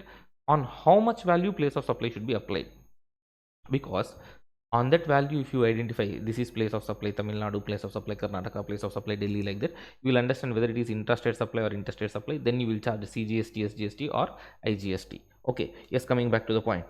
So nature of service, sir, if that service is provided with respect to accommodation in more than one states. For example, I am going to Delhi and also Agra, staying in hotels in Delhi and Agra belonging to same company. Then what is the place of supply? Delhi is also place of supply. For Agra, Uttar Pradesh is also place of supply. How do I apportion that? Based on agreements. Our agreement is not there, based upon the number of nights you are staying in that property. Sir, if it is related to accommodation in houseboat or a vessel, in such cases, what is the time spent? What is the time spent in each state by that houseboat or vessel, based on that ratio? Sir, any other cases? Any other cases? For example, I am a contractor. Government has given me to construct a highway crossing Tamil Nadu and Andhra Pradesh border, 100 kilometers. Road, constructing the road is related to immobile property. So immobile property is a road which is located in Tamil Nadu also, Andhra also. So in such case, what is the place of supply? Tamil Nadu is also place of supply, Andhra is also place of supply. How do you apportion that? Is it each state is a place of supply, but how do you apportion that? Sir, if it is related to accommodation, number of nights, if it is related to houseboat, time spent in the day, this is any other case. How do I do this? You have to, based on the area of the immobile property. So let us assume 100 kilometers the highway is, 75 kilometers in Tamil Nadu and 25 kilometers in Andhra Pradesh. So based on that proportion, you just allocate that. So the examples also properly given. I repeat, if it is place of supply related to immobile property, location of immobile property will be treated as place of supply. If the immobile property is located in more than one state, each state will be taken as place of supply. Okay, and how do you apportion the value? Sir, based on the agreement, sir. Agreement is not there now. Rule 4 says if it is accommodation, number of nights. If it is houseboat, time spent in the day based on the hours. And if it is any other case, area of the immobile property in each state. Based on that, you have to ascertain the place of supply. Okay, apportion the place of supply. That is 12 subsection 3 for you. So 12 subsection 4 is all about, some performance based services, please understand 12 subsection 4, they have specifically mentioned certain services here: restaurant services, catering services, beauty treatment services, personal grooming services, fitness services, and cosmetic and plastic surgery services. These services, if are performed, then the place of supply will be where they are actually performed. So to remember these services, actually see, only these services are covered. It is not something general, it is specific. So to remember these services, I'll give you a code here. Remember that RCB girlfriend needs plastic and cosmetic surgery. RCB girlfriend needs cosmetic and plastic surgery. R means restaurant service, C means catering service, B means beauty treatment, G for personal grooming, F for fitness services, cosmetic and plastic surgery. If you feel it cringe, no problem. If you can remember, remember, otherwise leave it. Okay, so 12 subsection 4, sir, where the services are actually performed, that will be the place of supply. Okay, next 12 subsection 5. 12 subsection is based on a training and performance appraisal services. Sir, training and performance appraisal services, if at all provided. For example, sir, in your auditor office, sir, which is registered under GST, they asked me to come and give training to the staff with respect to the GST audit or GSTR 9C, etc., anything. I'm coming and providing my services of training you or appraising your performance, all that. In such cases, if the recipient is B2B, then the location of such registered person. If the recipient is B2C, then where the services are actually performed. Where the services are actually performed. Hope it is clear for you. Right? So examples are given, you can go through. Next, 12 subsection 6. 12 subsection 6 and 7, if you see the difference, 12 subsection 6 is entry to an event. That means the ticket, whatever you buy, any event, it can be sporting event, musical event, or any drama, etc. The ticket, whatever you purchase. So admission to an event. Sir, what is the place of supply? Where the event is actually held. But subsection 7 is all about organizing such event. For organizing the event, if I am taking consideration. Now, sir, subsection 7 I have given in a flowchart here. If you see, subsection 7, sir, what is the place of supply for organizing the event? Here the interesting point what we have to see is whether the event is organized in one state or it is being happening in more than one state. Sir, if it is happening in one state, if the recipient is registered, that is B2B case, the place of supply will be location of the recipient where he got registered, no matter whether the event is happening inside India or outside India. Very important thing. So I repeat, if the recipient is registered, I am the event organizer providing services for conducting some event for your company, all that stuff. Then if you are registered, sir, B2B transaction, then that will be, sir, where the event where the recipient is registered, that will be the place of supply. Even though event is held inside India or outside India, it does not matter. But if the recipient is unregistered, then please understand the place of supply will be where the event is actually held. If the event is held outside India, then the location of recipient will be taken as place of supply. So that is very important here. So please be careful. There might be a chance like you are doing mistake. Or if it is like happening, the event is happening in more than one state, sir. If the event is happening in more than one state, sir, if the event is happening in more than one state, if the recipient is registered, same story again, where the location of recipient, that will be the place of supply. If the recipient is unregistered, sir, each state will be what? Treated as one place of supply. How do you apportion the value? You know the same story based upon the agreement. Sir, we are unprofessional fellows, we did not make any agreement. Then the law says follow rule 5. What rule 5 says? Rule 5 says follow gap. That means generally accepted accounting principles. You do somehow or the other. Please make sure you are following some gap. Okay, so that is what the point. So I will summarize again. 12 subsection 7. So this is regarding place of supply for organizing the event. If the event is organized in only one state, if the recipient is registered, then location of such recipient will be the place of supply. If the recipient is unregistered, then the location of event held. If the location is happening outside India, if the recipient is unregistered, in such cases, the location of recipient itself will be taken as place of supply. But if the event organizing is happening, for the event to be happened like in more than one states, each like if the recipient is registered, then again same story, location of recipient. If the recipient is unregistered, then each state where the event is being happening, that will be taken as place of supply, and we will apportion the value as per the agreement. If the agreement is not there, then we will apportion it as per the rule 5. Rule 5 says do whatever you want but follow gap. Okay, so that is what 12 subsection 7. Coming to 12 subsection 8. 12 subsection 8, place of supply for transportation of goods, including through mail and courier. Okay, so in that case, if the recipient is registered where the location of the recipient is there, that will be the place of supply. If the recipient is unregistered where the goods are handed over for transportation, that will be taken as place of supply. In this case, when the recipient is unregistered, no matter whether the goods are transported within India or outside India, the place of supply will be the location where the goods are handed over to the supplier for transportation. So that is what 12 subsection 8. Clear? Now, 12 subsection 9. So 12 subsection 9 is with respect to transportation of passengers.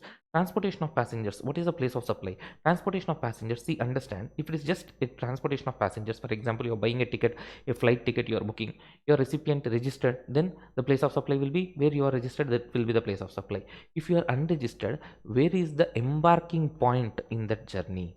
Okay, so for example, you are an unregistered person from Chennai traveling from Delhi to Mumbai. So what is the place of supply? Delhi will be the place of supply because your embarking point is Delhi. So the point is, sir, recipient is registered now. Where he is registered, that will be the place of supply. If the recipient is unregistered, then the place of supply will be where the embarking point, that will be the place of supply. Hope it is clear.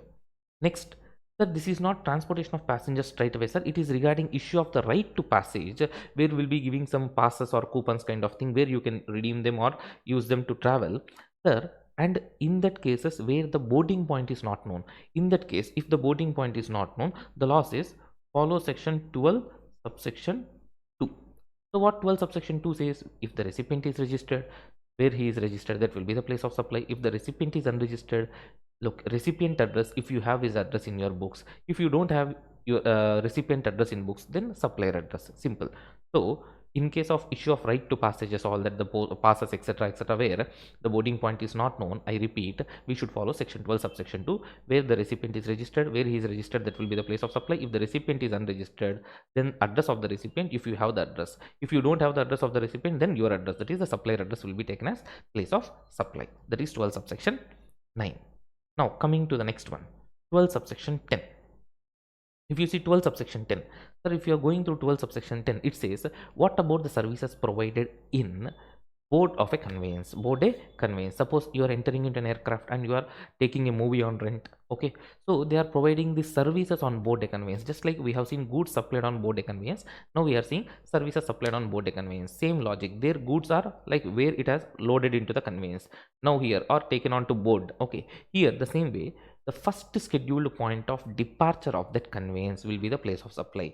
Any service provided on board a conveyance, I repeat, the place of supply will be the first scheduled point of departure of that conveyance, not your journey.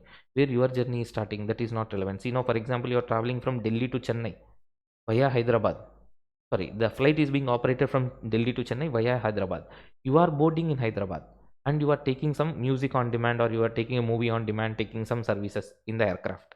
Further, place of supply will be Delhi, not Hyderabad. That means where you are boarding, that is irrelevant.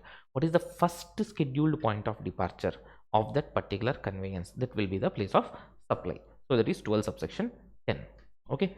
Now moving on to 12 subsection 11. So telecom services. If you see telecom services, here we are talking about this fixed lines or antennas, postpaid, prepaid, internet bills, telephone bills, all that stuff.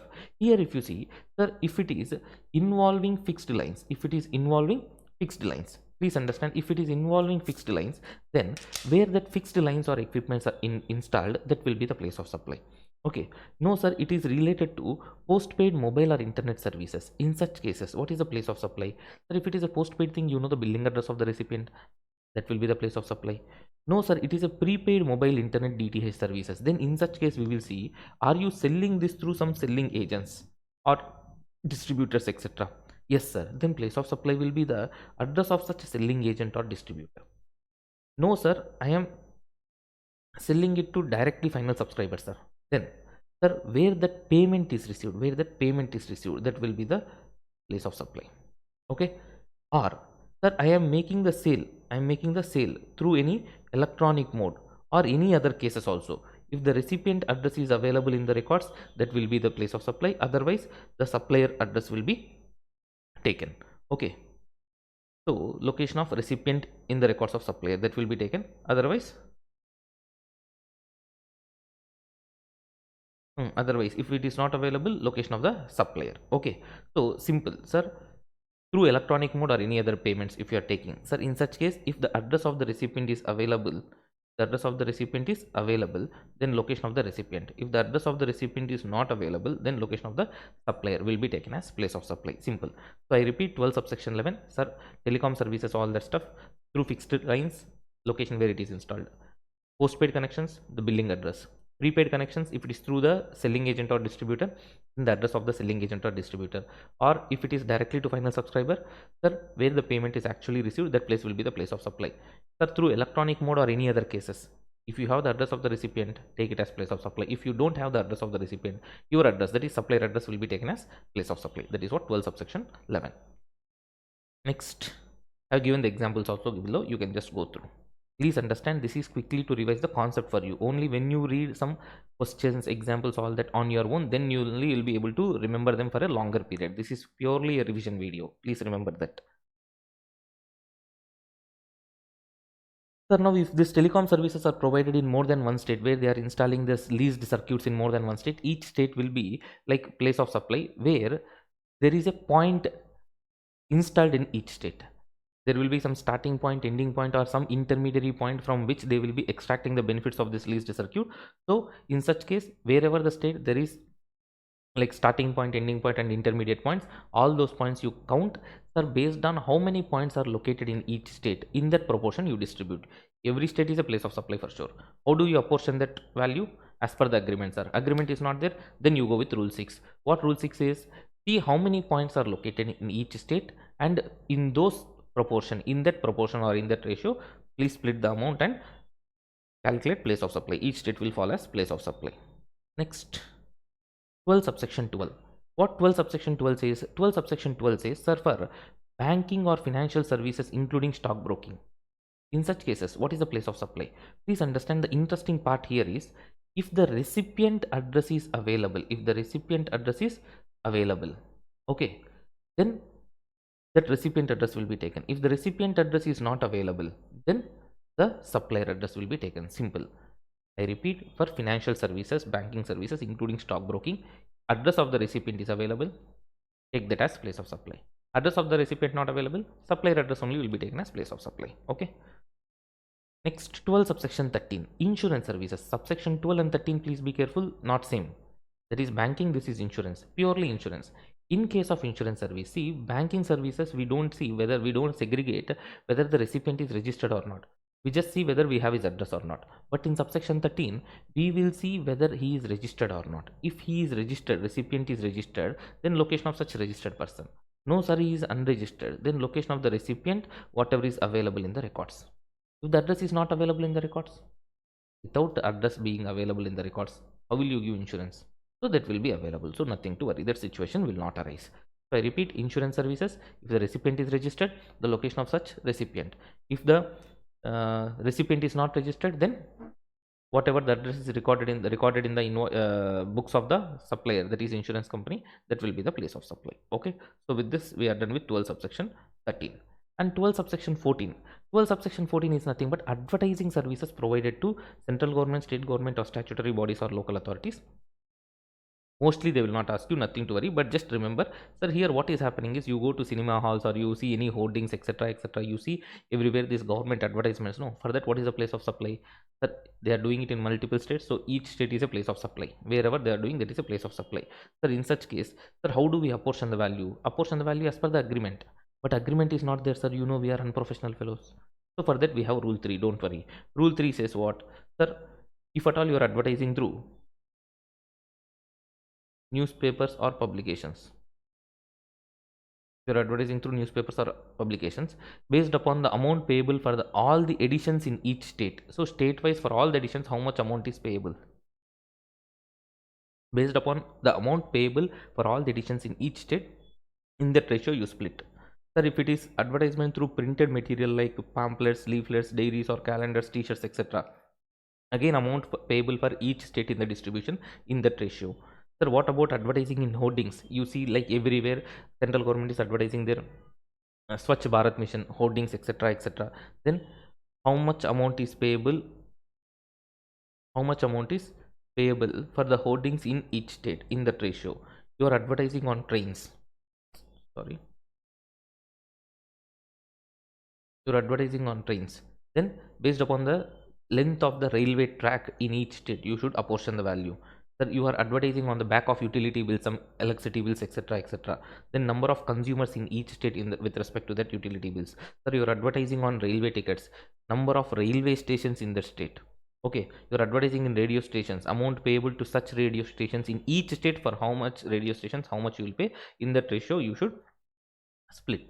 Sir, you are advertising in televisions, internet, or SMS. Na, if it is television, go through viewership. If it is internet, through internet subscribers. If it is SMS, telecom subscribers. In that proportion, how many of them are there in that particular state? Sir, in that ratio, you should apportion them. Here, one interesting thing for all these three things, the common point is, sir, understand, if you are going through TV viewership, sir, TV viewership is published by Bark. Internet, try internet subscribers. SMS, telecom subscribers, try again. Sir, how they will do this? Now, see, all the three cases, the information is published on weekly basis. On weekly basis, you are calculating place of supply for any particular transaction falling in this particular period. You should see preceding quarter. For example, something is happening in Jan to March. Sir, between Jan to March, some transaction has happened. You are calculating place of supply for that, and you should see preceding quarter, that is October to December. In December last quarter, whatever the information has been published, that you should take and you should use. Okay, I repeat, viewership data published by Bark in the preceding quarter last week, in that ratio for all the states. For example, I am advertising in Andhra, Telangana, Tamil Nadu, Karnataka, Kerala. So in those cases, for a particular news channel, for these 5 states, in that news channel, in the preceding quarter last week, what is the viewership for all these 5 states? In that ratio, you apportion that. Now see, for example, sir, in internet, let me take internet subscribers. Who will publish? Try will publish. Try is saying in Tamil Nadu 1 lakh, Karnataka 1,50,000, Telangana, Andhra put together. Sometimes 2 or more states they will publish a single figure. They will not give separate figure. For Telangana, Andhra, let us assume they have given same number 3 lakhs. Kerala 50,000. This is the figure. Okay, the internet subscribers. Now what we should do, sir? First of all, where the numbers are published together, first we should split them. So we should split them in what ratio? Sir, we should split them in the ratio of the population. Just for our calculation to be easy, I am splitting them in the ratio of 2:1, assuming the population is that way. Okay, so state wise you segregate them. So 120 lakhs we are spending in the internet to advertise in all these 5 states. So for this 120 lakhs, 5 states will be place of supply. 5 states will be place of supply. Sir, this 5 states, how do I apportion? Apportion that based on the internet subscribers in the state. So internet subscribers data, how I will get? You will get it from Troy. Which week data I should take? Preceding quarter last week data you should take. So preceding quarter last week data we have taken for all the 5 states. But Telangana, Andhra Pradesh, they give consolidated figure. So what we will do, first Telangana and Andhra, we will split them based on what ratio? Population ratio. Based on what ratio? Population ratio. And then we will proceed. So here, for our calculation to be more easy, I have just taken the round figures, all that. So I have taken them. So now we will calculate the ratio like this. So 1 lakh in Tamil Nadu, the internet subscribers, 1,50,000 in Karnataka, 2 lakh in Telangana, 1 lakh in AP, and 50,000 in Kerala. So we will get the ratio 1:1.5:2:2:1:0.5. In this ratio, we will split this 120 lakhs, and for 20 lakhs, place of supply will be Tamil Nadu, 30 lakhs place of supply will be Karnataka, 40 lakhs Telangana, 20 lakhs AP, and 10 lakhs Kerala. For those amounts, the place of supply will be those states. That is how you do even for telecom subscribers or even TV viewership. Only difference is that TV viewership is published by Bark, Broadcast Audience Research Council. Internet subscribers published by Troy. Telecom subscribers published by Troy. Publishing authority is different. Remaining everything, the procedure, everything is same to same, nothing to worry. Okay, so highly very less chances of being tested in your exam, nothing to worry. Okay, so that is what with respect to 12 subsection 14 also. So with this we are done with section 12. So with respect to a clarification here regarding advertising sector where the hoardings are being used for advertisement, please understand, generally the companies wants to advertise their products in the hoardings, etc., they will approach the advertising agencies. So advertising agencies will provide services of advertising to the companies. So there is no doubt with respect to here. So this is advertising service. Place of supply shall be determined as per section 12 subsection 2 only. Now the point is that these advertising agencies will approach the hoarding owners. And now the hoarding owners are providing services to advertising agencies. In such cases, how the place of supply will be determined? See, there can be two possibilities. I am the hoarding owner, your advertising agency coming to me and asking, Vishnu sir, we want this hoarding, we want to advertise various products. I told, you don't touch the hoarding, you tell me what should be advertised, what banner should be changed, all that stuff. I will take care. I will provide you complete service. You pay me 1 lakh. Okay, like that I'm asking. So here hoarding will be completely under my control. You want me to advertise MRF tire, I will advertise MRF tire. You want me to advertise Santur soap, you tell me, I will advertise Santur soap. Like that, I will take care of that. That means the hoarding owner, we are calling as vendor here, that is providing what? Advertising services to advertising agency. So how do you determine place of supply? As per section 12 subsection 2. Okay, general rule. But if I am the hoarding owner, I am telling you, you pay me 1 lakh, you do whatever you want with that hoarding for the entire month. So complete hoarding will be in your control. Complete hoarding will be under the control of advertising agency. So what the vendor, the hoarding owner is doing here, the hoarding owner is renting the hoarding, which is nothing but an immovable property. So the place of supply will be determined as per section 12 subsection 3. So that is what the concept, that is what the clarification here with respect to the place of supply in case of advertising sector. Okay, especially with respect to hoardings. The next one, the next amendment is with respect to place of supply. Please understand that there is a clarification with respect to place of supply in section 10 subsection 1 clause CA. You know, any supply made to unregistered person, any supply made to unregistered person, the place of supply will be the address recorded in the invoice, the address recorded in the invoice. Even for recording the address, you know that, sir, even if the state name is recorded, that is more than sufficient. Now the doubt was, when anybody is buying, any unregistered person is buying through e-commerce operator, sir, he will be giving his address when he is making an online purchase, all the stuff. So that address will be recorded. Yes, place of supply will be that address. But the problem is, the billing address is different, the shipping address is different. When let us assume you are making a purchase in online, you are ordering something in Amazon during Feb 14th. Billing address is yours, shipping address is others. Okay, in such case, sir, there are two addresses recorded in the invoice. One is billing, the other is shipping. Which address we should take as place of supply?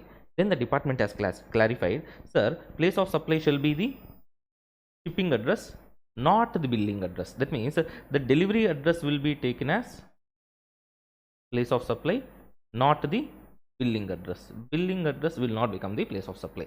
That is a small amendment here with respect to sale of goods through e-commerce operator to unregistered person, So in this video, we are going to see the time of supply chapter, and you know, time of supply chapter in CA Inter syllabus, it is dealing with two sections, section 12 and 13. Actually, time of supply covers three sections, 12, 13, 14, but section 14 is dealt in CA final level. So in this syllabus, we are going to see section 12 and 13, but to understand section 12 and 13, we need to know what is section 31, the time limit to raise tax invoice. So we will be covering section 12, time of supply for goods, section 13, time of supply for services, and section 31, time limit to raise tax invoice. Coming to section 31, time limit to raise tax invoice. See, we are dividing that into two parts, goods and services. First, we'll discuss time limit to raise tax invoice for goods as per section 31, and then we'll go with section 12, time of supply for goods, right? So as per section 31, time limit to raise tax invoice for goods. See, there are three situations here. First thing is, we should check, actually speaking, four situations. Sir, first what we have to see, whether movement of goods is involved or not. Sir, if the movement of goods is involved, first of all, don't worry about this material. You can download this from the Telegram channel, the soft copy of the classroom. So of the class note, sorry. So that is available in the description in the video. Right. Coming to the discussion. Supply. Supply is involving movement of goods, that we have to check. If the movement of goods is involved in the supply, then what we have to do, we should raise the invoice on or before removal of such goods. No sir, movement is not involved. Movement is not involved. In any other case, on or before making the goods available to the customer or the delivery to the customer, you should raise the tax invoice. That means, for example, I am selling 10,000 kg raw material to you, and that 10,000 kg raw material I am sending it from Tirupati to Chennai. Then the movement of goods is involved. Sir, in such cases, what I have to do? Simple, on or before removal from my godown, I should raise the tax invoice to you. And if there is movement not involved, for example, you are going to a mobile shop purchasing a mobile, sir, at the time of making the goods available to you, that shopkeeper has to raise the invoice for you. So on or before making the goods available to the customer or delivery. Okay, so that is the time limit to raise invoice. Now the different case is, Sir, what if it is a continuous supply of goods? Sir, continuous supply of goods is nothing but a recurring transactions where you take the periodical transactions. It is not like a one time transaction. So as per the contract, there are periodical transactions involved. In such case, see for example, now I am going to supply to you particular goods for 6 months, and every month on first Monday I will be delivering you 10,000 kg raw material at 50 rupees rate. So that is a contract between you and me. Now in this case, when there is continuous supply of goods, please understand, when there is continuous supply of goods, sir, what is the time limit to raise tax invoice? On or before issuance of periodical statement, or on or before receipt of periodical payments. That means I will issue, there can be a case where I am issuing periodical statements to you, and based on that statements you will release the payment, or you know the details of what and all the goods are received at what time, and you keep on making the periodical payments, whatever the case may be, as per our agreed terms. If at all I am issuing the periodical statement and you are making the payment, then sir, on or before issue of periodical statement, I should also raise the invoice. Otherwise, sir, if our situation is like you are settling the periodical payments, sir, on or before me receiving periodical payment from you, I should make the payment, I should raise the invoice for you. So simple here, if it is continuous supply of goods, sir, if it is continuous supply of goods, on or before issuance of periodical statement by the supplier, or receipt of periodical payments from the recipient, supplier has to raise the invoice. So that is what the concept. As the case may be here, it is not whichever is earlier in the law. So it is not whichever is earlier. But here next case, if you see goods sent for sale on approval basis, goods sent for sale on approval basis. If you send goods to anybody for sale on approval basis, please understand the law says, please bring back the goods within 6 months or raise the invoice. Sir, within 1 week only has accepted the goods, sir. Then at the time of acceptance, please raise the invoice. So what is the time limit to raise invoice for goods sent for sale on approval basis? Na? Sir, on at the time of acceptance, at the time of supply. At the time of supply means at the time of acceptance, or within 6 months from the date of removal from the godown, whichever is earlier. Okay, so within that time I should raise the invoice. This is section 31 part 1 related to goods. Section 31 part 2 will discuss after section 12 is discussed. Now coming to section 12. Coming to section 12. So section 12 says the time of supply of goods. Please understand, section 12 and 13 you know already. So section 12 and 13 both are talking about time of supply of goods, time of supply of service, and both the sections has six subsections. Subsection 1 in both the cases says go with the following subsections. Subsection 2 talks about general rules. Subsection 3 talk about RCM goods and RCM services. What is the time of supply?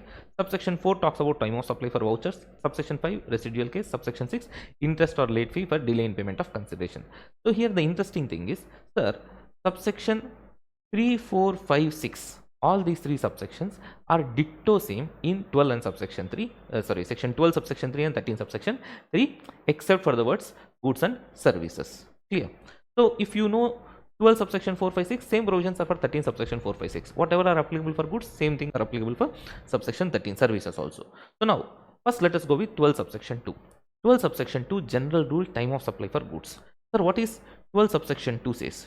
12 subsection 2 I will tell you a very simplified way, please understand.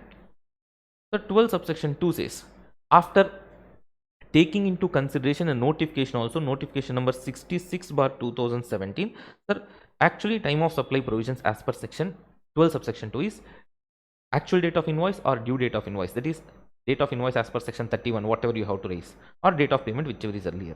Later on, government through notification number 66/2017 they have exempted that.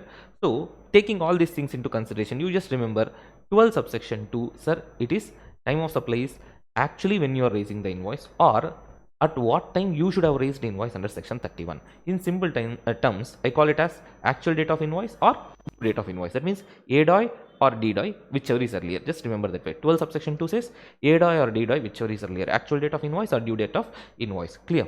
Now another interesting thing is, recently because of this specified actionable claims concept what we have seen, sir, you know specified actionable claims also nothing but goods. And for specified actionable claims, GST is applicable, and the time of supply for that is not ADOI or DDOI, whichever is earlier, sir, it is date of payment. That means immediately taxable. That means, you know, specified actionable claims actually we have discussed in supply chapter also: lottery, betting, gambling, casinos, online money gaming, and horse racing. For these cases, so in simple words, I can say that section 12 subsection 2 task for goods.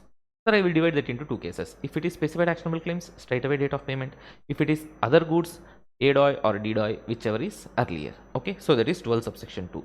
Here the interesting part you should know, advances received in case of supply of goods are not taxable, unlike in 13 subsection 2. For services, advances received are immediately taxable, but for goods it is not that case.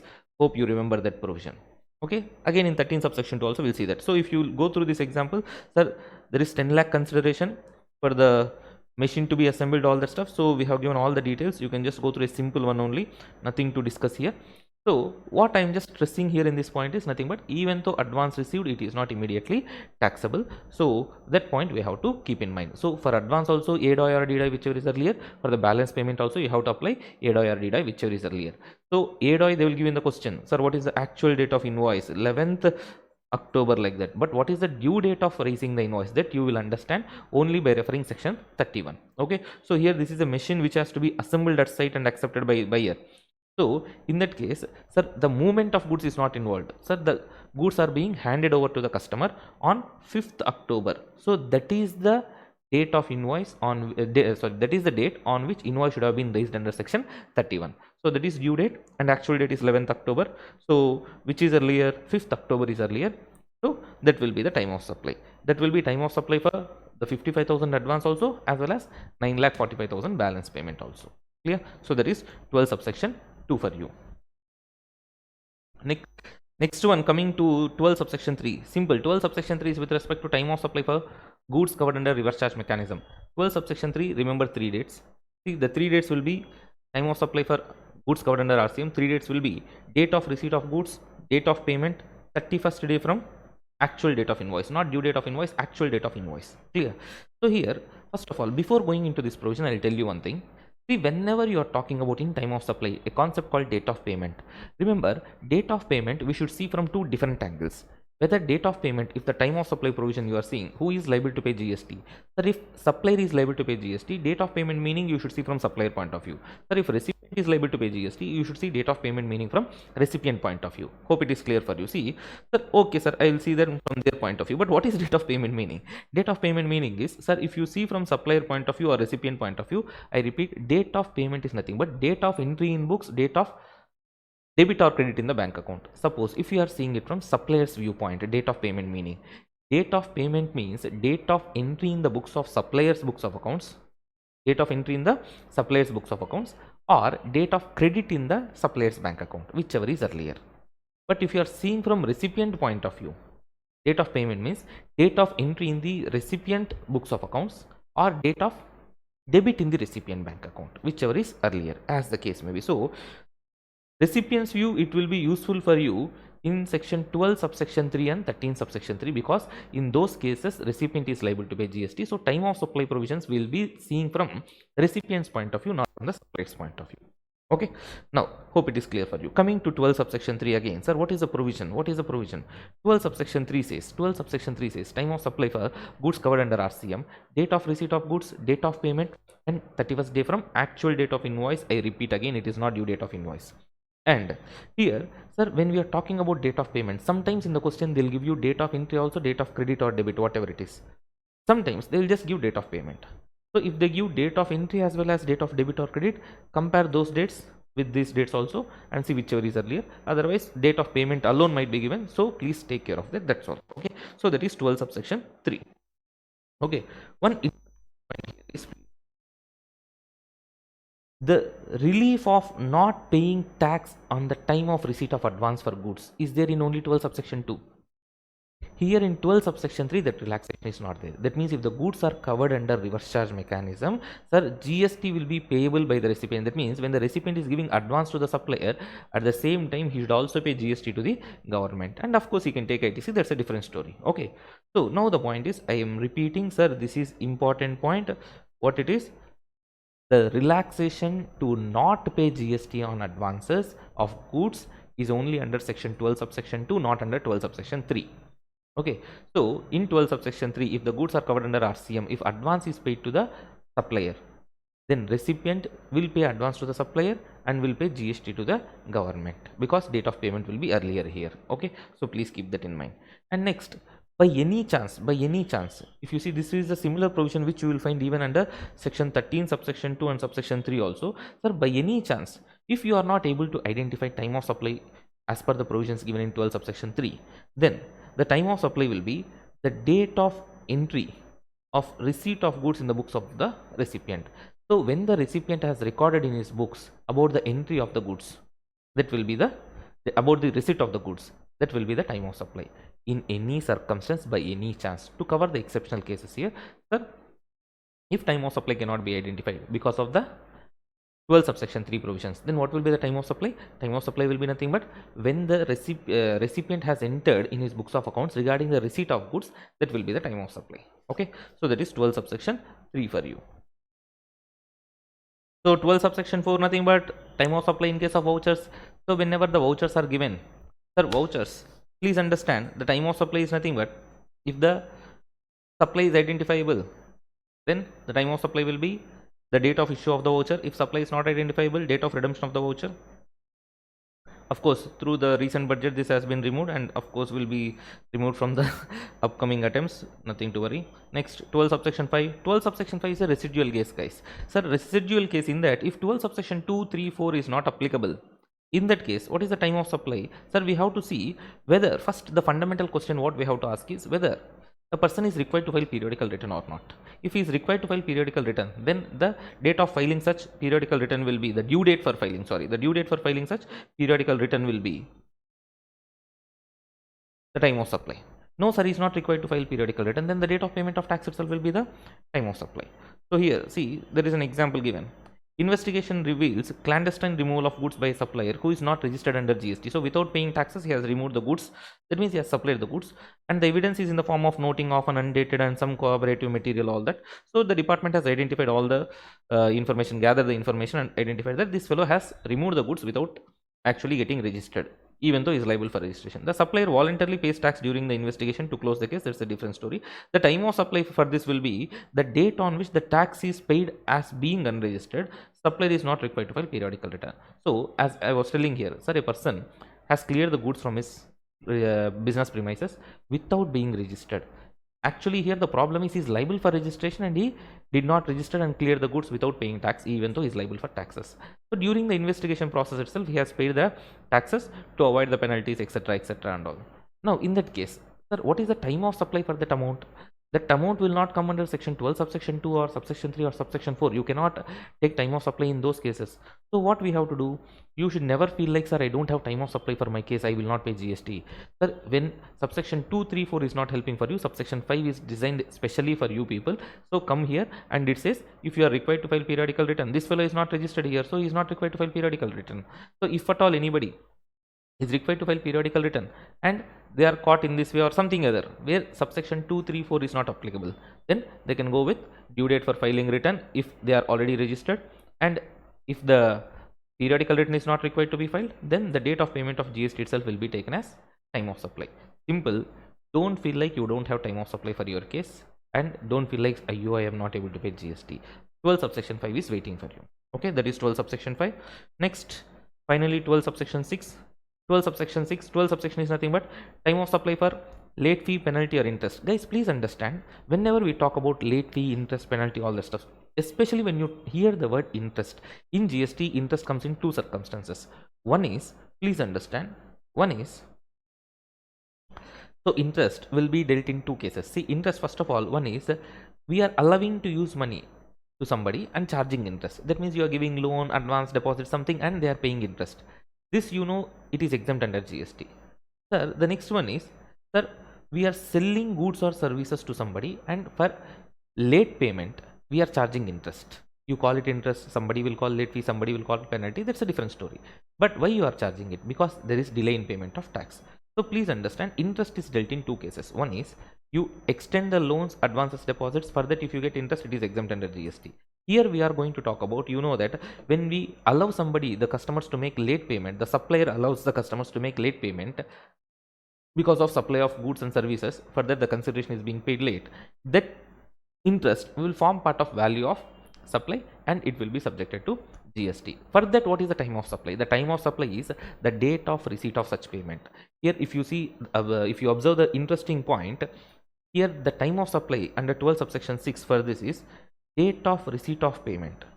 That means if the recipient doesn't pay, if at all I am selling some goods to you and I'm asking you to make payment within this particular time, within 30 days, etc. If you don't pay within 30 days, you should pay 5,000 penalty like that I told, or 5,000 interest you should pay like that I told. Wording can be anything. It can be interest, late fee, penalty, whatever you want you call. Sir, if you are not paying, I'm asking 5,000 penalty, please pay, but you are not paying, then time of supply will not come into picture, then there is no GST applicability. So understand, this is the only case in GST where if the customer doesn't make payment of tax, the supplier need not pay GST to the government. Isn't it interesting? So that is what all about section 12. Okay, with this we are done with time of supply for goods. So the next one with respect to part 2 of section 31, so time limit for raising invoice for services. So the time limit for raising invoice for services, if you see the general rule is nothing but on or before completion of on or before provision of service you can raise the invoice, no issues. And sir, from the date of completion of service also within 30 days you can raise the invoice. That means simple, within 30 days from the provision of service you can raise the invoice. That is what the law. That means at the time of completion or even after the completion within 30 days, yes, you can raise the invoice, no issues. If at all you are a banking company, financial institution, insurance company, including NBFC, then the time limit is 45 days. You have to raise the invoice within 45 days. So that is the general rule. I repeat, general rule for raising invoices within the completion of service, within 30 days you should raise the invoice. Okay. And if at all you are a insurance company, banking company, financial institution or NBFC, you can raise the invoice within 45 days instead of 30 days. But sir, if the service ceases, the supply ceases before completion, that means even before completing the service, for example, you are doing audit for the books of accounts of my company. Sir, after 4 days of doing audit, you fell sick or there is some emergency, you are cancelling the contract, you are just leaving. For the 4 days work you have done, whatever it is, sir, you are supposed to raise the invoice. That means you should raise the invoice at the time of cessation. That is what the law says. So any service, if it gets ended before completion, then for whatever the portion of the work you have done, if you are raising the invoice for that, then you should raise the invoice at the time of cessation itself. That is next case. And the third case, the important case, sir, continuous supply of service. See, I have been discussing in this revision lecture purely the theoretical concepts, the provisions, etc. I am elaborating in the soft copies, notes, everything, the questions, examples, problems, everything has been properly given. If you use the resource properly, that is more than sufficient. So hope you are understanding this is a revision lecture. Okay, that is why I am not able to discuss every example point by point or every concept with examples. I am not able to discuss. Hope you understand that. Now, in case of continuous supply of service, sir, if it is continuous supply of service, we have seen for goods, sir, the time of supply will be on or the time limit to raise invoice will be on or before issue of periodical statement or receipt of periodical payments, as the case may be. Here what we have to see is, sir, if it is a continuous supply of service, sir, if it is a continuous supply of service, the contract which has been entered between supplier and recipient, are you able to determine the due date of payment from that contract? If due date is ascertainable, on or before due date, of payment. If due date is not ascertainable from the contract, then on or before the supplier receives the payment, he should raise the invoice. For example, I am supplying some construction activities for you. So continuous supply of service, please understand, the continuous supply of service means it is defined that where the service is provided or agreed to be provided continuously on recurrent basis under a contract for a period of exceeding 3 months with periodic payment obligation, and of course includes supply of such services as the government may notify. So for this purpose, if you see construction, you are doing construction of my house and we are entering into a contract where due date is ascertainable in the contract, then contractor should raise the invoice, the supplier should raise the invoice on or before the due date. No sir, due date is not ascertainable from the contract, then when the contractor, the supplier should raise the invoice. So the contractor will raise the invoice on or before receiving the payment. No sir, the interesting point is, sir, if the payment in the contract is linked to completion of an event, sir, in such case, please understand, on or before completion of that event, such event, the supplier, that is the contractor, has to raise the invoice. For example, we are constructing the house. I told, if you finish the foundation, I'll give you 5 lakhs. If you finish the first floor slab, I'll give you 5 lakhs. Like that, we have kept some milestones for some events. only after completion of that supplier can raise the invoice. So at the time of completion of that milestone, he can raise the invoice. Clear? That is what the point. So I repeat, continuous supplier services, what is the time limit to raise invoice? Number one, sir, the time limit to raise invoice is if due date is ascertainable on or before the due date, not ascertainable on or before receiving the payment. If the payment is linked to completion of an event, then on or before completion of such event, invoice has to be raised. So that is what the concept. Okay. Now, finally, so regarding that, there is an example also. You can just go through a question. Sir, finally, sir, if at all you are an insurance company, banking company, financial institution, including NBFCs and telecom companies, they are making supplies among themselves, that is, among their distinct persons under Section 25. Sir, when they are making supplies among their distinct persons under Section 25, sir, invoice may be issued before or at the time of recording such supply in the supplier's books of accounts, or even before the expiry of the quarter during which the supply was made. There is no concept of whichever is earlier here. So, if at all HDFC Mumbai is making a supply to HDFC Chennai, sir, in such cases, sir, invoice can be raised when the supplier is recording this in his books of accounts in this transaction, or even it can be raised by the end of the quarter in which this supply was made. That means you have the entire quarter to enjoy. Okay, so that within the end of the quarter you raise the invoice. That is what they are trying to tell here. So this is section 31, time limit to raise tax invoice. Now guys, please understand, you should be very careful with the question when they are asking regarding time of supply, because sometimes you will calculate time limit to raise tax invoice and then you will feel like that itself is time of supply. Time limit to raise tax invoice is different, time of supply is different. So please understand that when you are calculating, be careful. Whenever you calculate and you get some date as an answer, you feel like that is time of supply. Actually, you might have calculated time limit to raise tax invoice. So please be careful with that. Okay. So let us move on to section 13. So what is the time of supply for services?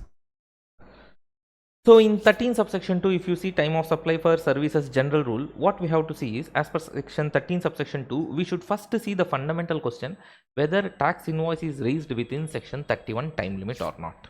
So what is the question we have to ask? Whether invoice is raised within section 31 time limit or not. Answer can be yes, answer can be no. Sir, if the answer is yes, okay, then what is the time limit to raise invoice? Date of invoice or date of receipt of payment, whichever is earlier. You know the meaning of date of payment. Date of payment is nothing but date of entry in the books of accounts of the supplier or date of credit in the bank account of the supplier, whichever is earlier. So that will be the time of supply. No sir, invoice is not raised. Invoice is not raised within section 31 time limit. If invoice is not raised within section 31 time limit, date of provision of service, that is completion of service, or date of receipt of payment, whichever is earlier. So please understand, section 13 subsection 2 general rule is simple. Okay, whether invoice is raised within section 31 time limit or not, that we should check. Answer can be yes or answer can be no. Sir, if the answer is yes, you will compare actual date of invoice and date of payment, whichever is earlier. No sir, answer is no, then date of supply of service or date of provision of service, whatever it is, or date of payment, whichever is earlier, that will be the time of supply. So that is section 13 subsection 2. Here, as I told you already, the interesting part is the advance. Sir, because of this, if you see, both the cases date of payment is being compared. So hence it implies what? Whenever the advance is received, so automatically what? It will become taxable. So in 12 subsection 2 there is a relaxation, but in 13 subsection 2 there is no relaxation. So here what I am trying to tell you is, sir, with respect to section 13, sir, except, I tell you, except 12 subsection 2, sir, every case time of supply, it is better to go with calculating time of supply for each and every payment. So for every payment, apply time of supply provisions and calculate. So sometime for all the payments, you will get same time of supply. Sometimes for different payments, you will get different time of supply. Okay. So that is what the concept. Fine. So now, if you are not able to, as I already told you under 12 subsection 3, as we have discussed, if you are not able to identify time of supply as per the provisions given here, as per the provisions given in this case, sir, what you can do, the time of supply will be nothing but the date of receipt, the date on which the receipt of supply has been entered in the books of accounts of the recipient will be taken as time of supply. Clear? So I repeat, if at all in any circumstances, as I told you already, here there is one example, fragrance and co, that you can just go through.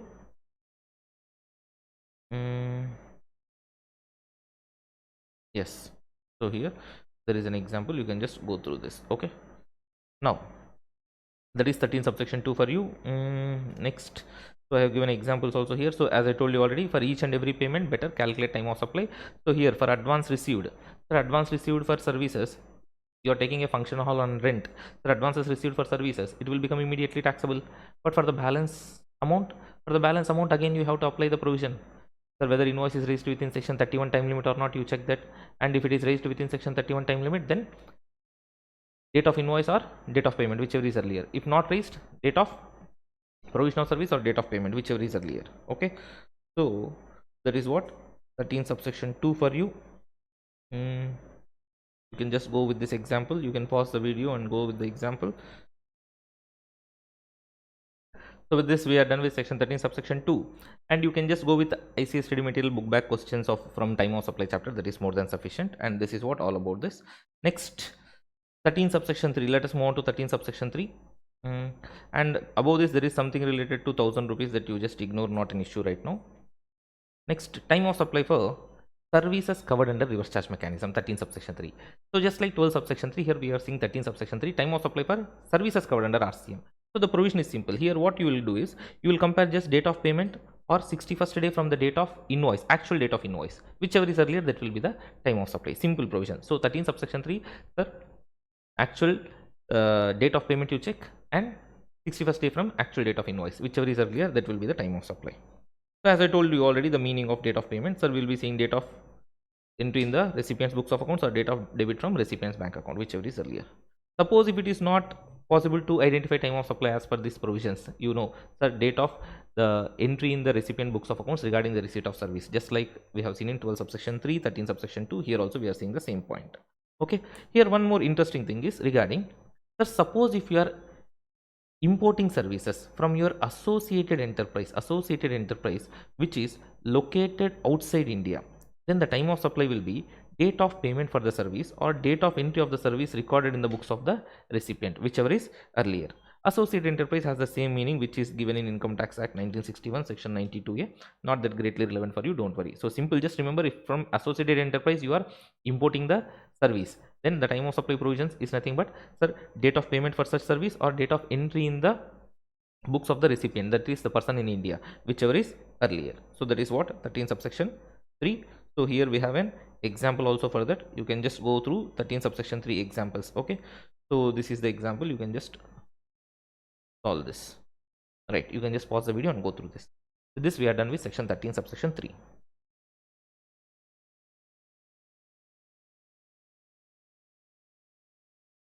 So I can also tell you that, sir, we are done with section 13 because 13 subsection 4, 5, 6 are nothing but ditto, same like 12 subsection 3, 4, 5 and 6, except for the words goods. Here there is services, the provisions are same, that vouchers, residual case and interest payments.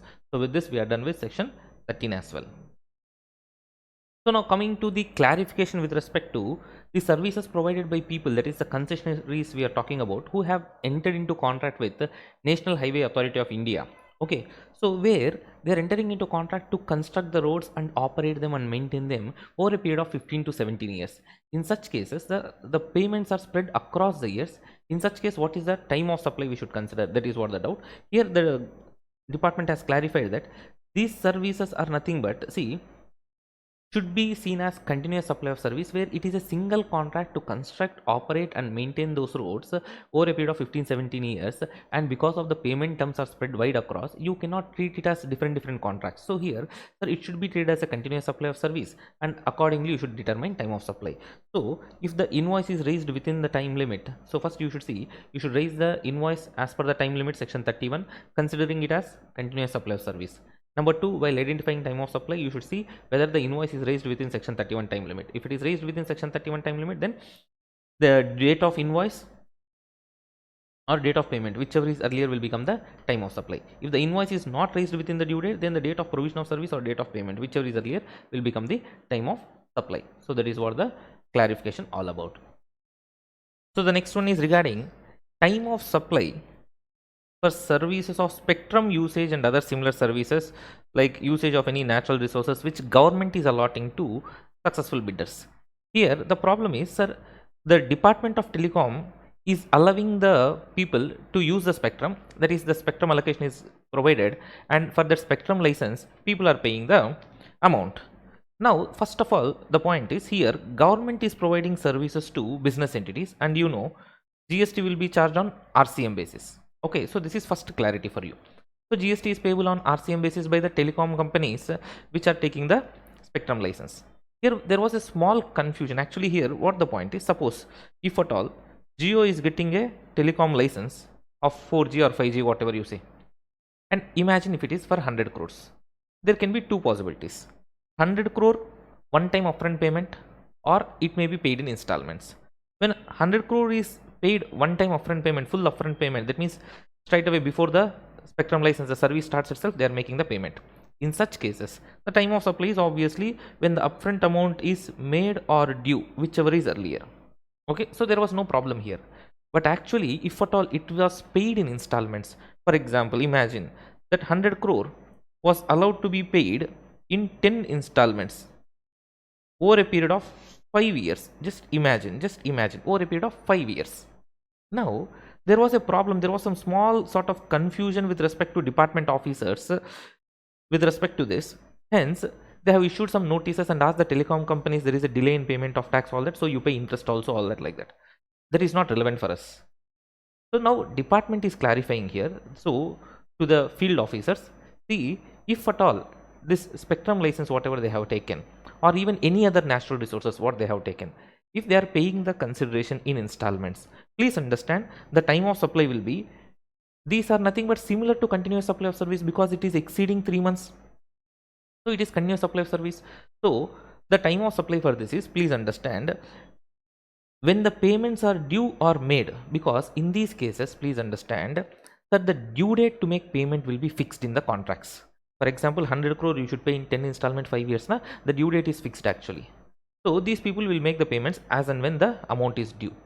So the department has clarified that GST will be payable here in these cases as and when the payments are due or made, whichever is earlier, not when the contract was allocated or when the license was allocated. The same treatment, the similar treatment we are also will be treating to all other natural resources which are allocated to successful bidders. So hope it is clear. Why they gave this clarification, all that irrelevant for us. Simple. What is that they are trying to tell? If any resources, natural resources or spectrum license, etc., allocated by government to business entities, that's simple. First of all, GST liability will come under RCM. Number two, if at all, how the payment is made? The payment is made upfront payment, no problem. As and when the upfront payment is made or due, whichever is earlier, that will be the time of supply. That will be the time of supply. No sir, if the payment is made in installments, here the installment dates are fixed, due dates are fixed. So in that case, what the department is saying, hey, whenever the amount is due or made, whichever is earlier, you take it as time of supply and tax it accordingly. That is what they are telling us. So that is what the clarification here with respect to spectrum license, and also the same clarification is applicable to all other natural resources which the government is allocating to successful bidders. So in this chapter, if you see first value of supply, like it is dealt in section number 15, and section 15 has 5 subsections, 1, 2, 3, 4 and 5. So 1, 2, 3 mainly is talking about value of supply, inclusions and exclusions. Subsection 4 and subsection 5, subsection 4 and subsection 5 purely in CA final only. In CA intermediate it is not there. That is the structure of this particular section and chapter in your CA course. Now coming to the value of supply, sir, GST is a rate and that rate should be imposed on a value. So for that, what should be taken as value of supply? Simple, the law says value of supply nothing but transaction value you should take as value of supply. The transaction value means what? Transaction value means whatever the price is paid by the recipient to the supplier. Sir, will you believe that price whatever they are dealing with? Yes, provided they are not related and they are paying only monetary consideration, that is price is the sole consideration. So transaction value will be taken as value of supply. That means price actually paid or payable will be taken as value of supply, where supplier and recipient are not related and price is the sole consideration, that is monetary consideration only, then only transaction value will be taken. Okay, in the law, if at all these conditions are violated, then we should go with valuation rules. Okay, right. In the law itself, they have given some inclusions and exclusions. See, I have given a small notes here. Okay, here if you see, one second, if you want you can take a screenshot of this also, right? One second. For the transaction value you can take some inclusions and exclusions which are given in the law itself, hope you have taken the screenshot, right? Let us go forward without wasting the time. First of all, sir, understand In the law, they have given 5 inclusions, 1 exclusion. Just remember like Pandavas and Draupadi. Okay, 5 inclusions and 1 exclusion will finish the 15 subsection 1, 2 and 3. Okay, now coming to inclusions, what and all should be added to value of supply? Sir, what and all should be added to value of supply? All taxes and cess, whatever you see other than GST and TCS under income tax, TCS under income tax, not GST. Okay, so all taxes like municipal tax, entertainment tax, customs duty, whatever it is, sir, everything you add it to value of supply other than GST, that is other than CGST, SGST, UTGST, AGST and GST compensation cess, and also TCS under income tax, you don't add it to the value of supply. That is what the concept. Okay, right, that is number 1 addition. Next, number 2, payment made by the recipient which is to be incurred by the supplier. That means in simple words I'll tell you, obligation of the supplier discharged by the recipient. If the obligation of the supplier is discharged by the recipient, then that should be added to the value of supply. Here see, for example, see, you are coming to me to purchase some furniture, let us assume furniture in the example. Okay, let us assume furniture, you are coming to buy some red sandalwood furniture with me. Sir, for that I am charging 10 lakhs plus GST. What you are saying, Vishnu sir, out of the 10 lakhs we will pay you only 6 lakhs. You are buying the goods, the red sandalwood, from your friend Mr. Pushpa, unregistered fellow, no? To him we will pay that 4 lakhs directly, and to you we will pay only 6 lakhs. You charge GST only on 6 lakhs, sir. Like that you are asking. I said, okay, fine. But what the law says, that 4 lakhs is obligation of Vishnu and discharged by the students. That should also be added to the value of supply. So it will be total 10 lakhs on which I should charge GST. This is what the concept. Okay. So just go through this example. So I repeat, obligation of the supplier discharged by the recipient. Obligation of the supplier discharged by the recipient. Then it will be added to the value of supply. That means you don't try to cheat the government by playing these tricks. Okay. So that is what the point. Next, what is the next one? The incidental expenses. The third inclusion is incidental expenses. Whatever incidental expenses supplier is incurring and recovering from the recipient. Okay, that means let us assume packing charges, transportation charges, weighing charges, whatever it is incurred by the supplier, recovered from the recipient, then it will be added to the value of supply. That is what the concept. Okay, fine. Next, interest, late fee, penalty for delay in payment of consideration. This is something interesting here. Now please understand, in GST whenever you go through interest, understand, whenever you go through interest in GST, the interest will come in 2 circumstances. Number 1, you are taking loan from somebody, or you are taking advance or deposit for which you are paying interest. So I say that interest by way of extending loans, advances or deposits, that is exempt under GST. Okay, sir, for you, hint is, for this type of situations there will be 3 parties. You are selling, buying and lender. Sir, you are buying some goods, for that you don't have money, you are going to some third person and asking some loan, and that fellow is giving, for that you are paying interest. So here he is giving you money, and for that he is charging interest. Okay, that is exempt under GST if you remember the exemptions. Second situation is, sir, I am selling some goods to you. You are saying, Vishnu sir, I don't have money, I'll pay after 30 days. I said, no problem, Rob. Pay 1000 rupees interest. Pay 1000 rupees interest. So you are paying me 1000 rupees interest. That will be added to the value of supply, and whatever the treatment for the principal supply, the main thing what I am selling to you, on that whatever tax is applicable, the same will be applicable on this interest also. That means, understand, interest will come in 2 circumstances. One is for extending loans, advances or deposits, where I am giving you loan or allowing you to use my money and I am charging interest, exempt under GST. The second scenario is where I am only supplying some goods or services to you for which you are making payment to me but paying late, interest or late fee or penalty for delay in payment of consideration. So that will be added to value of supply and will be subjected to GST. Okay, so that is what the point. So here that is regarding interest. And one mistake what you do in the problems with respect to interest, sir, interest, should I assume it as inclusive of GST or exclusive of GST? Please understand, question there can be 2 types. One is they will just say in the question, interest paid, late fees paid. I repeat, this interest we are talking for delay in payment of consideration, that only should be added to the value of supply. So in that case, question you have 2 things. One is they'll give just interest paid 10,000. They will not talk about whether extra GST you have received, etc., etc., nothing. That means what? You have got 10,000 rupees interest. You assume it as inclusive of GST and proceed with the problem. Or they will clearly mention in the question somewhere in a corner, all that amounts mentioned above are excluding taxes. Interest somewhere in the table above they would have given 10,000, 20,000 like that, 15,000 like that. and somewhere bottom of the question they would have mentioned all the amounts given above are excluding taxes, then you should take it as exclusive. Okay, so I repeat, if the question says just interest paid, then treat it as inclusive, or if the question clearly mentions these are excluding taxes, all that stuff, then please treat it as exclusive of taxes. Clear? So I repeat, interest paid for delay in payment of consideration only will be added to the value of supply.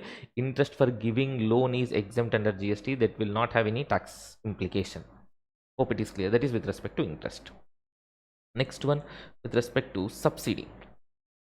If you are following, we are discussing 5 inclusions. Number 1, all the taxes paid other than GST and TCS under income tax. Next, obligation of supplier discharged by the recipient. Next, incidental expenses incurred by the supplier is recovered from the recipient. Interest or late fee or penalty for delay in payment of consideration. That is what we have discussed now. So hope it is clear for you. Last one, final one, subsidies. Subsidies will be added to the value of supply. Subsidies will be added to the value of supply when it is directly linked to the price. That is first key point. It should be first directly linked to the price. Then you should check who has given that. Sir, if government has given that, ignore it. If anybody else has given, please add it to the value of supply. Clear? Right. So that is what the point, guys. And one more thing here for interest late fee. First of all, let me finish that. For interest and late fee, I have given one small problem also in the notes here, so you can just check this. This is November 2022 somewhere CA Inter question actually, but a nice question, delivery agent like that. So you can just go with this question. They have just asked in the question gross GST liability and ITC available. That's all. They did not ask anything extra. Okay, so that is what the point. So hope it is clear for you. Just take a screenshot of it and just try it. Just go through the question enough. But nice question. Right. So coming back to the subsidy, as we were talking, so subsidies other than central government and state government subsidies, if it is directly linked to the price of the goods or service, whatever it is we have supplied, then it should be added to the value of supply. Okay, see now for example, I have given in the example also here for that, and example, yes, you can understand, simple small one, you can just go through. I want to talk about the treatment in problems, actually that is the main thing. So here there is an example, you can just understand, where I am selling notebooks for 50 rupees and I'm entering into an MOU with government, where government is saying we will give you 20 rupees subsidy, sell the notebooks for 30 rupees only. I am selling the notebooks for 30 rupees, so I am getting from customer 30 rupees, from government I am getting subsidy 20 rupees. The value of supply is 30 rupees. But same MOU, if I'm entering with Infosys Foundation or some other private NGOs, whatever it is, other than central government, state government, then the same MOU I'm entering, 30 rupees I'm getting from customer, 20 rupees I'm getting from the NGOs, all that, then the value of supply will be 50 rupees, not 30 rupees. Hope it is clear. And I repeat, the subsidies like given for buying the plant and machinery or setting up the factory, purchasing the land, all these things will not have any direct link to the price. So those subsidies will not be considered while calculating the value of supply. Hope it is clear for you. Right, so that is the example. Now as I was talking about the tax treatment, the treatment in problems, see in problems mainly you will find these 3 type of wordings. Subsidy, sir, whenever you see in problem, they may use the word like price after considering subsidy. Please understand, price after considering subsidy or after including subsidiary are different. If that says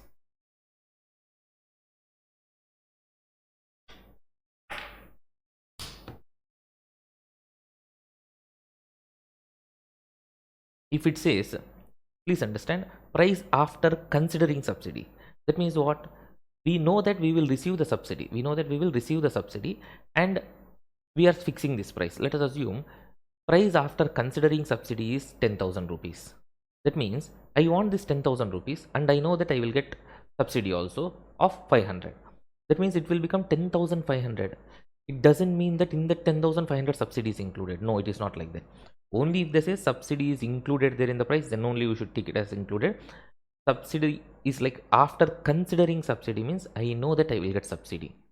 It doesn't mean that the subsidy amount is included in the price. Please don't misunderstand that. This is one mistake you might be doing. Next, the next one is net of subsidies. When they say net of subsidies, subsidies are removed from that amount.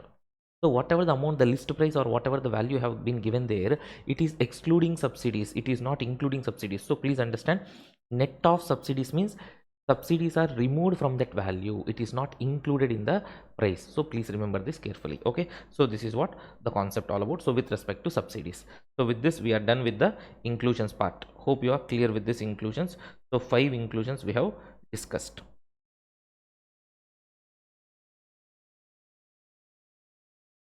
So the next, if you see exclusions, sir, exclusions, only one exclusion, discount. But the point is, when this discount is given, simple sir, discount may be given at the time of supply or after the supply.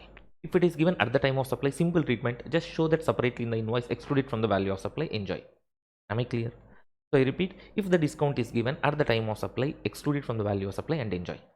Sir, if the discount is given after the supply, then don't think, sir, who will give discount after the supply? In case of B2B scenarios, there might be a situation where discount is given after the supply. You don't worry about who will give that. Just remember, sir, if the discount is given after the supply is over, then you can exclude the discount from the value of supply provided 3 conditions are satisfied. Number 1, it should be as per the terms of the agreement which we have already entered into. Next, terms of the agreement means need not be in writing, always remember that. Number 2, so number 2, that discount should be linked to a particular invoice. And number 3, sir, proportionate ITC should be reversed by the recipient. Okay, then the discount will be excluded. Suppose if you are not satisfying these conditions, it doesn't mean that law is prohibiting you from giving discount. You give discount to your customer, we are not stopping you, and show that in your books of accounts. We are not worried about that. Only thing, I will not give you benefit under GST if you don't follow these 3 conditions. If you follow all these 3 conditions, enjoy the benefit from GST also. Your GST liability will be reduced, and opposite fellows, of course, ITC will be reduced. That's a different story. But if you are giving discount and you are not following these conditions after the value of supply, after the supply is over, then that discount will remain only in your books. In GST, we don't have an impact. That means imagine 10 lakhs is the value of supply, you give 1 lakh discount, but you have not satisfied these conditions. For the purpose of GST, you should be paying GST on 10 lakhs only. But in your books, you might have shown 9 lakhs, all that nonsense, whatever it is. But for us in GST, you should pay GST on 10 lakhs. Am I clear? So hope it is clear for you. Okay, so there is an example also here with respect to that. So you can just go through this example as I already explained. Sir, for example, I'm making a supply to MSD on 25th June, credit period 90 days, and if you pay within 30 days, I will give you 10% discount, like that I told. He is paying within 30 days, so he is claiming discount. Now, whether this discount can be excluded from value of supply? Yes, it can be excluded from value of supply, because first of all, I told it at the time of supply only. If you make payment within 30 days, I will give you 10% discount as per the terms, and this is linked to invoice. And the only condition is that MSD should reverse proportionate ITC on that discount. 1,12,000 GST will be there. Proportionate ITC he has to reduce. So that way I have given a comprehensive example here. You can just check that. One second. So this is the example. So you can just go through this, take a screenshot if you want, or the notes is however available, nothing to worry. So this is the example, and with this we are done with exclusion part. The discount part also we have discussed. What if the discount is given at the time of supply or after the supply is over? And there is a clarification with respect to no claim bonus actually. So what is this no claim bonus? Nothing but, sir, when I'm purchasing a car, first year I'm taking insurance. Of course, every year we'll be renewing the insurance. Now, when we are going for the renewal of the insurance, if you have not taken any claim in the last year, then to appreciate your driving skills, what the insurance company will do? Insurance company will say, sir, last year you did not claim anything from us, so we are happy, we have saved so much of money because of your great driving. So this year we'll give you something called no claim bonus. And I'm asking, like, please give me that bonus. Then the insurance company says, we will not give it in actual physical form, sir, but in the renewal insurance premium, we will give it in the form of discount. So now the doubt was, what is the tax treatment for this no claim bonus? And as I already told you, sir, this is just like a discount. They are giving it to you in the next premium payment, so it is excluded from the value of supply. So that is what the concept here. There is a small example also for that. You can just go through this, right? So this is with respect to the clarification on no claim bonus. So the next one is regarding, the next clarification is regarding the salvage or wreck value earmarked in claim assessment of damage caused to motor vehicle. See now here, what is this actually now? Please understand. Let us assume there is a car and insurance has been taken on the car by the owner. Now this car has been subjected to accident. You can understand this is accident car, that is why it is like that. Otherwise, it would have been even neat. You don't know my artistic skills actually, right? So this is a car which was subjected to accident. Now, imagine while taking insurance on the car, that fellow has declared the value of car as 8 lakhs rupees. On that, he has taken insurance. So now this car is now subjected to accident, completely gone, all that stuff. Now there is total loss, and if you sell that now, you will get 1 lakh. That is the salvage value or wreckage value of that car. Now, insurance company is paying to the customer what? Based on that, the tax treatment for this salvage value will determine. Now, the doubt is whether insurance company has to discharge GST liability when this salvage or wreckage has been sold for 1 lakh. Now, the point is, see, if the insurance company is paying only 7 lakhs to the insured person, the person who has taken insurance on this, that means this salvage will become the property of that fellow. That means, Ray, however you sell that, you will get 1 lakh. Balance 7 lakhs I'm giving, keep it with you. So, salvage and wreckage is the property of the insured person. So, GST liability will not come on the insurance company. Insurance company doesn't have any right over that salvage or wreckage, that will not sell that. So, no GST liability on that 1 lakh for insurance company in the hands of insurance company. Now, if the insurance company pays full 8 lakhs to the customer, that is full amount 8 lakhs. That means they are buying that salvage amount, the entire thing also is with the insurance company only. So insurance company is the owner of this property now, the salvage or wreckage. Now when insurance company is disposing this salvage or wreckage for 1 lakh rupees, GST liability comes into picture. Insurance company has to pay GST on that. That is what the concept. Hope it is clear for you. So if the insurance company pays full amount, the salvage or wreckage will become the property of insurance company. So when it is getting disposed, insurance company will pay GST. No sir, we are deducting the salvage amount and paying only the balance amount to the customer.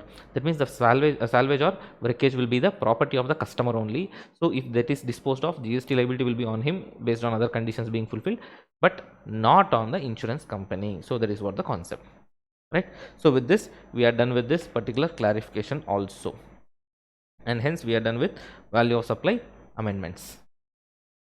So input tax credit, everybody see, first of all, just to correct your basics. See, when we are making outward supplies, sir, our outward supplies may be covered under forward charge or may be covered under reverse charge. If they are covered under forward charge, what we will do, we will collect tax from the customer and we have to pay it to the government. While paying it to the government, we will use our ITC balance, and if it is not sufficient, we'll go with cash. Sir, no sir, whatever the outward supplies we are making, that is sales, if it is covered under reverse charge, we will raise the invoice, we will supply the goods or services, our customer will directly go and pay the GST to the government. We don't have to do anything. So what is the only duty we have? Eat 5-star, do nothing. So that is the scenario.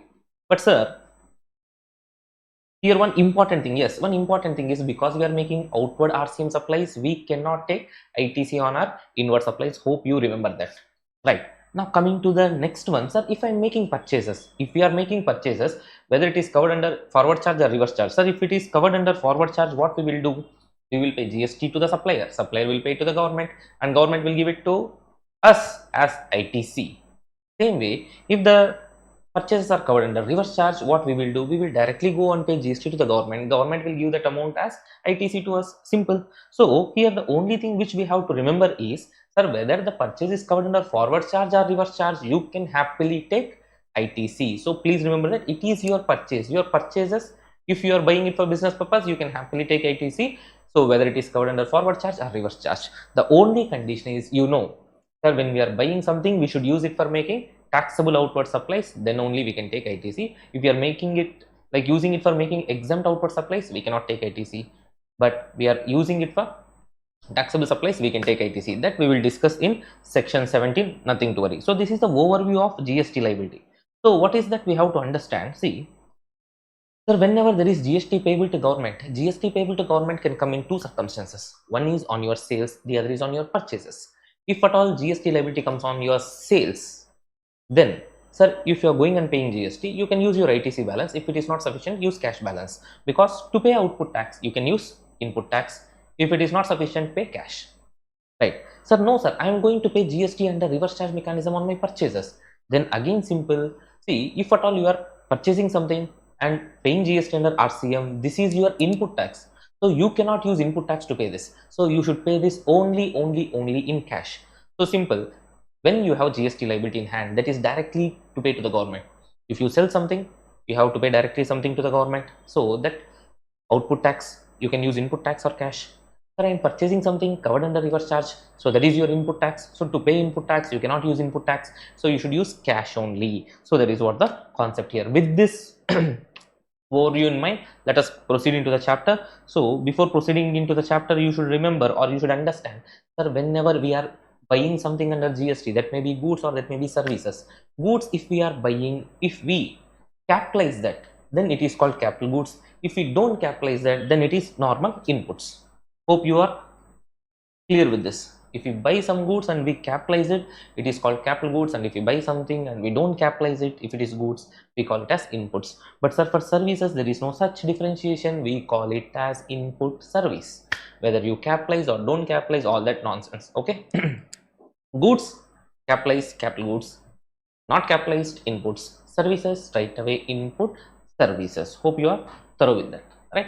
So with this, let us proceed with first point, section 16. Section 16 has 4 subsections. Earlier, now they have added subsection 5 and 6 also. 5 is not relevant for you. Subsection 6 we will be discussing. Okay, so first going to 16 subsection 1, simple sir. 16 subsection 1 says every person who wants ITC, he should be registered under GST, sir. Without registration, how will I give you ITC? So you should be first registered, and of course, whatever you are buying, you should be using it for business, or you should have intention to use it for business. That means not only the goods or services, whatever you procured, the goods, whatever lying in the godown are also liable for, are also eligible for ITC. Not only the goods which you have used in manufacture, but also the goods lying in stock, lying in godown are also eligible for ITC. That is what 16 subsection 1 says. Sorry. So that is 16 subsection 1, simple eligibility for ITC. Let us move on to 16 subsection 2. So coming to 16 subsection 2, what are the conditions for availing ITC? 16 subsection 2 number also you should remember properly. So please make sure you remember 16 subsection 2. What is 16 subsection 2? Conditions for availing ITC. Sir, what are the conditions for availing ITC? Number 1, simple sir. You should be possessing some or the other documentary evidence, sir. Then only I can give you ITC. Without that, sorry, I cannot give you ITC. So please have some documentary evidence. What is that documentary evidence, sir? That can be a tax invoice, that can be a debit note, that can be a revised tax invoice, that can be bill of entry, that can be document issued by input service distributor, or that can be a self invoice also. Sir, please give some documentary evidence so that I can give you ITC. Okay, so please have that. And one more thing is what, sir, if at all coming with this documentary details, if you see any demand that is raised, sir, any demand that is raised on account of fraud or willful misstatement or suppression of facts cannot be availed as ITC. So if this is done on account of fraud or willful misstatement, suppression of facts, all the stuff under section 74, okay, then also you cannot avail ITC on that. That is what another point.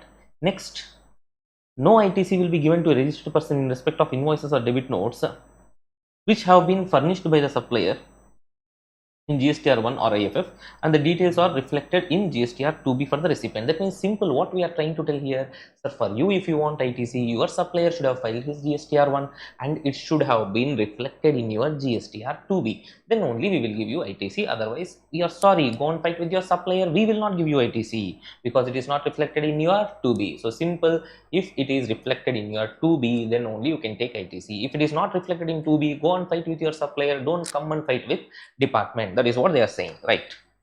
Next, what is the next condition, sir? The next condition is what? If you are buying some goods or services, if you have actually received the goods or services, then only you can take ITC. Sir, goods are in transit, or I will receive the goods tomorrow, day after tomorrow, like that. If you keep on telling stories, we will not give you ITC. Please understand that. Okay, only if you actually received the goods, then you can take ITC. Sir, on behalf of me, my job worker has received, sir, the goods. Who will be working on behalf of me, sir? Will you give me ITC? No problem, we will give you, don't worry. So goods can be received even by the job worker, even by some third person on the directions given by you. Still you can take ITC. Sir, what if the goods are coming in lots or installments? Sir, 10 lorries the goods are coming, sir. 8 lorries came, sir. 2 lorries are still in transit. Then only after the receipt of last lorry you take ITC. Okay, don't come and disturb in middle. Okay, so that is what the concept. So I repeat, actually goods or services should have been received by the recipient to claim ITC, even if his job worker or any other third person for that matter has received it on the directions of the recipient, still recipient is eligible for ITC. One another additional point here is, sir, if at all goods are received in lots or installments, only after the receipt of last lot or installment you can take ITC, but all that lots or installments should be covered under single invoice. That means one single invoice, 10 lorries are coming to transport the goods, then after the receipt or after the delivery of 10th lorry only you can take ITC. No sir, 10 lorries, 10 different invoices. Then how many lorries deliver the goods? That will be the last lot, so that you can take ITC. I repeat, if it is single invoice, 10 lorries, then after the receipt of last lot only you can take ITC. You should be careful in the questions, where in the questions they will say goods, the last lot will be received in the next month or that next month. This month can you take ITC? No sir, this month you cannot take ITC. I am extremely sorry. Clear? So that is what the concept. Okay, next. Sir, whatever is reflected in 2B, will you give me ITC? Yes, I will give you ITC, but it should not be restricted by the government. Okay, so that means government has the power to restrict the ITC, whatever has been reflected in 2B. So you cannot take ITC. Okay, so using section 38, government has used that power, and still they have framed section 38. They have not yet fully utilized that power, where they are saying that if at all you are buying something that it is reflecting in your 2B, and that purchases are from a person who is a new registrant, or who has defaulted in paying taxes, whose output tax as per GSTR 1 and 3B are mismatching. So in one he is showing more liability, 3B is showing less liability. Okay, and who is availing ITC more than what is there in 2B, and sir, who is defaulting his tax liability under section 49 subsection 2, that is rule 86B, or any other specified class of persons. From these people, if you buy something and if it is reflecting in your GSTR 2B, I am extremely sorry, we will not give you ITC. And please understand, this is still in a section phase. So for this, rules has to be prescribed, and as of now there are no such rules which are talking about this, except of course here this point and this point, actually not this one. Okay, certain points have come into effect, certain points not come into effect, leave it. Okay, if these are the cases, the government in this case can deny you ITC. Okay, that means what? Whenever you are buying something, you should do background verification of the person from whom you are supplying. That means you should take the GST number of the supplier, go to the commissioner, sit in front of the commissioner and say, sir, tell me the horoscope of this fellow, whether this fellow is paying taxes correctly or not, whether this fellow is taking ITC properly or not, tell me I should buy something from him. That means do some background verification, just like when you are getting married, you will do no background verification. The same way, do background verification of the supplier, before buying the goods or services from him. Otherwise, your ITC will be at risk. That is what this point all about. Okay, fine, sir, no problem. That means what? Government can deny ITC for you even though it is reflected in 2B. Simple. Next, sir, the supplier should have discharged his tax liability. That means supplier should have paid taxes.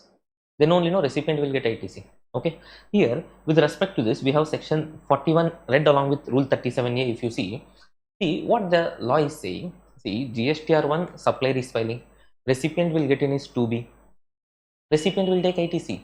But who will give money to the government? Supplier should give money to the government. How he will give? By filing GSTR 3B. That fellow supplier from whom you have purchased, he filed GSTR 1 properly, but 3B he did not file. That means he did not pay tax only to the government. But you enjoyed ITC, recipient. So what the law is saying here, the recipient, if you have taken ITC because it reflected in 2B, why it reflected in 2B? Because your supplier filed 1. But whether your supplier has filed GSTR 3B, that you please check. If that fellow has not filed his GSTR 3B, by 30th September of the succeeding financial year, whatever ITC I gave to you, please give it back to me, because I did not get money from your supplier. Like that government is asking. So before 30th September, your supplier should have filed this GSTR 3B, okay, and paid taxes to the government, which you got as ITC already. If he has not done that, by 30th November of the succeeding financial year, that means in another 2 months time, you should reverse the ITC without any interest.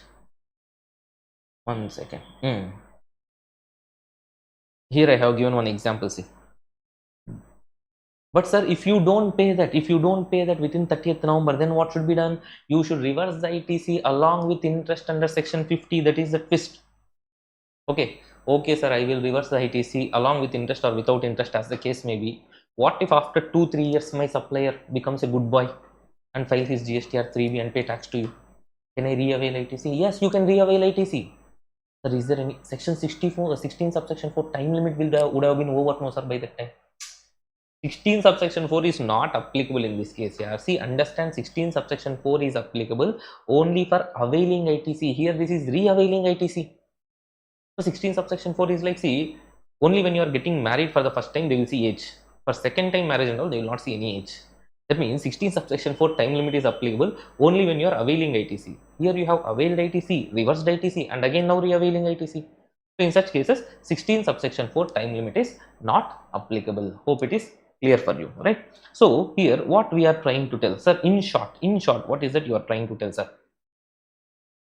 See, supplier has filed his GSTR1, because of that you got it in your GSTR2B, but supplier did not file 3B. That means government did not get money, but the recipient got ITC. So government is under loss here. So what government is saying, by 30th September, if you are 30th September of the succeeding financial year, if your supplier has not filed his GSTR 3B, then you should reverse the ITC by 30th November without any interest. I'm giving you 2 months time without interest. By 30th November also, if you have not paid that, then reverse the ITC along with interest. Tomorrow, if at any point of time that buffalo files GSTR 3B, who? Your supplier. Then you re-avail ITC. Only re-avail ITC, interest you cannot re-avail. Okay, please understand that. And here for re-availing ITC, 16 subsection 4 time limit. 16 subsection 4 time limit is not applicable. Okay, so that is what the point. Okay, wonderful, super. Okay, if you want to just go with this example, see here, just go with this example. 1 second. Yes, you can take a screenshot of this if you want. Hope it is clear. You can pause the video also and you can just go through the example once. I have just given it along with the dates and numbers for your clarity. Okay, hope it is clear for you. Section 41, read with rule 37A. Okay, let us move on to the next one. The next one is the first proviso under section 16 subsection 2. So the first proviso we have already discussed, when the goods are coming in lots or installments, we can take ITC only after the receipt of last lorry or last installment, whatever it is, but they should be covered under single invoice, that we have already discussed, right? Let us move on to the important proviso, second proviso, read along with rule 37. What is this rule 37, second proviso? Do you remember, my dear friends, that 180 days time limit concept? So if the supplier makes any supply to the recipient has to make payment to the supplier, both value and GST, within 180 days from your birthday or my birthday, from invoice birthday, that is from the date of invoice. Yes, he has to make the payment, not only value but also GST. If he is not doing that, he should reverse the ITC along with interest under section 50. One interesting thing here is, if you have made part payment, proportionate amount will be considered. For that I will show you one example also. And tomorrow in future, if you make payment later on, maybe after 180 days you have reversed the ITC, after 200 days, 230 days, 360 days, 440 days, whatever it is, you have made payment to the supplier, can you re-avail the ITC now? Yes, you can re-avail the ITC. You know, re-availing ITC, there is no time limit only, correct? So only for availing ITC there is time limit. 16 subsection 4 is not applicable when we are re-availing the ITC. So happily you can re-avail ITC, but interest will not come. Am I clear? So I repeat, within 180 days from the date of invoice, recipient should make payment to the supplier, both value and GST. Otherwise, he has to reverse the ITC along with the interest. Later on in future, if he is making any payment, he can just re-avail the ITC. 16 subsection 4 time limit is not applicable, and he can re-avail the ITC. Interest part, he cannot take anything benefit. Okay, if at all he has made any part payment, the proportionate amount he has to reverse. Now, this 180 days reversal concept is not applicable for these three cases. Number one, supplies covered under reverse charge mechanism. Number two, deemed supplies without consideration, that is schedule 1 transactions. And whatever the additions we have made to the value of supply, if you remember section 15 subsection 2 inclusions, obligation of the supplier discharged by the recipient, so that is added to the value of supply because it is already discharged by the recipient. Okay, so again recipient will not pay that amount to supplier. If you remember that Pushparaj example, 10 lakhs furniture, you are paying me 6 lakhs and directly 4 lakhs to Pushpa, so that case only. Okay, so that is what the point. Okay, for that 180 days time limit is not applicable. So here if you see, Sir, 1 lakh plus 18,000 is the GST. So 1 lakh 18,000 you should have paid. What if you have paid only part amount 60,000? Part amount 60,000. Okay. With ignoring interest, if you calculate what is the ITC here, sir, to be reversed, you should pay 1 lakh 18,000, but you have paid 60,000. What is the balance? 58,000. But this 1 lakh 18,000, when it is including GST, this 60,000 is also including GST. You cannot take it like excluding GST. Balance amount 58,000 is including GST, which you have to pay. So 58,000 into 18 divided by 118 will give you the reversal amount. 8847 you have to reverse. Okay. So that is the concept. So here, if you see, I've given this example, you can just 1 second. Pause the video. iPad itself is not sufficient for the examples. Okay. So I think it is little bit okay for you. You can just manage it if you take the screenshot. So go with that.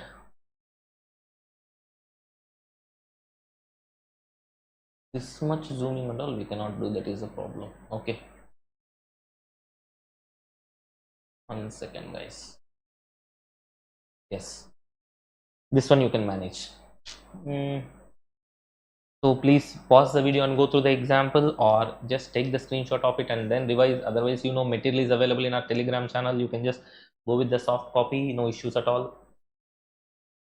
So that's all with respect to that particular point, and with this we are done with section 16 subsection 2.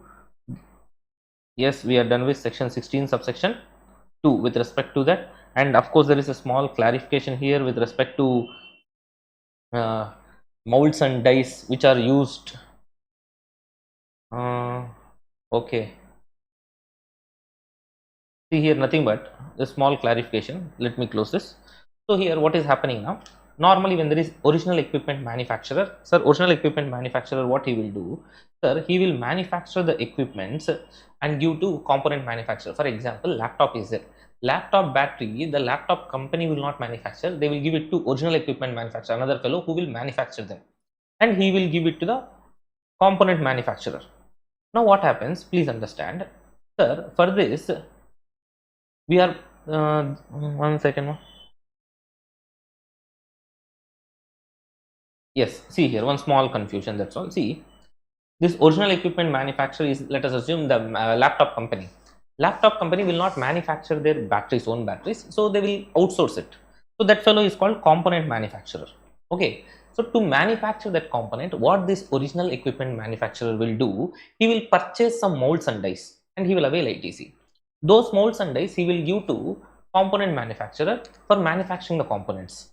Whether this ITC to be reversed by original equipment manufacturer is the point. First of all, understand here that he is buying these things for business purpose and issuing it for business purpose, issuing them for business purpose. Okay, so there is no need to reverse the ITC, and of course component manufacturer also doesn't have any obligation to use his own molds and dies. So original equipment manufacturer giving the molds and dies to the component manufacturer is very much in the course of business. Very simple. I am original equipment manufacturer and I am giving, you are the component manufacturer, I am asking you to manufacture my laptop batteries. I am buying the molds and dies for that and I am giving it to you. Can I avail ITC? Yes, I can happily avail ITC because I am giving that to you in the course of furtherance of business only, for getting my products manufactured only. Now the important point here is, you don't have any obligation to buy molds and dies. I will be providing, then happily I can avail ITC of that. Okay, so now whatever the molds and dies I am giving it to you, is it added in the value of supply which you are providing to me? No, this is not obligation of the supplier discharged by the recipient. Please don't misunderstand. I'll just put it like this. Wait, laptop manufacturer, battery manufacturer. Okay, sir, this fellow will manufacture batteries and give to laptop fellow. Now the problem is, molds and dies this fellow is buying and giving to him. Buying and giving to him. This molds and dies, will it be added to the value of supply? The answer is no, because these molds and dies are not the obligation of the component manufacturer. So laptop manufacturer is buying them and giving it to him. It is his obligation only. It is not supplier's obligation discharged by recipient. That case is not there here. So what original equipment manufacturer will do, he will take ITC of this, okay, and this value will not be added in the value of supply of this fellow selling battery. On that battery the value will be there, no, for that value molds and dies value will not be added. This is not obligate. This, if you understand, battery manufacturer is a supplier, original equipment manufacturer is the recipient, okay, that is the case. Fine, hope it is clear for you. Just go through that. And next,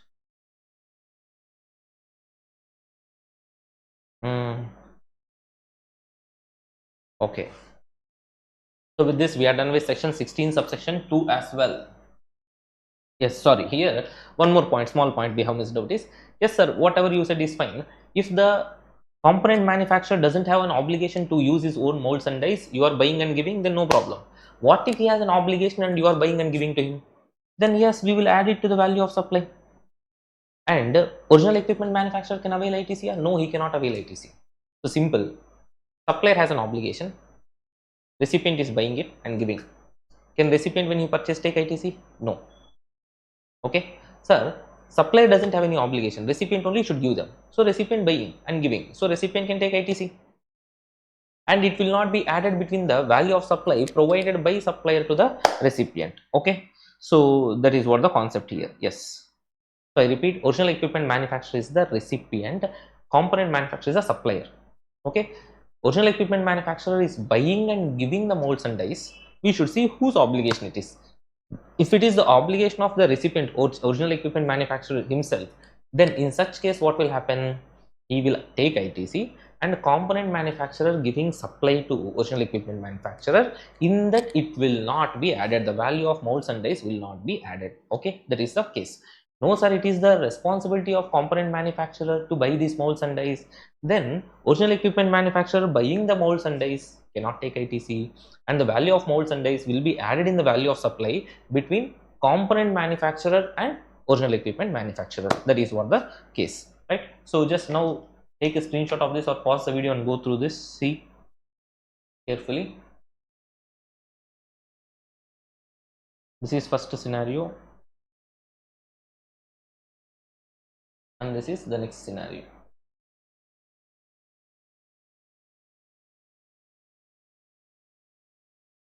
So the next one is 16 subsection 3, simple one sir. If you are purchasing capital goods, on that you have paid GST, that GST component take as ITC, that is one option for you, or add the GST component paid on capital goods to the cost of capital goods and claim depreciation fully, that is second option for you, but don't do both. So simple sir, you have purchased 100 lakh worth capital goods and you have paid GST 12 lakhs. Sir, this 100 lakhs, of course, you capitalize and you claim depreciation on this, no doubt about that.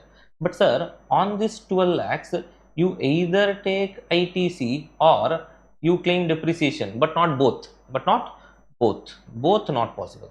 Clear? So that is 16 subsection 3. Simple one. So the next one, very important section, 16 subsection 4. You should remember the subsection number as well. You know that, sir, what is time limit for availing ITC? The time limit for availing ITC is 30th November of the succeeding financial year or actual date of filing annual return of the relevant financial year, whichever is earlier with respect to any invoice. So what we should see first, we should take an invoice. We should see for which financial year this invoice belongs to, and from that financial year, next financial year, 30th November or actual date of filing the annual return of that financial year to which this invoice belongs, whichever is earlier, that will be the deadline to take ITC. So here if you see invoice number 183, sir, belonging to 23-24 financial year, 23-24 financial year, received by MSD, on which GST paid is 10,000. Now, sir, this invoice belongs to 23-24 financial year. What is the deadline to take ITC on this 10,000? We should see, sir, 30th November of succeeding financial year, that is 24-25 financial year. That means 30th November 2024, or this invoice belongs to 23-24 financial year. That financial year, when you are actually filing the annual return, whichever is earlier, that will be the deadline. Okay, so that will be the deadline. Hope it is clear for you. One interesting point here, what we have to consider is, sir, if at all we have given debit note for any invoice, and that debit note is falling in different financial year, invoice is falling in different financial year.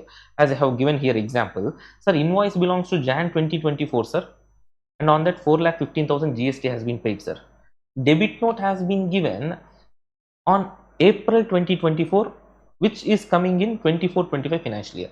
That means invoice is coming in 23-24 financial year, debit note is coming in 24-25 financial year. For invoice, yes, 16 subsection 4 time limit will be okay, 30th November of 2024 or actual date of filing, annual written off 23-24 financial year. But for debit note, what is the relevant financial year we should consider? Should we consider the invoice financial year or debit note financial year? That is the concept. Sir, for invoice, relevant financial year will be the year in which invoice is raised. Same way, for debit note, the relevant financial year will be the financial year in which debit note was raised. Okay, don't link this to invoice financial year, please. That is what the concept. So I repeat, the relevant financial year for invoice will be the financial year in which invoice is raised. The relevant financial year for debit note is the financial year in which debit note was raised. So that you have to consider and calculate the time limit under section 16 subsection 4. With this, we are done with 16 subsection 4. Now let us move on to this new subsection 16 subsection 6, actually a very interesting provision, and I'm going to simplify it in such a way you'll definitely love this explanation from me, right? 16 subsection 6, what is 16 subsection 6? Time limit for taking ITC in case of revocation of cancellation of registration. Please understand, sir, what is this all about now? When your registration gets cancelled and you are asking for revocation, sir, there is a period of cancellation. From the period of cancellation till the revocation, what is the time gap is there? For this time gap, you are not able to file the returns, and because you are not able to file the returns during that period, whatever the ITC is there, that ITC you will not be able to avail. And now when you have taken the revocation, now if you see, if you look back and you want to take ITC for those periods which over during that like cancellation and revocation period, if you want to take ITC, 16 subsection 4 time limit is over. In that case, how to handle? Now see, first of all, simple, what is this provision talking all about now? The date of cancellation, at the time of cancellation of that registration, for me during this period, I repeat, the period is between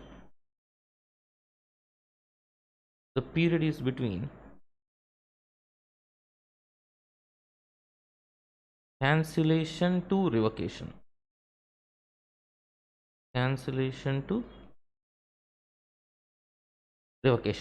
For this period, whatever the returns you did not file, so for that period you have not taken ITC also, because you could not file your 3B. Now for that period, see, what we have to understand is, at the time of cancellation, whether 16 subsection 4 time limit was still available? Yes, sir. Then in such case, please understand, avail ITC as per 16 subsection 4. Sorry, one second. So at the time of cancellation of registration, sir, whether 16 subsection 4 time limit is available? Yes, sir. Now at the time of revocation, still if 16 subsection 4 time limit is available, that is 30th November of the succeeding financial year or actual date of filing annual return of the relevant financial year, whichever is earlier. So if that is available, accordingly you proceed. But sir, I'll give you example also for this, so please wait. But sir, at the time of revocation, at the time of cancellation, 16 subsection 4 time limit was available, but at the time of revocation, 16 subsection 4 time limit was not applicable, sir, not available, sir, 16 subsection 4. Then what should I do? Don't worry, for you 16 subsection 6 is coming to help. So 16 subsection 6 says you can take ITC for that period, the cancellation to revocation period, any returns. That time limit for availing ITC 16 subsection 4 time limit is over.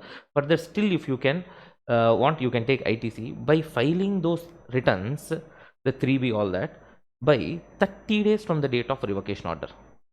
30 days, within 30 days from the date of revocation of cancellation, you can avail ITC. See, for example, I'll tell you, there is a company, Vivar Private Limited. They are not filing their returns continuously for 6 months. Because of that, the registration is cancelled. If you see, from 1st Feb 2024 to 31st July 2024, 6 months continuously they did not file the return.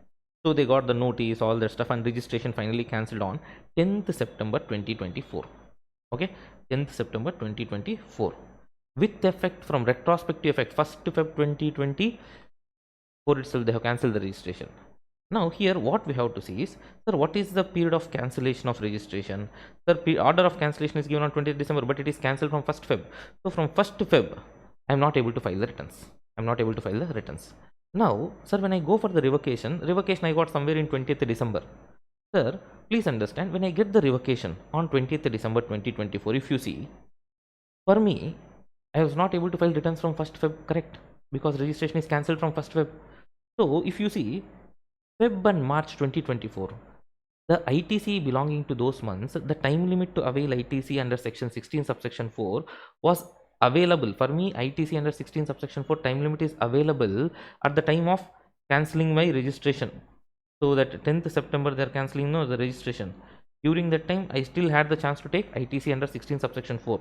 But at the time of revocation, if you see 20th December, by that time, for me, the time limit to avail ITC under 16 subsection 4 was not available.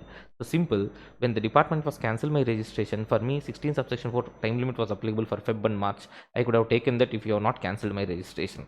But now you cancelled my registration, and at the time of revocation, if I see, after revocation time limit is over 16 subsection 4. So for Feb and March month, what should I do? You can take ITC by filing Feb and March month returns within 30 days from the date of revocation. The revocation is granted on 20th December. So from that 30 days, so 19th January 2025. So before that, by filing that return of Feb and March month, I can take ITC of Feb and March month 2024, even though 16 subsection 4 time limit is expired, I can go with 16 subsection 6. Okay, that is the point. Suppose, sir, coming to April 2024 to December 2024 returns also I have not filed. For that also I have not taken ITC still. At the time of cancellation of my registration, that 16 subsection 4 time limit is over. After revocation also, still 16 subsection 4 time limit is available for me. That is, this is coming in 24-25 financial year, no, 30th November 2025, and actual date of filing annual return of 24-25. Till that I have the time limit, no. So April to March, December 2024 returns, I can happily file accordingly, and I can take ITC. I need not see 16 subsection 6 itself. I will see 16 subsection 6, simple words, when at the time of cancellation 16 subsection 4 time limit is applicable, but at the time of revocation it is not applicable. In that case, I will go to 16 subsection 6. What 16 subsection 6 says? 16 subsection 6 says, take ITC by filing the returns, pending returns, within 30 days from the date of revocation of cancellation. So this is the notes for that. Hope it is crystal clear for you. This is the new section and very, very, very important section for you for your May 2025 exams. So please be careful. Now let us move on to next 17 subsection 5 blocked credits. You know, very, very, very important section. You should remember it very well. So 17 subsection 5 blocked credits. Sir, what is this blocked credit all about? Even though you are purchasing something for business purpose, you cannot avail ITC. Yes, even though you are buying it for business, you should always understand, yes, we are buying it for business purpose only, but still we cannot take ITC because it is given in 17 subsection 5. So what are the things which are given in 17 subsection 5? Let us quickly go with them. So first of all, motor vehicles. Sir, motor vehicles with less than or equal to 13 seating capacity, if you are buying even for business purpose, you cannot take ITC. Sir, if I am buying something with greater than 13 seating capacity for my business purpose, yes, you can take ITC. That means company buying a car cannot take ITC. Company buying a bus can take ITC. Company buying a lorry, tippers, dumpers, all that, yes, they can take ITC because they are not the vehicles for transporting the persons. Okay, so goods vehicles are obviously eligible for ITC, they are not covered here. So I repeat, motor vehicles with less than or equal to 13 seating capacity, if you are buying, you cannot take ITC even though it is for business purpose. If it is greater than 13, yes, you can take ITC. If it is a goods vehicle, yes, you can take ITC. And there are certain exceptions here, sir. Even though it is less than or equal to 13 seating capacity, you can take ITC. When? Sir, you can take ITC if at all you are using it for transportation of goods. That is not an exception, but that is understood by the law. Next, if you are buying them for transportation of passengers, that means you have travels and you are buying the car, yes, you can take ITC. No, sir, for further supply of such vehicles or conveyances, that means I am dealer in Royal Enfield bike and I am buying Royal Enfield bike, I can take ITC. But a company buying Royal Enfield bike for the use of director cannot take ITC. Next, for imparting training in driving skills. So suppose if you are having a driving school and you are buying the scooties or you are buying the cars for etc for driving schools, then you can take ITC. That is another point. Now here, so what we have understood is, if you are buying the motor vehicle, you cannot take ITC, correct? Sir, what do you mean by motor vehicle? Motor vehicle is defined in Motor Vehicle Act 1988.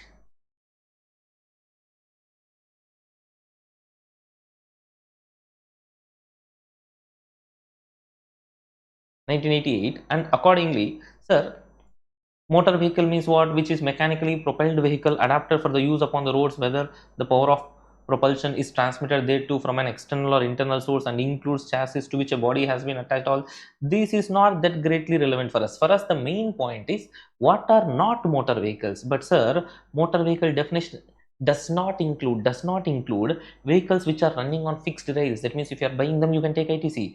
Sir, vehicles which are specially adapted for use inside any factory or within the closed premises, or any vehicles which are with less than 4 wheels and fitted with an engine less than or equal to 25 cc capacity. Okay, so if it is less than 4 wheels and engine less than or equal to 25 cc, if that is the case, it is not a motor vehicle. For example, we are getting some battery cycles, no? So such type of things, these are not motor vehicles. These are not motor vehicles, and you can happily enjoy ITC if you buy them. So that is very interesting thing. So please understand that motor vehicles, if you buy less than or equal to 13 seating capacity, you cannot take ITC. But these three things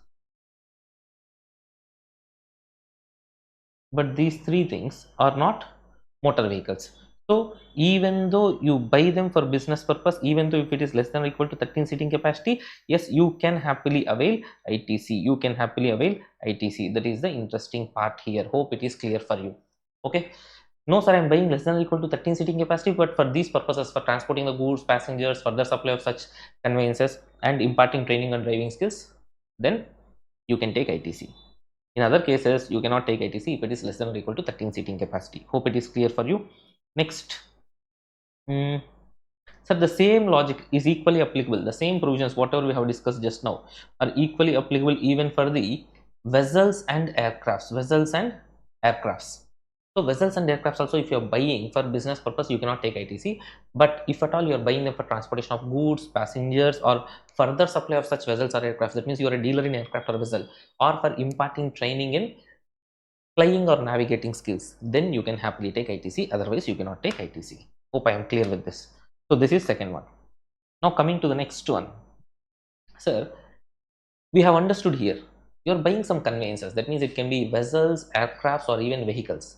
We call them together conveyances. Common word is conveyances. Some conveyances are eligible for ITC, and majority cases it is not eligible for ITC. If it is eligible for ITC, suppose SpiceJet Airlines has purchased an aircraft and they are eligible for ITC. They are taking general insurance on that aircraft, or servicing on that aircraft, repairs and maintenance on that aircraft, they can take ITC. But let us assume Vivar the private limited is buying an aircraft, a chartered flight for its CEO, and please understand whether we can take ITC on that.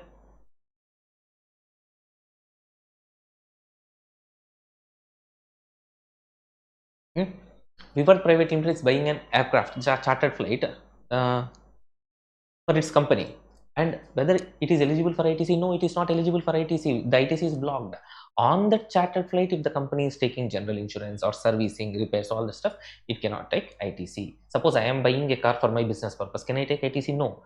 For my car I am taking insurance, I cannot take ITC. For my car I am taking servicing, I cannot take ITC. Repairs and maintenance, I cannot take ITC. So now there are certain exceptions here. That is, if you are a manufacturer of that ineligible motor vehicles, suppose Honda company is there. Honda company is taking general insurance or servicing, repairs and maintenance on the stock Honda cars, they can take ITC. Or sir, if at all I am an insurance company taking general insurance on these vehicles, repairs, servicing on those vehicles, yes, I can take ITC. Yes, so that is what the point. So what are the exceptions here? For manufacturers and general insurance companies, they can take ITC on these three things. Okay, but others, if they are taking them on ineligible conveyances, they cannot take ITC. So simple, ineligible conveyances, you take general insurance, repairs and service, you cannot take ITC. But if it is an eligible conveyance, you can take ITC. Or you are a manufacturer, you can take ITC. Or if you are a general insurance company, you can take ITC of this particular services. Hope it is clear for you. Now, another interesting thing is, sir, if you are leasing, renting, or hiring motor vehicles, vessels, or aircrafts on which ITC is not allowed, that means ineligible conveyances as per our discussion. Those ineligible conveyances, if you are giving on lease or renting them or hiring them, then opposite fellow cannot take ITC of it. Opposite fellow cannot take ITC of it. But there are two exceptions. There are two exceptions. What are the two exceptions? He is taking them on rent for providing similar category of outward supply. He is taking them on rent for providing similar category of outward supply, or he is taking them on rent to provide to his employees as a part of statutory obligation. In those cases, he can take ITC. I repeat, I am leasing the ineligible for me ineligible conveyance, my car. I purchased it and I cannot take ITC. That is ineligible conveyance for me. I am renting that out to somebody. That fellow also cannot take ITC on that. The rent plus GST I will charge. He cannot take ITC except in two cases. He is taking that on rent to give it on rent. That means to provide similar category of outward supply, or he is taking it on rent because he is an employer to provide to his employees as a part of statutory obligation. Then he can take ITC. Except those cases, he cannot take ITC. Am I clear? So that is what the concept. Next, understand this leasing is only for that conveyances, not leasing of any other items. So if you lease out any other items, you are leasing your laptop, leasing out your any other plant and machinery, all that. In such cases, ITC is there. It is not blocked. Please be careful. So there are some set of examples here. You can just pause the video and go through them.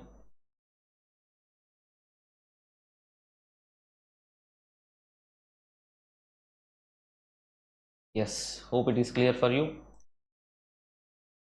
Now let us move on to the next one. The next one is, sir, food and beverages, outdoor catering, beauty treatment, health services, cosmetic plastic surgery services, life insurance and health insurance services. If you are buying these things, you cannot take ITC, but there are two exceptions. Again, same similar category of outward supply, and if it is taken by employer to provide to his employees as a part of statutory obligations. So I am buying food and beverages for my office purpose, for my employees, etc., etc. I cannot take ITC, but I am buying that to give to employees as a statutory obligation. Remember, company policy is different, statutory obligation is different. Your company policy is something you voluntarily created. Statutory obligation, law has mandated that on you. So both are different. Please understand that. So it is not as a part of your company's policy, but it is as a part of statutory obligation. So I repeat, I am buying outdoor catering services because of there is a party happening in the office, some new year party, etc., etc. I cannot take ITC of that. But I am buying outdoor catering services to provide outdoor catering service, or I am buying food and beverages to provide food and beverages, or I am providing outdoor catering because it is a statutory obligation. So these things, sir, generally you cannot take ITC except if it is for providing to your employees as a part of statutory obligation, or you are buying them to provide the similar category of outward supply. Okay, so that is what the concept. Here I have given examples, you can just go through that.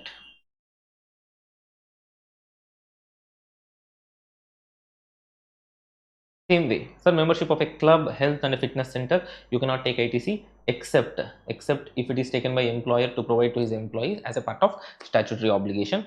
Next, leave travel benefits provided by employer to employee cannot be taken as ITC by the employer, again except if it is a part of statutory obligation. Examples are there here, you can just pause the video and just go through the examples.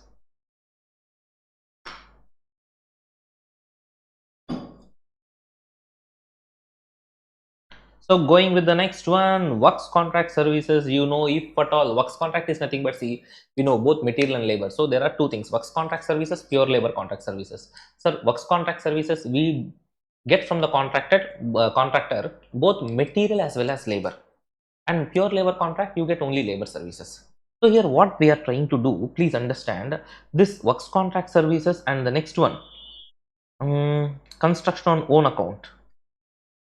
One second. Yes, both 2 points. I'm just covering here both the points. Yes, in same area. Yes, right. Now, see, let us assume KGF factories wants to construct their factory building and they're appointing a contractor called Mr. Rocky. Now, what he is doing, Rocky is providing works contract services for KGF factories. Even though it is business purpose, KGF factories cannot take ITC. This is the point.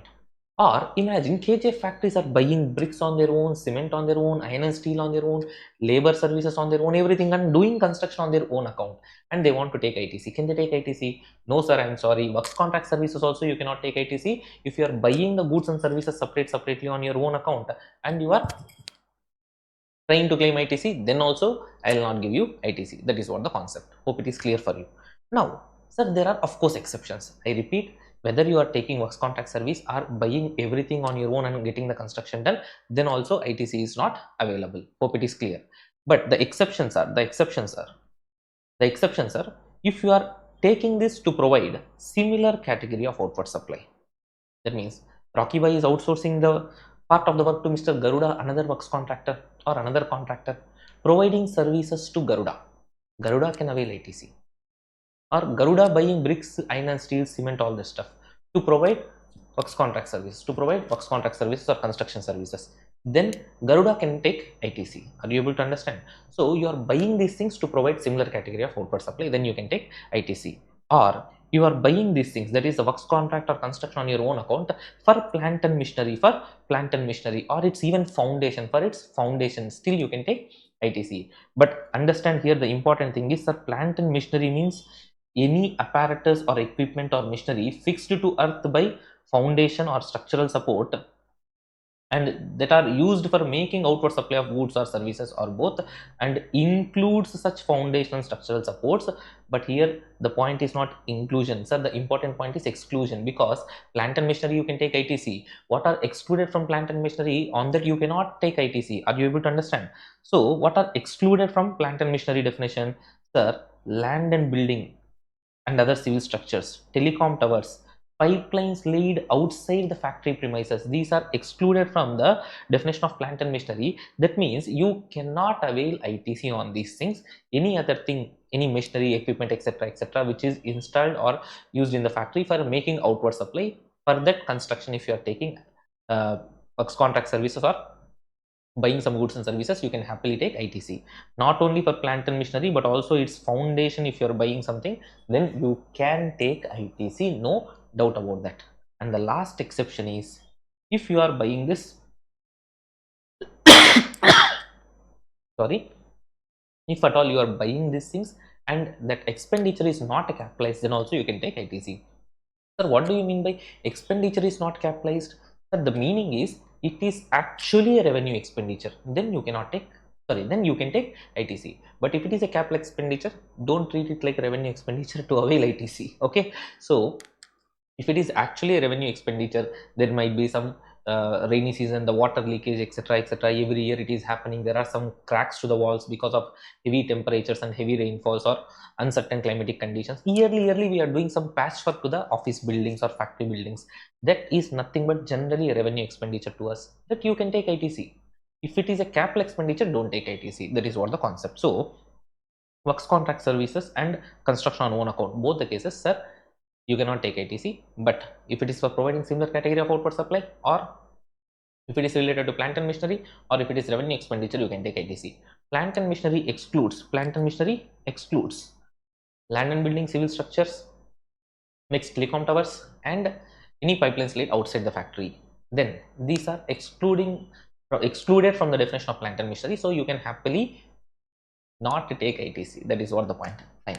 So suppose if the pipelines are laid inside the factory, then it is plant and machinery, you can take ITC on that. So that is what the concept. Hope it is clear for you. Here there are examples.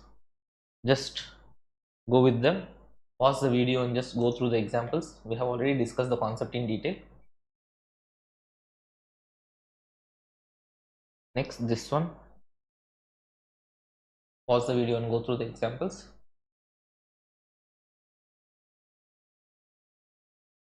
If you are confident about the topic, no need.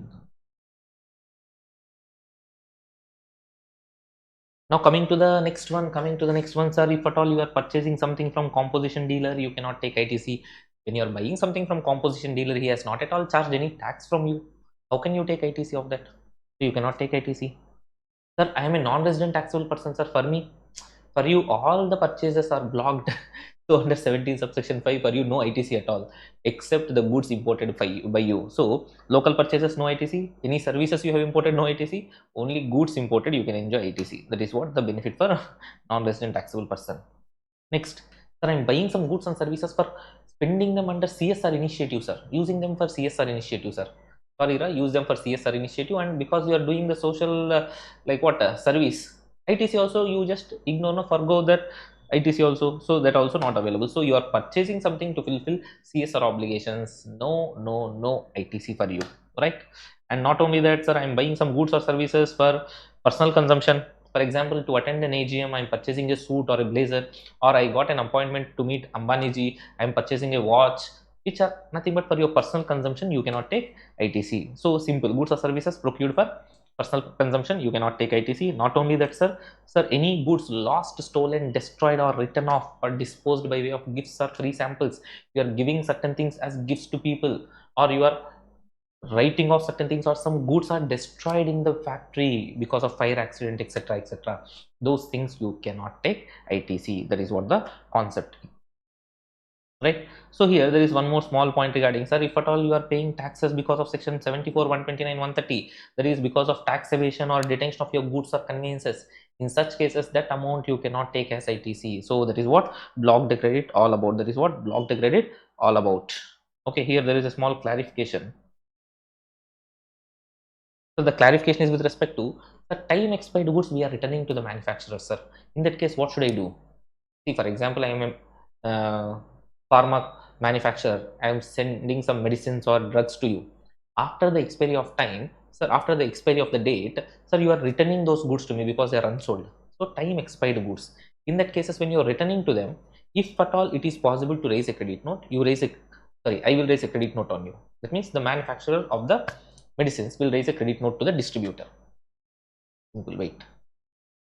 Sorry. I am a manufacturer and you are my distributor. I have sent medicines to you. They have expired, time expired. Now you are returning to me. So when you are returning, what I will do? Sir, first I gave a tax invoice to you. Now what I will do? I will raise a credit note and reduce the liability. Simple. But for raising the credit note itself, the time limit is over. Then what should be done? Then you raise a tax invoice on me. You raise a tax invoice on me. Okay, you raise a tax invoice on me and charge GST from me and give it to the government. So simple. So this option is available for applicable, equally applicable, this clarification to all the goods which are returned to the manufacturer because of time expiry. So what manufacturer can do, because the goods what he has sold has been returned by the customers, he will raise a credit note to the customer. If time is over, what the option is available to him, sir, customers should raise, that is the distributor should raise invoice on the manufacturer, fresh invoice on the manufacturer, and the manufacturer should pay GST to the distributor. Distributor will go and pay it to the government. That is what the concept. Okay, so with this we are done with section 17 subsection 5, blocked credits. And one more thing with respect to here, sir, samples and free gifts. Sir, whatever I'm buying for samples and free gifts, you know, ITC not available. Sir, buy one get one free, sir. Buy one get one free. See, I'm selling one 5-star and giving one 5-star free. On my purchases, should I reverse any ITC? Not required, because it is just like 10 rupees 5-star, I am selling for 5 rupees. There is output tax. So ITC shall be available. No need to reverse or nothing. The discounts given, sir, buy more, save more. We have seen discounts tax treatment already in Value of Supply chapter, and you are eligible to avail ITC, sir. Just because you are giving discount, it doesn't mean that you are not eligible for ITC. It doesn't mean that you should reverse proportionate ITC. No, no, nothing like that. Secondary discounts, the secondary discounts will not have any impact on the availability of ITC as well, because tax liability itself will not be reduced. There will be tax and there will be ITC also. No need to worry about. So simple, samples and free gifts if you are giving, for that if you buy something, no ITC. Buy one get one free will not have any impact on your ITC. Discounts also will not have any impact on your ITC. So no reversal, nothing is required. So that is what the concept. Now if you see 17 subsection 1, 2 and 3, see nothing but it is, sir, when you are buying something for business purpose, okay, you can take ITC. But if you are buying that and using for non-business purpose, you cannot take ITC. Sir, I am buying it for business purpose, but to provide taxable outward supplies including zero rated supplies, then I can take ITC. That means, you know, zero rated supplies are nothing but exports and supplies made to special economic zones. For this purpose, if I am buying, I can take ITC. But For providing exempt supplies, if I'm buying, I cannot take ITC. Please understand. For providing exempt supplies, if I'm buying something, I cannot take ITC. That is what the concept. Okay. So I repeat, if you're buying something for business purpose to make taxable supplies, including zero rated supplies, you can take ITC. No, you're buying something for providing exempt supplies, then you cannot take ITC. You're buying something for providing RCM supplies, you cannot take ITC. You're providing buying something for providing nil rated or wholly exempt supplies, then also you cannot take ITC. So the next one is 17 subsection 4. 17 subsection 4 is nothing but for the banking companies, financial institutions, and NBFCs. We are coming up with an option where, sir, they are providing taxable supplies and exempt supplies. They can go with 17 subsection 2 along with rule 42 and 43 and reverse the ITCs, all that we have calculated just now. So in that way they can proceed. Or we want to make their life simple, easy. So in 17 subsection 4, what we are doing, we are coming up with an option to them. What is that option? Simple. Whatever you purchase, you take full ITC. We will not question whether it is used for taxable purpose or exempt purpose. Sir, is it true? Yes, but there is a small twist in the story. What is the twist in the story? Na? You should reverse 50% again at the end of the month. That means what? Flat 50% available. So simple, remember 17 subsection 4 if you are going with that. Sir, banking companies, financial institutions and NBFCs, for them, three things. Whatever blocked credits you purchase, no ITC, 0%.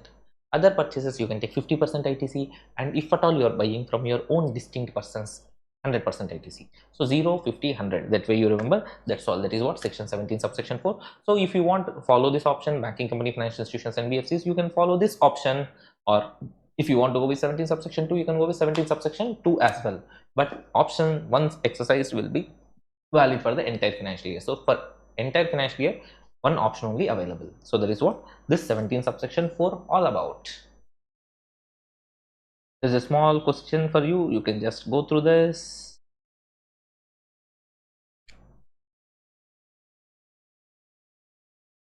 So with this, we are done with 17 subsection 4.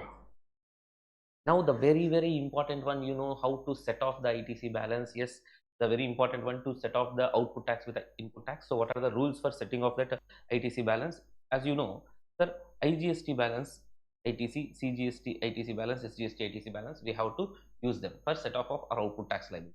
Now the first agenda, everybody knows that the first agenda is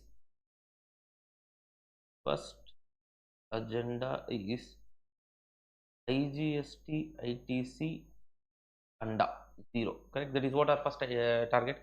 So for that, what we can do?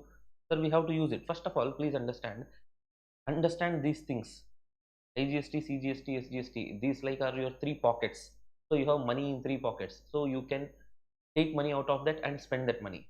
But remember, you cannot transfer the money from one pocket to another pocket. Please understand that. I repeat, there are three pockets, sir, IGST, CGST, and SGST. And from those three pockets, you can take money. You can take money only for spending, but not for transferring from one pocket to another pocket. That means the ITC from this account you cannot bring to this account. From this account you cannot bring it to this account. Please understand that. Sir, you can only use them. You can only use the balances in ITC, but you cannot transfer that from one ITC head to another ITC head. Please be very careful. Okay. So IGST ITC balance. Sir, IGST ITC balance, first you should be using it for IGST payable. Okay. After using it for IGST payable, then what will happen? Sir, if at all any balance is there, CGST and SGST in any order, in any proportion, you can use it. But here, sir, when they say any order, any proportion, you should be very careful. They may say that any order, any proportion, but in the question, in the exam, not ask you the question where net GST payable. The question they will ask is net minimum GST payable in cash. That means this step, whatever is there, is going to be very crucial. You should use this ITC balance effectively in such a way where your utilization is so effective, the cash outflow will be as less as possible. That is very important. Okay. So I repeat, IGST ITC balance, you should first make it 0. Till then you cannot touch these accounts. Till then you cannot touch these accounts. Hope I am clear. Okay. So first, IGST ITC balance. If you see IGST payable, sir, IGST payable, IGST ITC balance you can use for IGST payable. Still we have balance, anything left out, use it for CGST or SGST in any order, in any proportion. The law says any order, any proportion, but you should use it effectively. Next, finally, still any balance is there, sir, in IGST ITC, then you will carry forward. Understand in the answer, if you are listen carefully, this is one common mistake what you do. IGST ITC balance carry forward should not come. If at all it is coming, still your answer is right, provided there are two things. One is all the liability should have become zero. IGST, ITC carry forward, if you get in the answer, that means all the liabilities became zero. And you have not touched or you have not utilized CGST, SGST balances. If these two conditions are satisfied, then only your answer is correct. Because without making this zero, you cannot use these accounts, correct? So please understand, if you get IGST, ITC carry forward, that means liabilities are fully over, and CGST, ITC balance, SGST, ITC balance, you have not placed this. Okay, that should be the case. Right. Now coming to the point. Sir, IGST, ITC balance, we made it zero. Imagine that way. Then what we can do? We can start using CGST, ITC balance. CGST, ITC balance, you can use it for what? CGST, ITC balance, you can use it for CGST payable. First, till any balance is there, IGST payable. Till any balance is there, then carry forward. But you cannot use it for SGST payable. Same way, SGST, ITC balance for SGST payable. Till any balance is there, IGST payable. And please understand, SGST ITC can be used for IGST payable only if CGST ITC credit is not available, balance is not available. But if you follow the sequence what I am doing, that is why when you are writing the answer, in the answer the format should be particulars amount, and first you should take CGST, SGST, so that you will follow all these conditions. So IGST first to make it zero, IGST ITC first to make it zero, then only come to CGST ITC. Once fully completing CGST ITC rules, then come to SGST, then automatically you will be following this condition.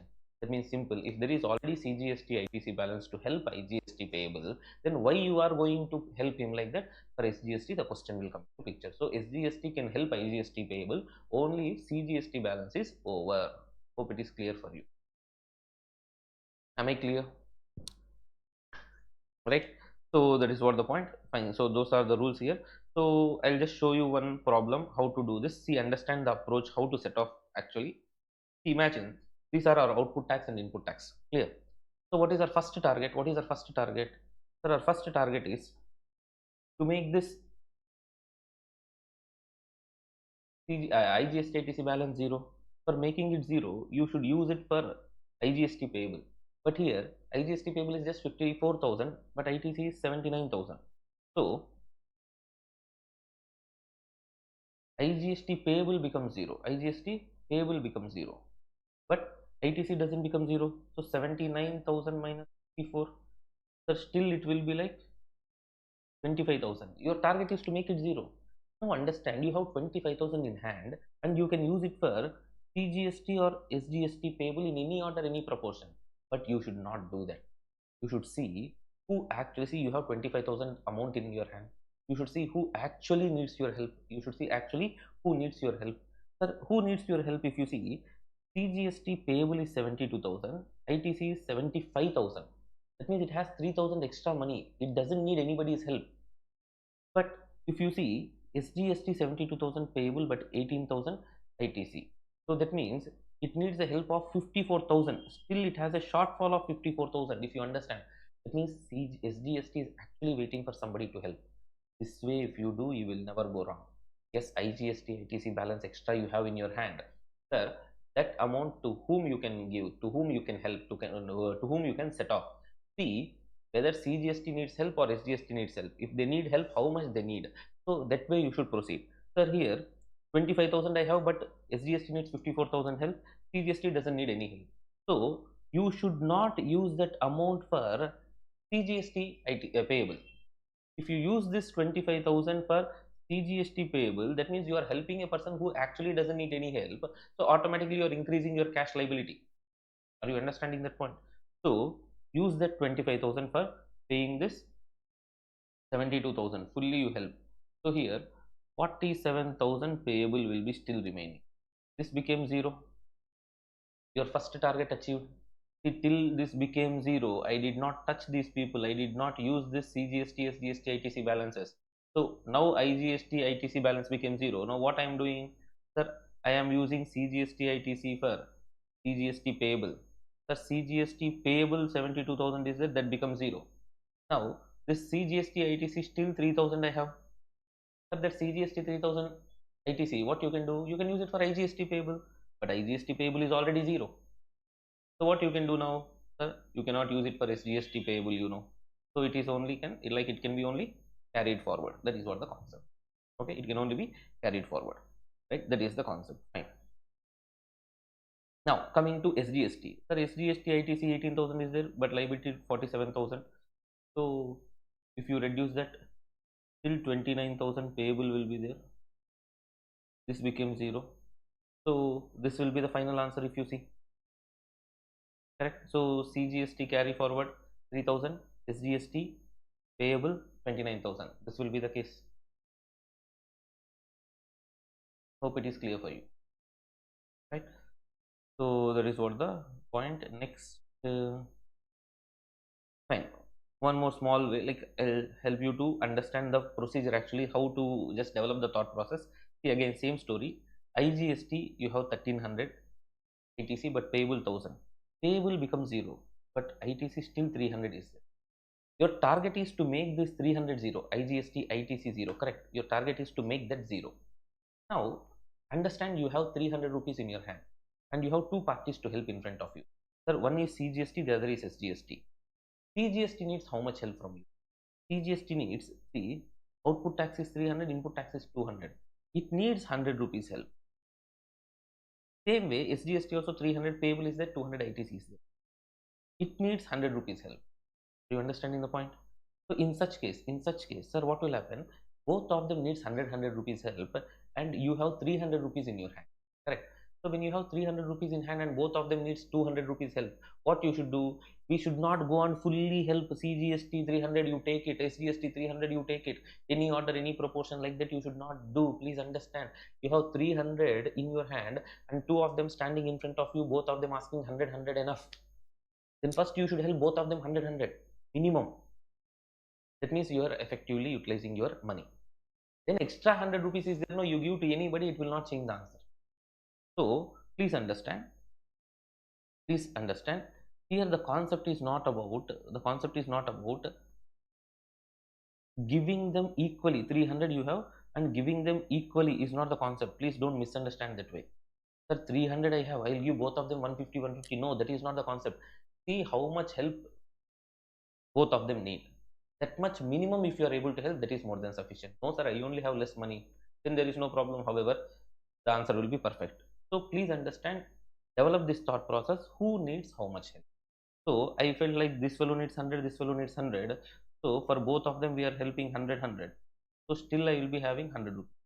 Now this full 100 rupees you help to CGST or you help to SGST, it doesn't change the answer. So I made first in queue CGST standing, I paid to him. So IGST ITC became 0. Now I can go with CGST with CGST 100 rupees carry forward, SGST both became 0. Clear? Guys, I repeat, when you have IGST ITC in your hand, you should see which fellow needs actually your help. Accordingly, you help both of them and then settle the liabilities. Okay, that is how you should develop the thought process. Hope it is clear for you. Right? But first your agenda is making IGST ITC balance 0. Till then you cannot touch CGST and SGST accounts. Clear? So that is what the concept. You can try this example. So the next section is nothing but section 18, actually all about we are going to see with.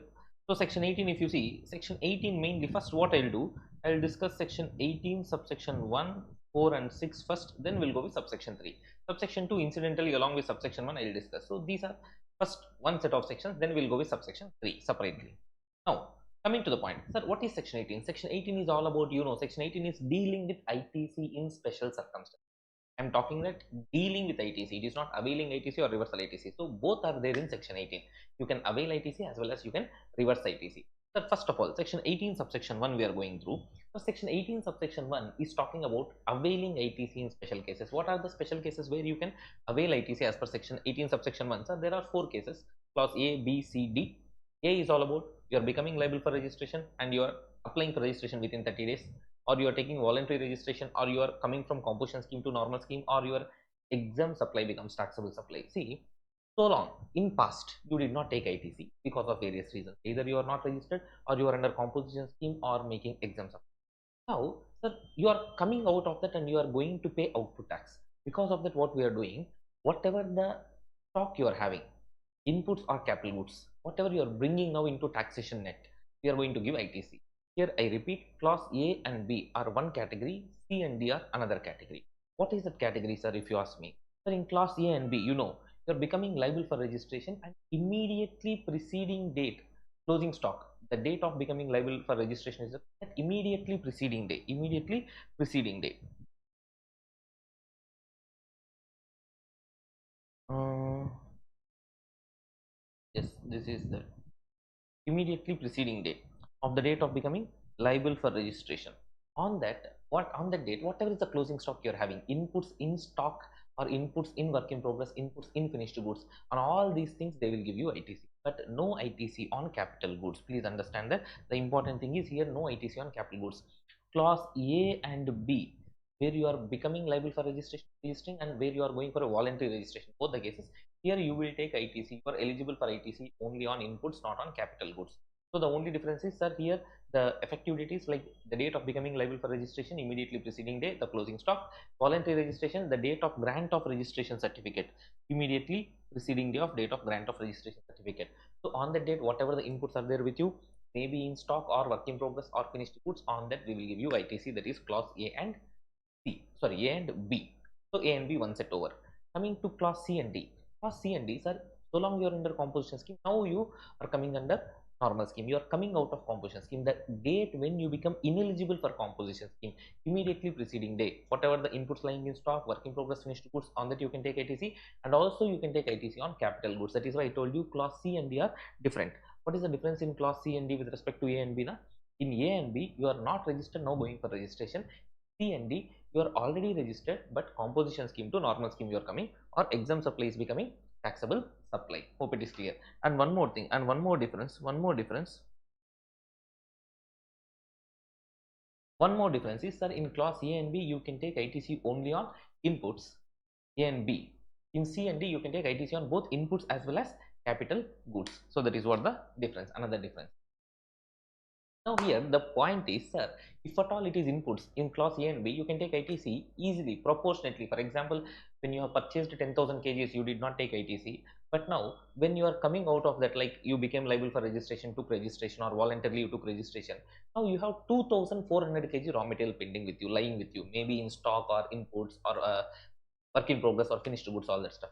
Now that 2,400 kgs proportionately you will take. But sir, what about capital goods? In class C and D, you are also eligible for capital goods, correct? You can take ITC on capital goods. Sir, how much ITC you can take? Now, please understand, if you purchase today, when you are under normal scheme, registered under GST, using it for taxable supply, everything, you buy a capital goods, I will give 100% ITC. But why am I giving you that 100% ITC? Because I am believing that you will use that asset for 5 years at least. That is the standard assumption in GST. The useful life of the asset is 5 years. So I will give you 100% ITC, assuming that you are going to use it for 5 years. But the problem is, you have already used it in composition scheme, or you have already used it under exempt supply. In such cases, sir, how much ITC I should give you? I cannot give you 100% ITC. So what I will do is, sir, 100% GST paid, whatever you have paid, total GST paid, minus, sir, I will reduce 5% of every quarter you have used in composition scheme, you have used in exempt supply. Sir, that I will reduce, and balance amount I will give you. That means what? Simple. Total GST paid minus 5% per quarter or part thereof. So every quarter or part thereof also will be treated as one full quarter. So that much we will reduce, and on balance amount we will give you as ITC. Now see, for example, here you have purchased the capital goods on December 28th and paid GST 1,80,000.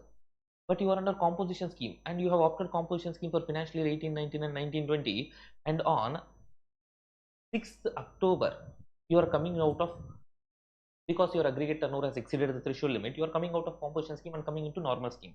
How much ITC you can take on capital goods? Means we should see how many quarters you have used. See, if you see, this is coming in quarter 3, financial year or calendar year, whatever you take, answer will not change. So don't worry about that. So quarter 3, so October to December quarter, this is happening in 1819. So in 1819 Q4 also you have used, and this event is happening in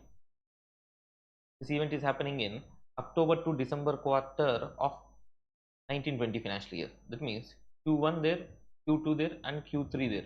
So total 5 quarters you have used. 5 quarters you have used. Are you able to understand? Are you able to understand? You have used Q3 and Q4 in 18-19 and Q1, Q2, Q3 in 19-20 financial year. So I repeat, whether you take it as calendar year or financial year, answer will not change because the quarters are always same. Okay. So now 5 quarters you have used. So total GST paid 1,80,000 minus 5 quarters into 5%, that is 25%. If you remove, then that much amount you can take as ITC. That is what the answer. If you see 1,80,000 minus 25%, 1,35,000 will be the ITC.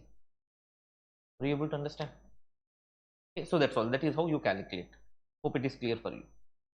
So for this, there is a procedure in Rule 40, whatever has been prescribed. Sir, what you are doing when you are taking ITC on capital goods, that we have already discussed how we will calculate that. And sir, form GST ITC 01 within 30 days should be filed from the date of becoming eligible for ITC under 18 subsection 1, maybe under subsection 1 clause A, B, C, D, whatever it is. You should, for taking this ITC, you should file a form here, GST ITC 01. That's all, within 30 days of becoming eligible for ITC under this particular section. And in that, you should give the details of inputs, capital goods, what and are you eligible. And suppose if at all that amount totally CGST, SGST, IUT, GST, IGST all put together, whatever you are claiming ITC, if it is exceeding 2 lakh rupees, then you should get it certified by the chartered accountant or cost accountant who are in practice. Okay, I repeat, entire ITC, eligible ITC. Okay, if at all it is exceeding 2 lakhs in form GST ITC 01, then you should go for the certification from practicing chartered accountant or cost accountant. That is what the concept. Okay, so now that is what Rule 40 says. So Rule 40 is this procedure for calculating all that stuff. So we have calculated. So I repeat, 18 subsection 1 is all about availing ITC in special cases, A and B one set, C and D another set. Liable for registration, voluntary registration, composition scheme to normal scheme, exempt supply becomes taxable supply. Here only inputs, here both inputs and capital goods. Here not registered, now registering. Here already registered, now paying tax. Okay, so that is the case. So here inputs, both all the 4 cases, inputs, proportionately you can take ITC. Capital goods in the last 2 cases, clause C and D, how you will proceed? Rule 40. Rule 40 says total GST paid minus 5% per quarter or part thereof used. On that you can take ITC. So that is what we have seen. Now, sir, the interesting part is if you want to take ITC under 18 subsection 1, just now as we have discussed all the 4 cases, clause A, B, C, D, all this stuff. If you want to take ITC under those 4 clauses, any of those 4 clauses, the time limit to avail ITC is 1 year from the date of invoice. That means the 16 subsection 4 will give you actual time limit for availing ITC, that is for normal cases. But 18 subsection 2 will give you the time limit to avail ITC if at all you are claiming ITC under 18 subsection 1, then you should definitely follow 18 subsection 2 time limit. That means in short, 18 subsection 1, if you want ITC on inputs and capital goods, you should have that purchase within 1 year. Only for within 1 year purchases of inputs or capital goods, you can take ITC. More than that, you cannot take ITC. Am I clear with that?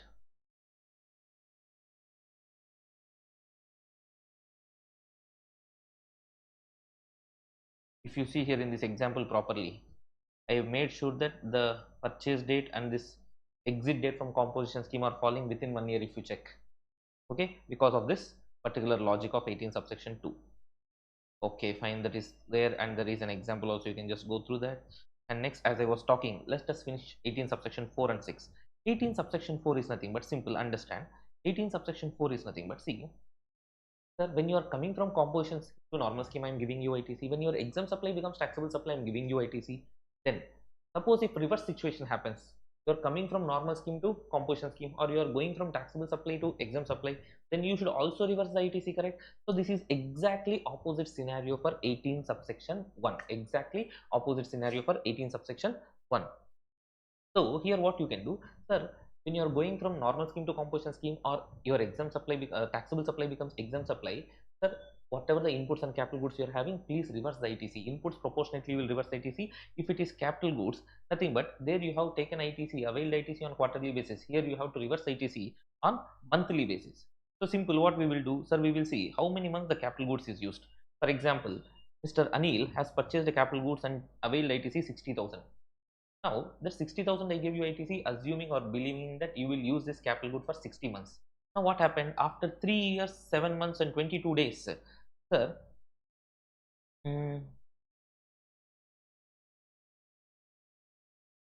what has happened? Not told. Okay, let us assume he is coming out of composition scheme. He came out of composition scheme. So, Mr. Anil came out of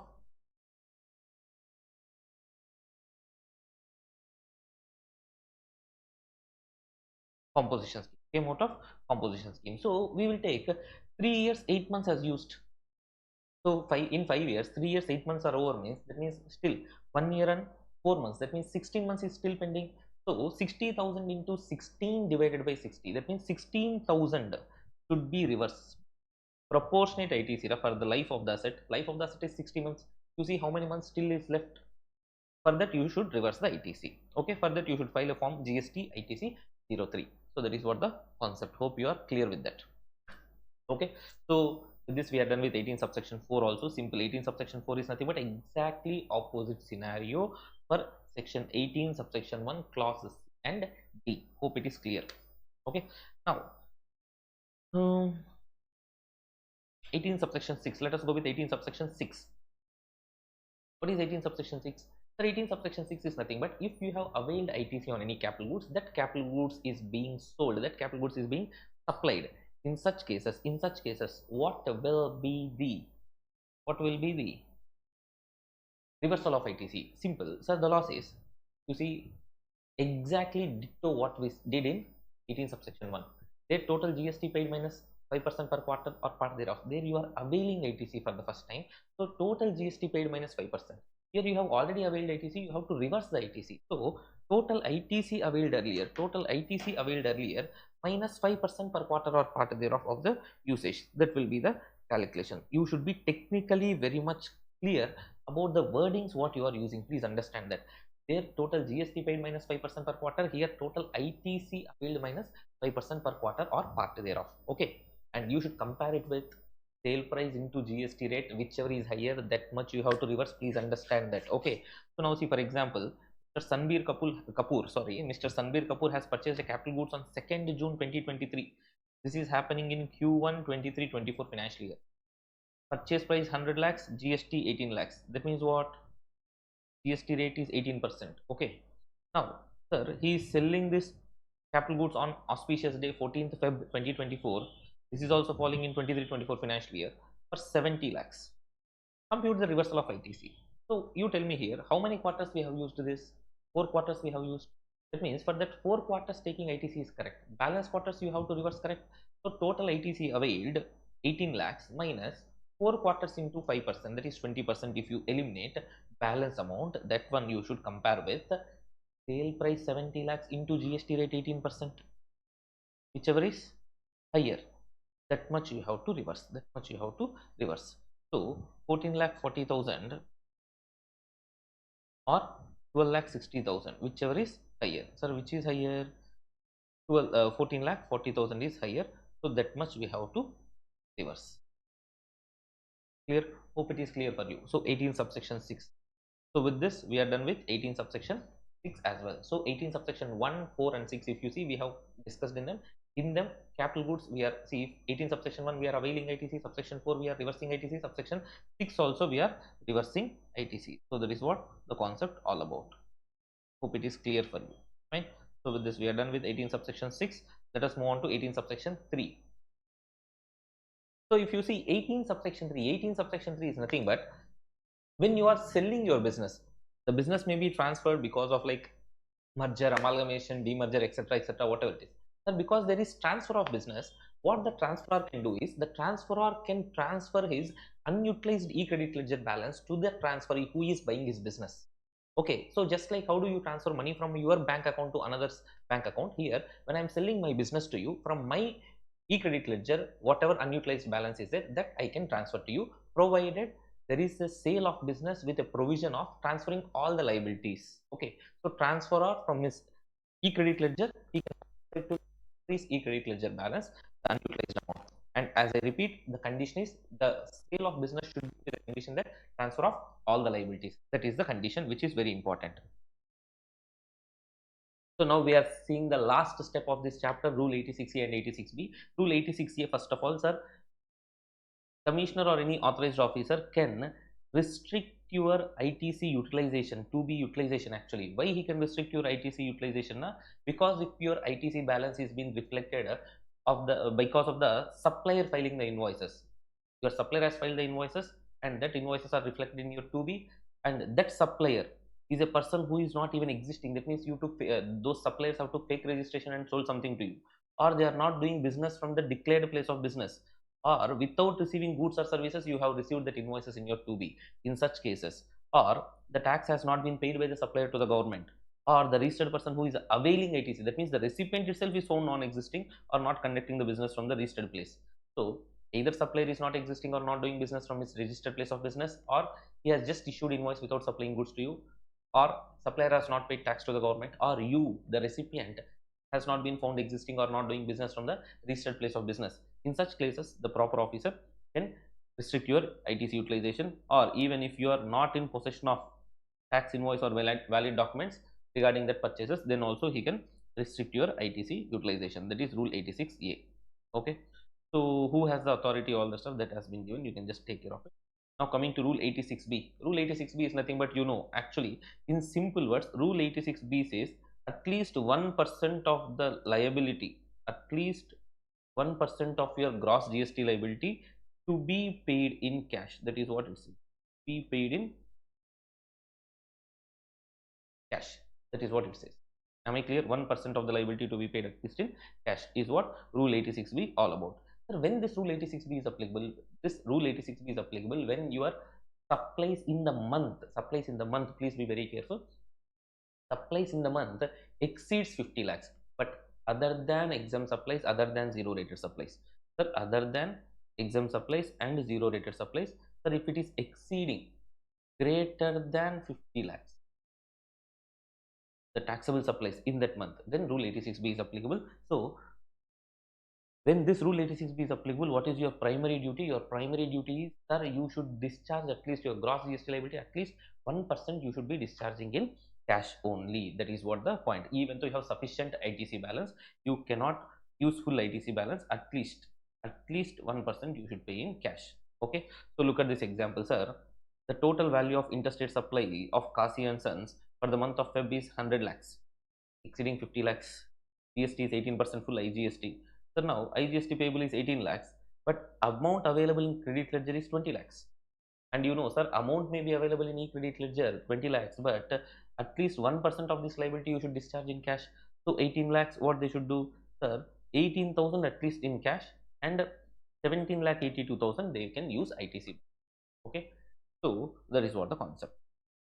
But there are certain crazy things here, exception to that rule 86B. What are the exceptions, ma?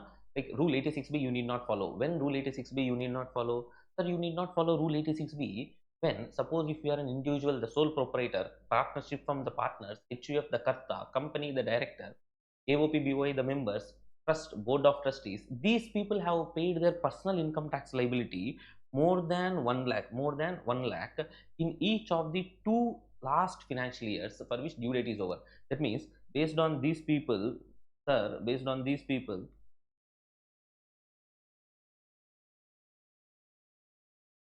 members of board or trustees, all that stuff, based on these people personal income tax liability in the last two financial years, these people has paid more than 1 lakh as their income tax liability, then for this particular company or partnership firm or even individual, for them rule 86B is not applicable. So this is one case where rule 86B is not applicable. Another case, sir, you have a track record, you are a registered person, you have a track record of claiming GST refund from the department, and in the last preceding financial year if you have claimed GST refund more than 1 lakh, maybe because you are having unutilized credit ledger balance because of zero rated supplies or inverted duty structure, whatever it is, then also for you rule 86B is not applicable. Okay, so this is another case. Next, sir, if you see the cumulative liability till date, sir, I have already paid discharge more than 1% in cash, sir, then you need not follow rule 86B. And finally, sir, if it is like government department or public sector undertaking, local authority or statutory body, for them also rule 86B is not applicable. So you have understood, don't trouble the trouble here. Okay, if you trouble the trouble troubles you. I am not the trouble, I am the government. Okay, so that is what the point all about. So their rule 86B is not applicable. Okay, so that is what the concept. With this we are done with rule 86A and 86B also. So we are going through the next clarification here regarding ITC on availability in respect of demo vehicles.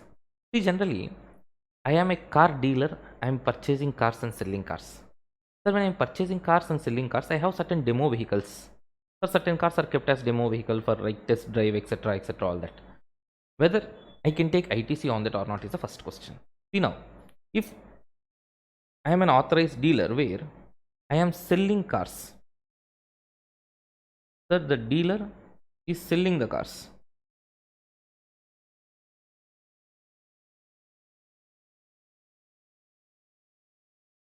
Dealer sells the cars. So he will provide trial runs, demonstrate the features of the vehicles, all that stuff. For that, he will purchase the vehicles and he will use certain vehicles as demo vehicles. So there, ITC is not blocked. That means here ITC available.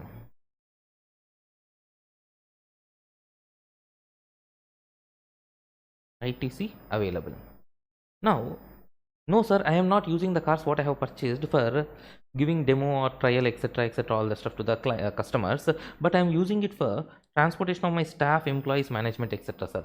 Then ITC is not available, so ITC is blocked. Here ITC is blocked. Okay, this is second situation. The final situation, the interesting part here is, sir, what you are doing, you are not an authorized dealer who will sell the cars directly to the customer. You're just acting as an intermediary or an agent where the manufacturer of the cars directly will sell the cars to the customers, but you're acting as an agent to sell the cars and you will take some commission for that. What you are doing for providing your services as an agent, sir, for providing your services as a agent to provide marketing services, vehicle test drive services, all that stuff, where you are not directly involved in vehicle purchase and sale. In such cases, you are, as I told you, manufacturer will directly issue invoice directly to the customers. Okay, now the point is, as an agent here I am purchasing some demo vehicles, correct, for test drives, and after certain time period is over I will sell them. Now I am buying the car for providing my services as an agent to promote the car, all the stuff. I am not engaged in further supply of said vehicles. Okay, who is selling the vehicles? Manufacturer is directly selling the vehicles to the customers. As I have already told you, invoice is directly raised by the manufacturer to the customer. In such cases, ITC is not available. Sorry. That means here, dealer is not actual seller of cars. Dealer is not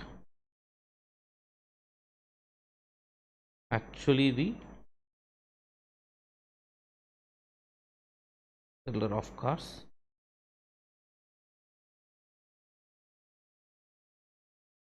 but is an agent of manufacturer. Okay, so now, sir, whether this dealer is capitalizing the car, not capitalizing the car, all the stuff doesn't matter. He cannot take ITC because he is just providing service as an agent. He is not buying and selling the cars. Okay, so dealer is not buying the, better write down, dealer is not buying and selling the cars. So whether he's taking, capitalizing the point or not, all that stuff doesn't matter here. So ITC on demo vehicles does not depend on the capitalization. As you know, the exception in 17 subsection 5 is if you are engaged in further supply of such conveyances only you can take ITC. Here you are not engaged in further supply of such conveyances, you cannot take ITC. No sir, as we have discussed in the first case, sir, I am the dealer, I am the authorized dealer where I will sell the cars also to the customers directly. For that purpose, I am buying the cars and selling the cars, and for that purpose, I made certain vehicles as demo vehicles or test drive vehicles, all that. I can take ITC happily because I am buying the cars and selling the cars. So, there is the clarification with respect to that. Next one, if you see, that is related to the clarification with respect to time limit for availing ITC in case of RCM supplies, where RCM supplies are there and the recipient is required to raise tax invoice. The doubt is, what is the time limit to take ITC? Time limit to take ITC is section 16 subsection 4. But sir, in 16 subsection 4, they talk about the relevant financial year in which the invoice is raised. From that, you should see 30th November of the succeeding financial year or actual date of filing, annual date of the relevant financial year, correct? Now, in this case, which financial year I should take? Then the law says, see, when the recipient is required to raise tax invoice, the relevant financial year will be the financial year in which that invoice has been issued by the recipient under section 31 subsection 3 clause F. Simple. Just like supplier has to raise invoice, recipient has to raise invoice. And when recipient has to raise tax invoice, so what financial year he is raising, from that only you have to, the recipient has to calculate the time limit for availing ITC. So he has an obligation to raise tax invoice under section 31 time limit that he has to follow, and accordingly ITC should be taken. But sir, if there is any delay in issuance of such invoice because of there is late payment of tax also, then automatically the interest and penalty will come into picture under section 122. Okay, so simple. Recipient has to raise tax invoice and he has to pay GST under RCM. Then he should raise the tax invoice within section 31 time limit, and the time limit to take ITC on that is nothing but in which financial year he has raised invoice, succeeding financial year 30th November, or actual date of filing, annual date of the relevant financial year, whichever is earlier. So that is the point. That means what we are saying, you should raise invoice within section 31 time limit and take ITC accordingly. If you are not raising the tax invoice according to the time limits in section 31, then because of that late payment of tax happens, and because of that you should pay interest on the tax, as well as you are subjected to penalty, right? So that is what the concept, right? That is what this clarification all about. The next clarification is with respect to ITC on ducts and manholes used while constructing this optical fiber network. Uh, so in that case, in the construction of optical fiber cables or networks, so they are using ducts and manholes. On that, whether we can take ITC or not, in that department has clarified. Generally, plant and machinery, 17 subsection 5, you know, sir, plant and machinery is an exception, you can take ITC on that. So ducts and manholes will be considered as plant and machinery. They are not being specifically excluded from the definition of plant and machinery. That means ducts and manholes are plant and machinery. Ducts and manholes, ducts and manholes are plant and machinery. So you can happily take ITC. You can happily take ITC. That is the concept. Okay, right. So the next one is with respect to clarification in respect of entitlement of ITC by insurance companies on the expenses incurred for repair of motor vehicles in case of reimbursement mode of insurance claim settlement. Please understand. See, now, sir, I have a car and there is a small accident where I should change the silencer of the car or something. There should be some spare parts, etc., to be changed or whatever it is. Now, the point is, sir, there are some repairs and maintenance involved here, and this amount is borne by the insurance company. Now, here the point is whether insurance company can take ITC of it, is what the point. If you remember 17 subsection 5, there is an exception where normally general insurance repairs and maintenance servicing or locked credits, but if it is general insurance company, they can take ITC. So, sir, general insurance companies can take ITC of the repairs and maintenance taken for the vehicles. Now, here the point is, sir, how they will provide this insurance? Now, please understand, there are two modes. One is cashless, the other is reimbursement. What does it mean? Sir, cashless means, understand what happens. The repair services are done at network garages of insurance company, and the insurance company pays approved charges to the garage. Invoice are issued by garage in the insurance company's name. Now, see, for example, my vehicle got damaged, all this stuff.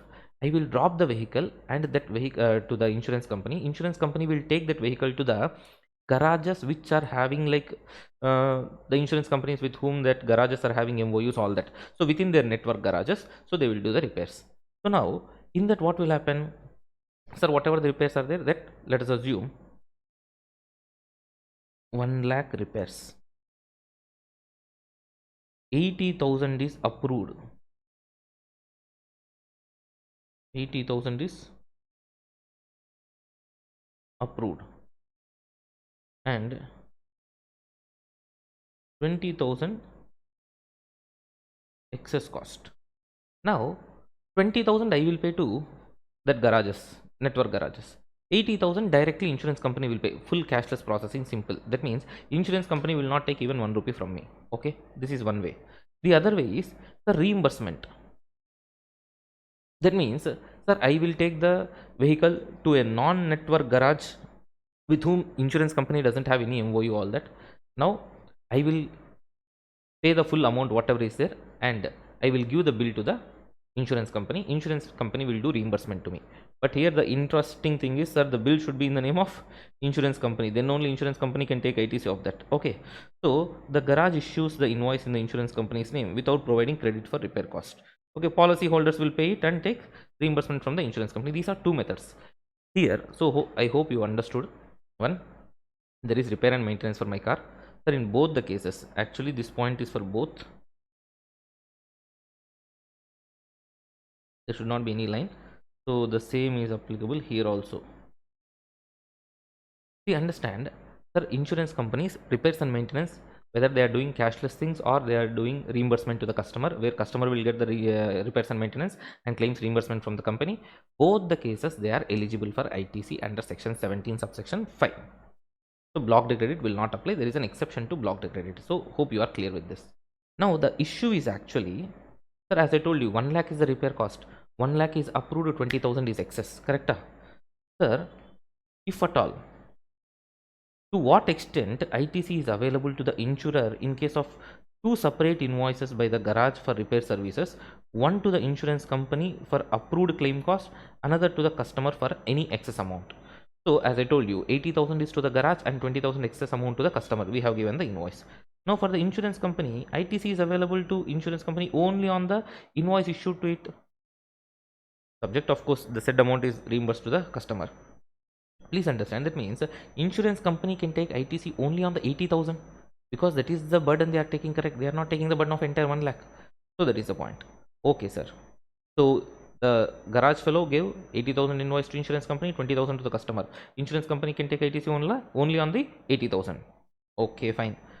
The next thing, what is the extent of ITC available to the insurance company in case single invoice is issued by the garage covering the full amount for repairs and services, and the insurance company reimburses only the approved claim cost? Full 1 lakh, that fellow giving the invoice, garage fellow, to insurance company in the name of insurance company. Can insurance company take 1 lakh ITC fully? No, only 80,000 again. So ITC is available to the insurance company only to the extent the reimbursement is approved, okay, to the insured, not on the full amount, not on the full invoice value. This is another thing. So finally, what? Whether ITC is available to the insurer if invoice for vehicle repair is not in insurance company's name. Obviously, ITC is not available. You know, section 16 subsection 2 says, the invoice should be, you will be having a documentary evidence of invoice, and if that invoice is not in the name of insurance company, how will it get reflected in GSTR 2B of insurance company? So it cannot take ITC. The insurance company cannot take ITC if the invoice is not in their name. Clear? So that is what the story here. Hope it is clear. A very good clarification again. So please make sure you are thorough with this. Mark it important. Okay, with this we are done with another clarification as well.